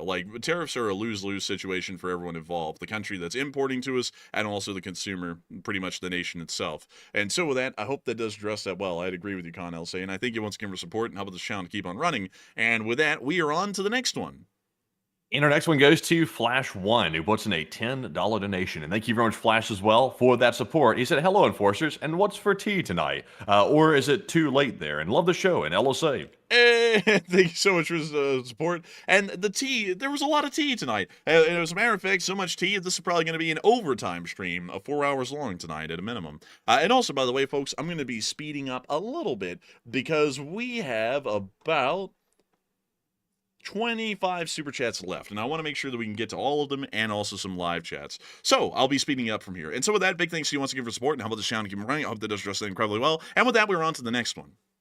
And also, 7,500 people are still here almost by 1 o'clock in the morning. What the hell y'all doing? Aren't you supposed to be asleep or something? What's going on? It's a lot of people still here. Jeez, I didn't even realize it, but we're glad to still have y'all. But jumping into our next super chat, this one goes to Secret Systems, who put in a 10. They said the Imperial Presidency is a must-read book. It mostly began with McKinley and Teddy R. in 1900, but FDR really pushed the envelope of legislative delegation of the powers of the president. I'd agree with you, Secret System. I got to thank you for support, and I would try and give that a read. That actually sounds incredibly interesting. And I got to say that folks like you help this channel to keep on running and make this thing possible, and I got to thank you incredibly for, of course, always making sure to enjoy this channel every single night. And so a huge thanks to you so much once again. I hope that does address that incredibly well, and with that, we're on to the next one. All right, and also everybody's saying I'm waiting for y'all to finish to go to sleep. Well, thank y'all, by the way. Thank you for waiting for us on that one, because we're dragging on late tonight. So late. But anyways, jumping into our next one here, this one goes to Crispy, who puts in a 10. And thank you, Crispy, as well, for that support, and we do appreciate that very much. Also, a big shout out to Espen Turgenhagen for putting in an 8, by the way, and we appreciate you, Espen, as well. We also had a 10 from Wantan Quadruple 8. He said, "Death in diesel trucks is a con 3. That's a good one, Plazad. I gotta thank each and every one of y'all for the support and helping this channel to keep on running, because y'all make this thing possible. And so with that, we're on to the next one. And this one goes to Jason Curling, who puts in a 6. And Jason said, will Germany now provide the TARS missiles? It's a little bit unclear, and also considering that all of their arms shipments are classified, we're not entirely sure whether they have not sent the TARS already. So big thanks to you once again for support. I hope that does address it incredibly well. And with that, we're on to the next one. And this one goes to Enforcer Dog Jaya, who puts in a 6. They said, I can't read this one, Enforcer Dog Jaya. This one is like wild. This is like a Diddy one right here. I can't lie. This is a doozy. But thank you very much, Enforcer Dog Jaya, for that support. And I think Vlad is going to dance very, very soon. But this one goes to El Kasur, who puts in a 5. They said the Russians are encircled. U.S. prepping for the drug war. Filipinos Uno reverse the Chinese, and Germany is in a state of conflict. And 8.5 on the August Bliat scale. I gotta thank you so much for support from Force Dog Giant and El Kasur, and I gotta say that is pretty true in a sense, as for the large bar El Kasur, and I gotta thank you once again for support and helping this channel to get more running. And with that, we are on to the next one. And this one goes to Robert Dentler, who puts in a 5. And Robert said, are Trump's stall tactics geared towards unprepared EU countries? Time to prepare for what's inevitable. I would have to say most likely not. These appear to actually be like legitimate stall tactics that are being conducted because he's scared to do anything further than this, in my honest opinion. So a big thanks to you once again for support. I hope that does address that well. And with that, we are on to the next one. And our next one goes to Con LSA. They're throwing a 10 right now, by the way. And Con said, guys, I work at Fort Carson in Colorado Springs. Shh. Quiet. But Con says we are at DEFCON 3, and the maintenance schedule for all of our Abrams tanks is readiness status. None of our Abrams tanks are in storage, not DEFCON 4 or 5. And I thank you so much for support, Con LC, and supporting this channel and helping get to keep on running. And with that, we're on to the next one. Also, by the way, let me see something real quick here. Let's see here. Did I miss one from Hokey Redneck? Let me go back and look real quick. Let me do a quick scan here. I think I might have missed one of Hokey's. Hokey put in several tonight, so let me make sure I didn't miss one of them. Going back up and scrolling here. Enforcer, if you can, try to stall for a second while I take a look. Well, we're going to be stalling in the meantime, folks, and we're going to be trying to make sure to keep this stream as light and quick as we possibly can, because we are about 3 hours and 45 minutes into the show. I didn't really realize how long we were running overtime, because we have such a fun time running the show every single night that I don't really keep track of the time. And then I realized that it's almost 1 in the morning, and then I'm kind of like a little hungry, and I want something to eat, and I'm like, damn, I got the hungies, and then I can't get anything to eat because it's really late in the night. And also, by the way, folks, before people say, wow, he talks so fast, is he on like coke or something? No, I'm not on coke. I just have the ability to do this. I mentally think about this quickly in real life, and I have to slow my talking down to make myself a little bit more approachable to people, so that way they can actually understand what I'm saying, and I don't sound like a raving lunatic all the time, because this is how fast I really think every single moment of the day. But speaking of which, I do see some people talking about what's been going on around the world, and I see some people saying that usually things are a warning shot, and also really quickly, I'm trying to see what that was in reference to, and unfortunately I can't really see it, but nevertheless, I do see some people talking about the IDF in Gaza, and that is something that is going on at the moment. We've been covering it as smaller updates, but they are pushing forward with an attempted occupation of the entirety of the Gaza Strip. From what we understand, they are saying that they've been able to kill some top level officials, like leaders of the Gaza parliament and such things, but we haven't really been able to get any confirmation of that much at all. They haven't really shown any video or picture evidence showing the casualties that have been caused inside the Gaza Strip, so we don't really know for sure, but we are hearing that they are continuing to push through the Gaza City area at this moment, and are moving further on down to Nusrat camp, and also all the other regions closer to Han Yunis and Rafah. So we do know of that at the moment, so that generally is something that's going on right now, and so with that, I hope that does address kind of that situation in the Gaza Strip, or at least the military side of things that's going on at the moment. And I also do see that a lot of people are talking about it's that whole I'm bean good, by the way. coffee. And it appears that Matthew's good. Matthew, what do we got? All right. So, also, by the way, I did grab all of Hoki's super chats. And once again, a huge shout out to you, Hoki, for all that support. And I think he was referencing a different super chat. So, with that, we're going to move on and hit the rest of our super chats. And this one goes to Max Daniel, who puts in a 5. He said, what do you think is the timetable until the West is in open conflict with Russia? I would have said within the next 2 years at a minimum. And so a huge thanks to you for the support and help with this channel to keep on running. I hope that does address that well. With that, we are on to the next one.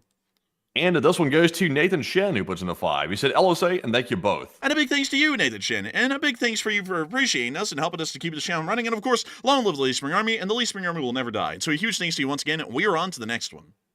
And this one goes to Ravencross, who puts in a 5. They said, wouldn't this be the first conflict that Germany has been in since the days of the German old times? No, it wouldn't be. The Korean War would be. They were actually part of the UN mission over there in South Korea, and they were a part of it. Well, technically not, but they were still there to some degree. But beyond that, I hope that does address it the best I can, at least in my opinion. And also, they were involved in the war in Afghanistan. They were involved in that too. Let's go look. Wars involving Germany. Come on, let's find that. I wish I could type as quickly as I think. Let's see. List of wars involving Germany. Let's go find it. We're not talking about the Middle Ages. We're talking about that times at the Krieg happened in the Deutsche Welt. So let's go find it really quickly. And let's see here. Yes. Here we are.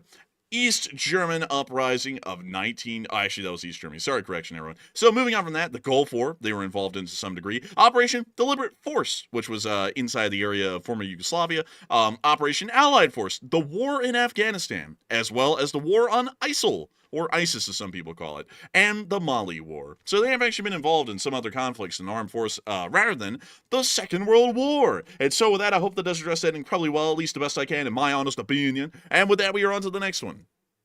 And the next one goes to Ravencross, who puts in a 5. And thank you, Ravencross, for that second support of the night. We do appreciate that very much. And Ravencross said, Germany did start the first 2 world wars. All east this time, Germany, Italy, and Japan are on U.S. side. And I thank you for the support and helping this channel keep on running, but technically they didn't start either, shocker. But I'll explain why. In 1914, a guy called Gavrilo Princip shot the Archduke Franz Ferdinand inside of Sarajevo in the Austro-Hungarian Empire. That was actually what created the Second World War, because the Austrians declared war on Serbia, and as a result, Serbia called on the Russian Federation, which they were allied with, to defend them. That meant that Austria-Hungary declared war on Russia and Serbia, and that meant that they also requested the Germans support them in that war. So the Germans declared war on the Russian Empire as well as Serbia, and then as a result of that, the Russians called on their ally France to help them out in that conflict against the Germans and Austro-Hungarians, which meant that the French then announced they were going to be joining the war in support of the triple entente, if you can call them that at that point, although they're not yet. And then right after that, the British said they were not going to get involved in the war unless the Germans invaded Belgium, which was a protectorate of the United Kingdom. The Germans then invaded Belgium, and then the British said, oh shit, we in it, and then they declared war on everyone that was with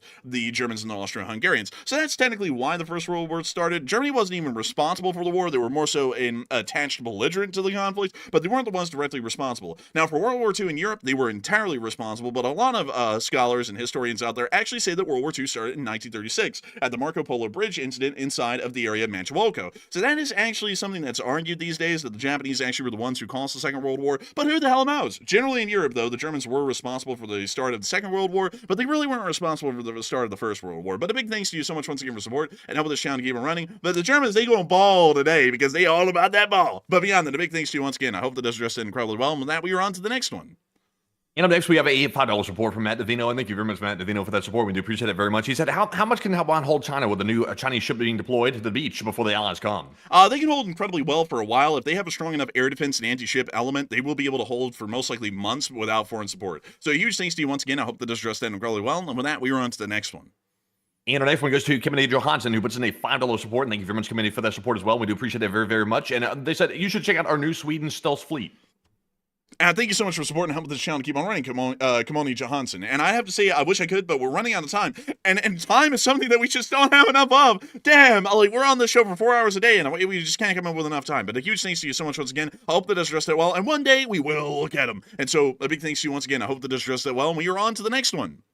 And moving on to our next super chat here, we have a $5 super chat from Uncle Fester's Quest, and thank you very much, Uncle Fester's Quest, for that support. We appreciate it very much. He said, "You must have the nerve, as the Kremlin bots are out rolling out tonight." They're always out. The Kremlin bots are always out and about. They're always talking in our chat and talking that goofiness, and we always have to end up banning them. I don't know why the hell they do that, because they know they're going to get banned, but they still try nonetheless, because that softcore influence is what they have to be involved in. And it looks like Jeff Hood is going to the hood. He's been banned. But a huge thanks to you once again for support, and help with this channel to keep it running, because it is folks like you who help to make this thing possible, and help us keep this thing rolling. So with that, we are on to the next one.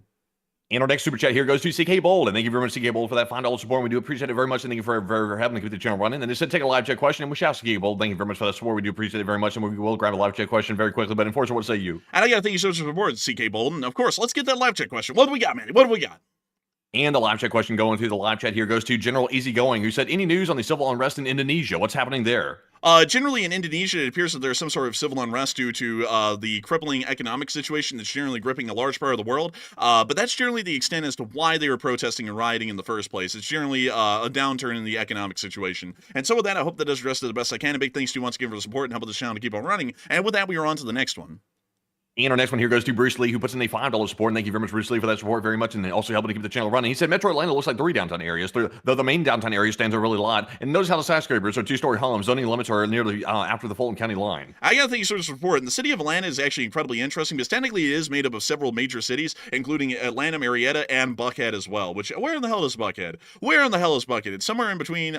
Damn, I can't find it, and we're running out of time. And I feel so pressed because we're running out of time. But nevertheless, Atlanta actually is made up of multiple other cities that have been surrounding it, and also have been enveloped by the Atlanta metropolitan area. But beyond that, I do thank you so much for support, and I gotta say that Atlanta is an interesting area, save for all the crime and everything, like, that generally isn't the best thing about Atlanta, but hey, we still like Atlanta. It's the largest city in the Southeast, and it's the pride of the South, except for Hartsfield, Jackson Atlanta International Airport. That is Brawlhalla and the Thunderdome, in my definition, because the people who work there are assholes. But nevertheless, a big thanks to you once again. Well, actually, a couple of them, like our one experience there at that airport, the people were really rude. But also, Charlotte International Airport near Charlotte, North Carolina, also doesn't really have the best reputation in my books, because the folks that we ran into there were kind of mean. But nevertheless, a big thanks to you once again for support, and how about this channel to keep running. I hope that does address it incredibly well. And with that, we are on to the next one.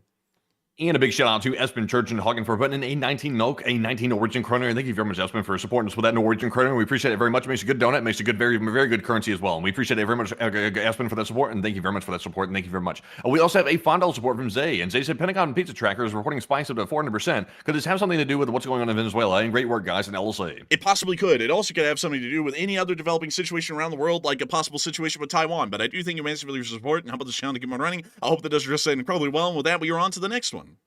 And our next one goes to Nathan Ringerwall, and Nathan put in a $5 support. And thank you very much, Nathan, as well, for that support. We appreciate it very much, Mr. Ringerwall. He said, the American Republic will endure until the day that Congress discovers it can bribe the public with the public's money. Alex D. Tocqueville. Dang, Nathan Ringerwall. That's incredibly true. True. And I got to thank you incredibly for the support. Help us the channel to keep on running. Because it is folks like you. Help us keep this channel rolling. Help us to be able to do this news and to be able to talk the talk each and every single day that we wouldn't be able to if we weren't able to pay for our bread and our lights. So huge thanks to you so much once again. I hope that does address it incredibly well. And with that, we are on to the next one. And a big shout out to Marc-Andre Gradol for putting in a $5 support once again. Thank you very much, Marc-Andre, for their support on the channel for the 4th time of the night. We do appreciate that very much, and thank you very much, good sir, for that support. Also, thank you very much, Flash One, for the kind words about the show. We do appreciate it very much. We will see you tomorrow, and good night to you, and LSA as well. And we also have a $4 support from Robert Krogan. He said, "Is it true that Medvedev threatened Austria?" He did. He said that Austria joining NATO was Russia's concern, and to them, he can kiss Austria's ass. They'll do whatever they want, and they'll join NATO if they want to. So huge thanks to you so much once again for support. But technically, he did threaten the Austrians at some point here in the past few days. But a big thanks to you once again for support, and help the channel to keep on running. And with that, we are on to the next one. And we have a 2 from Marc-Andre Gradol, once again, who puts in a 2. He said, "Would you guys fight Canada?" No, I personally wouldn't fight Canada. I like Canadians very much. I like Canada. They have a great natural forest. They have a great national park. Banff, it's a great place. Great streams. But, Enforcer, what say you? I have to say that I wouldn't fight the nation of Canada at all, because fighting against the nation of Canada would be something incredibly difficult, and it have to be something that we have to sell over the auction block. We're selling the province of Quebec, $50, $55, 60. We're going for 60. Anybody got $60 out there? I'd have to say, generally, I'm not really a big fan of invading and fighting Canada, because I view them to be a close friend and ally of the United States of America, and I believe that we ought to encourage and support that kind of relationship well into the future as a mutualistic one and not one of predatory concern. And so with that, a big thanks to you once again for support and help this channel to keep on running. I hope that does address that incredibly well. And with that, we are on to the next one. And our next super chat here goes to Bradley Burdett, who puts in a 2. And thank you very much, Bradley, as well for that support. He said hi and hello to you, Bradley. And thank you very much for supporting the channel as well. And we do appreciate that. We also have a 2 from Interstate Chef, who did not leave a comment, but thank you very much, Interstate Chef, as well for that support. We also have a 2 from Ravencross yet again, who said 51st State Venezuela. And I got to thank you for the support, Ravencross, and I got to say it's great to hear about the 51st state of Venezuela, and I got to thank you incredibly for support and helping the channel to keep on running, because if it wasn't for folks like you, we wouldn't be able to make this thing possible and keep it running each and every single night. So a massive thanks to you so much once again. I hope it just did incredibly well, and with that, we are on to the next one. And our next one here goes to McClune263, who was in a 2 and said Molly Tovar ribbon dropping impact. And I got to thank you so much for support and helping this channel keep it running. I got to say, that's an incredibly interesting proposition right there. We'll have to look into that a little bit deeper, but we're running out of time. And I got to say that, unfortunately, we aren't able to deeply look into stuff at this moment right now. But a massive thanks to you so much once again. I hope that does just incredibly well. And with that, we're on to the next one. And we also have another $2 support from Kimberly Johansson, and thank you very much, Kimberly, for that support as well. And we do appreciate it very much. They say if you come to Sweden, you should visit the ice hotel. And I guess so you could say that the Swedish want to put us on the ice, and the Russians definitely want to put us on the ice too. They would love to put us on some ice. Love to put us on some ice blocks and have us there permanently, I guess you could say. But I would love to see Sweden one day. I'd love to see the ice hotel as well. And I'd like to see how good it really is there, because I've heard that it's very nice in Sweden, and of course it's very good. It's very good. But Enforcer, what say you? Thank you so much for support, Matthew. Your word quota is slowing down. You're getting to about 10 words a minute. We got to have about 50 words a second. We got to speed this thing up. We got to keep it rolling. We got to have some high speed. Woo! I'm just playing with you, by the way. What was that snort? What was that snort? I'm just playing. I'm just kidding. I'm just kidding. I'm just kidding, folks. I'm just kidding. I was playing around. I was playing into the joke that some people bring up. But beyond that, I got to thank you incredibly for the support and help this channel keep it running, because it is folks like you who helped to make this thing possible. And one day I'd like to go to the wonderful nation of Sweden and get to look around and see all the sights and sounds, and also eat the great food, because I've heard that the food in Sweden is pretty damn good. So a massive thanks to you once again for support. I hope that does address that well. And with that, we are on to the next one. I'm actually going to slow it down a little bit, honestly. I'm going to go back to southern speed, because I think the fast speed's killing me. I think it's killing me. But our next one here goes to Noel P, who puts in a $2 support. And he said, will Germany still be safe to visit right now? Yeah, I would say so. I don't really think there'd be much of an issue with really traveling around any of Europe at this moment. But a massive thanks to you once again for support. I hope that does address that well. And with that, we are on to the next one. And we have a $1 support from Bruce Lee and a $1 support from George Tencher. And thank you, Bruce and George, for the support and also helping to keep the channel running. And Enforcer, what say you? I gotta thank the both of y'all for the support, because y'all support helps us to keep this thing rolling, and we're massively appreciative y'all find this channel worthwhile to support and to help it to keep on running. And so with that, a massive thanks to y'all once again. And with that actually brings us right on into the live chat question segment. We'll be getting the Morse code decoders of the stream and 3 live chat questions, and then we're going to be rounding this thing on out. And so with that, Matthew, what do we got? So we do have the Morse code decoders tonight, which was Paul Schultz, Kevin J, Mason Miami, Joni Dog, Norm Pritchett, Airbug Arbo, Her Royal Fluffiness, Kush, Copioteryx, and Sire, who said, the Morse reads, Germany and France are beginning to become quite brash. I like to see it. LTLSA. And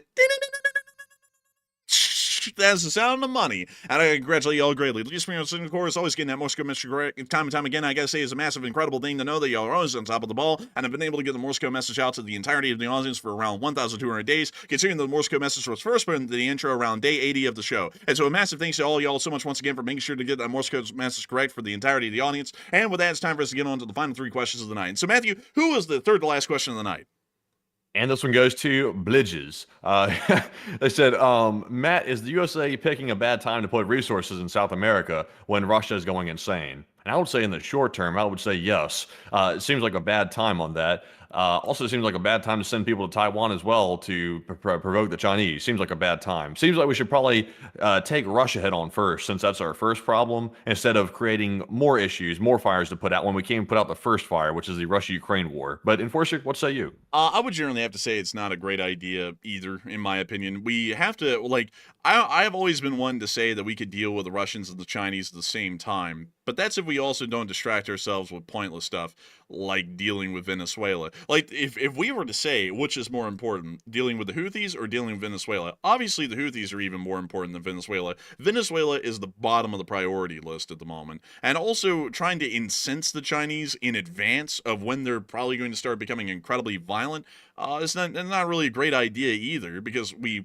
kind of had, over the next 2 years, our ducks lined up in a row where we could deal with the Russians, then we could deal with the Houthis in between, and then China, and then deal with anything in the periphery outside of that. Now we're dealing with the Venezuelans, Russians, and Chinese possibly all simultaneously, and that's not really a great position to be in.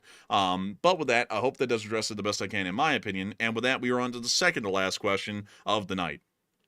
And this one is going to go to James White. He said, how are the Russians even getting the drones into Germany? Because it seems like they'd have to fly through other countries. They're flying them in through the Baltic. From what we've been able to hear, apparently when Russian ships pass by, they launch drones off of the deck and they just fly in through the Baltics and on into Germany. So they don't have to violate the airspace of other countries to be able to conduct this sort of operation. And so with that, I hope that does address that the best I can from what we know at the moment. And with that, we are on to the final question of the night. And so, who was the lucky last person who threw in the lucky last question of the night? And that viewer is Chargy, who said, is Belarus still dumping migrants along Ukraine's border? Technically along Poland's border, but the answer to that is yes. They still are doing it, and the Polish are getting to the point, I think they've gotten to the point already, that if generally any migrant, crowds try and, charge the border, they shoot to kill at this point, I believe, if I'm not mistaken, because it's considered to be a national security issue at this point, and not really one of a humanitarian concern, considering this is something that the Belarusians and the Russians are weaponizing against countries like Poland. With that, I hope that does address that the best I can, and we've reached the end of tonight's stream, and what a stream it was. It is a 4-hour-long stream exactly at this point, and we had a peak viewership tonight of 15.1 thousand people, and 131,000 people have watched the stream before it ended. We're entirely honored and greatly appreciative to have had each and every single one of y'all here watching this channel tonight, and if y'all have enjoyed, please make sure to like, comment, and subscribe. We'd love to have y'all here, and we run this stream practically every single day of the week, except for Mondays at 10 p.m. Eastern Time, covering the past 24 hours of news from around the world. And so with that, we will see you all tomorrow at 10 p.m. Eastern Time to cover the next 24 hours of news from around the world. And if there is not enough, if there is enough news in the middle of the day to cover, I will also be the one making the Short War Summary. And so with that, we will see you all either on the stream or in the Short War Summary tomorrow. And so with that, good night, good luck, take care, stay safe, Slava Ukraini, long live the Lead Spring Army, and long live the Republic.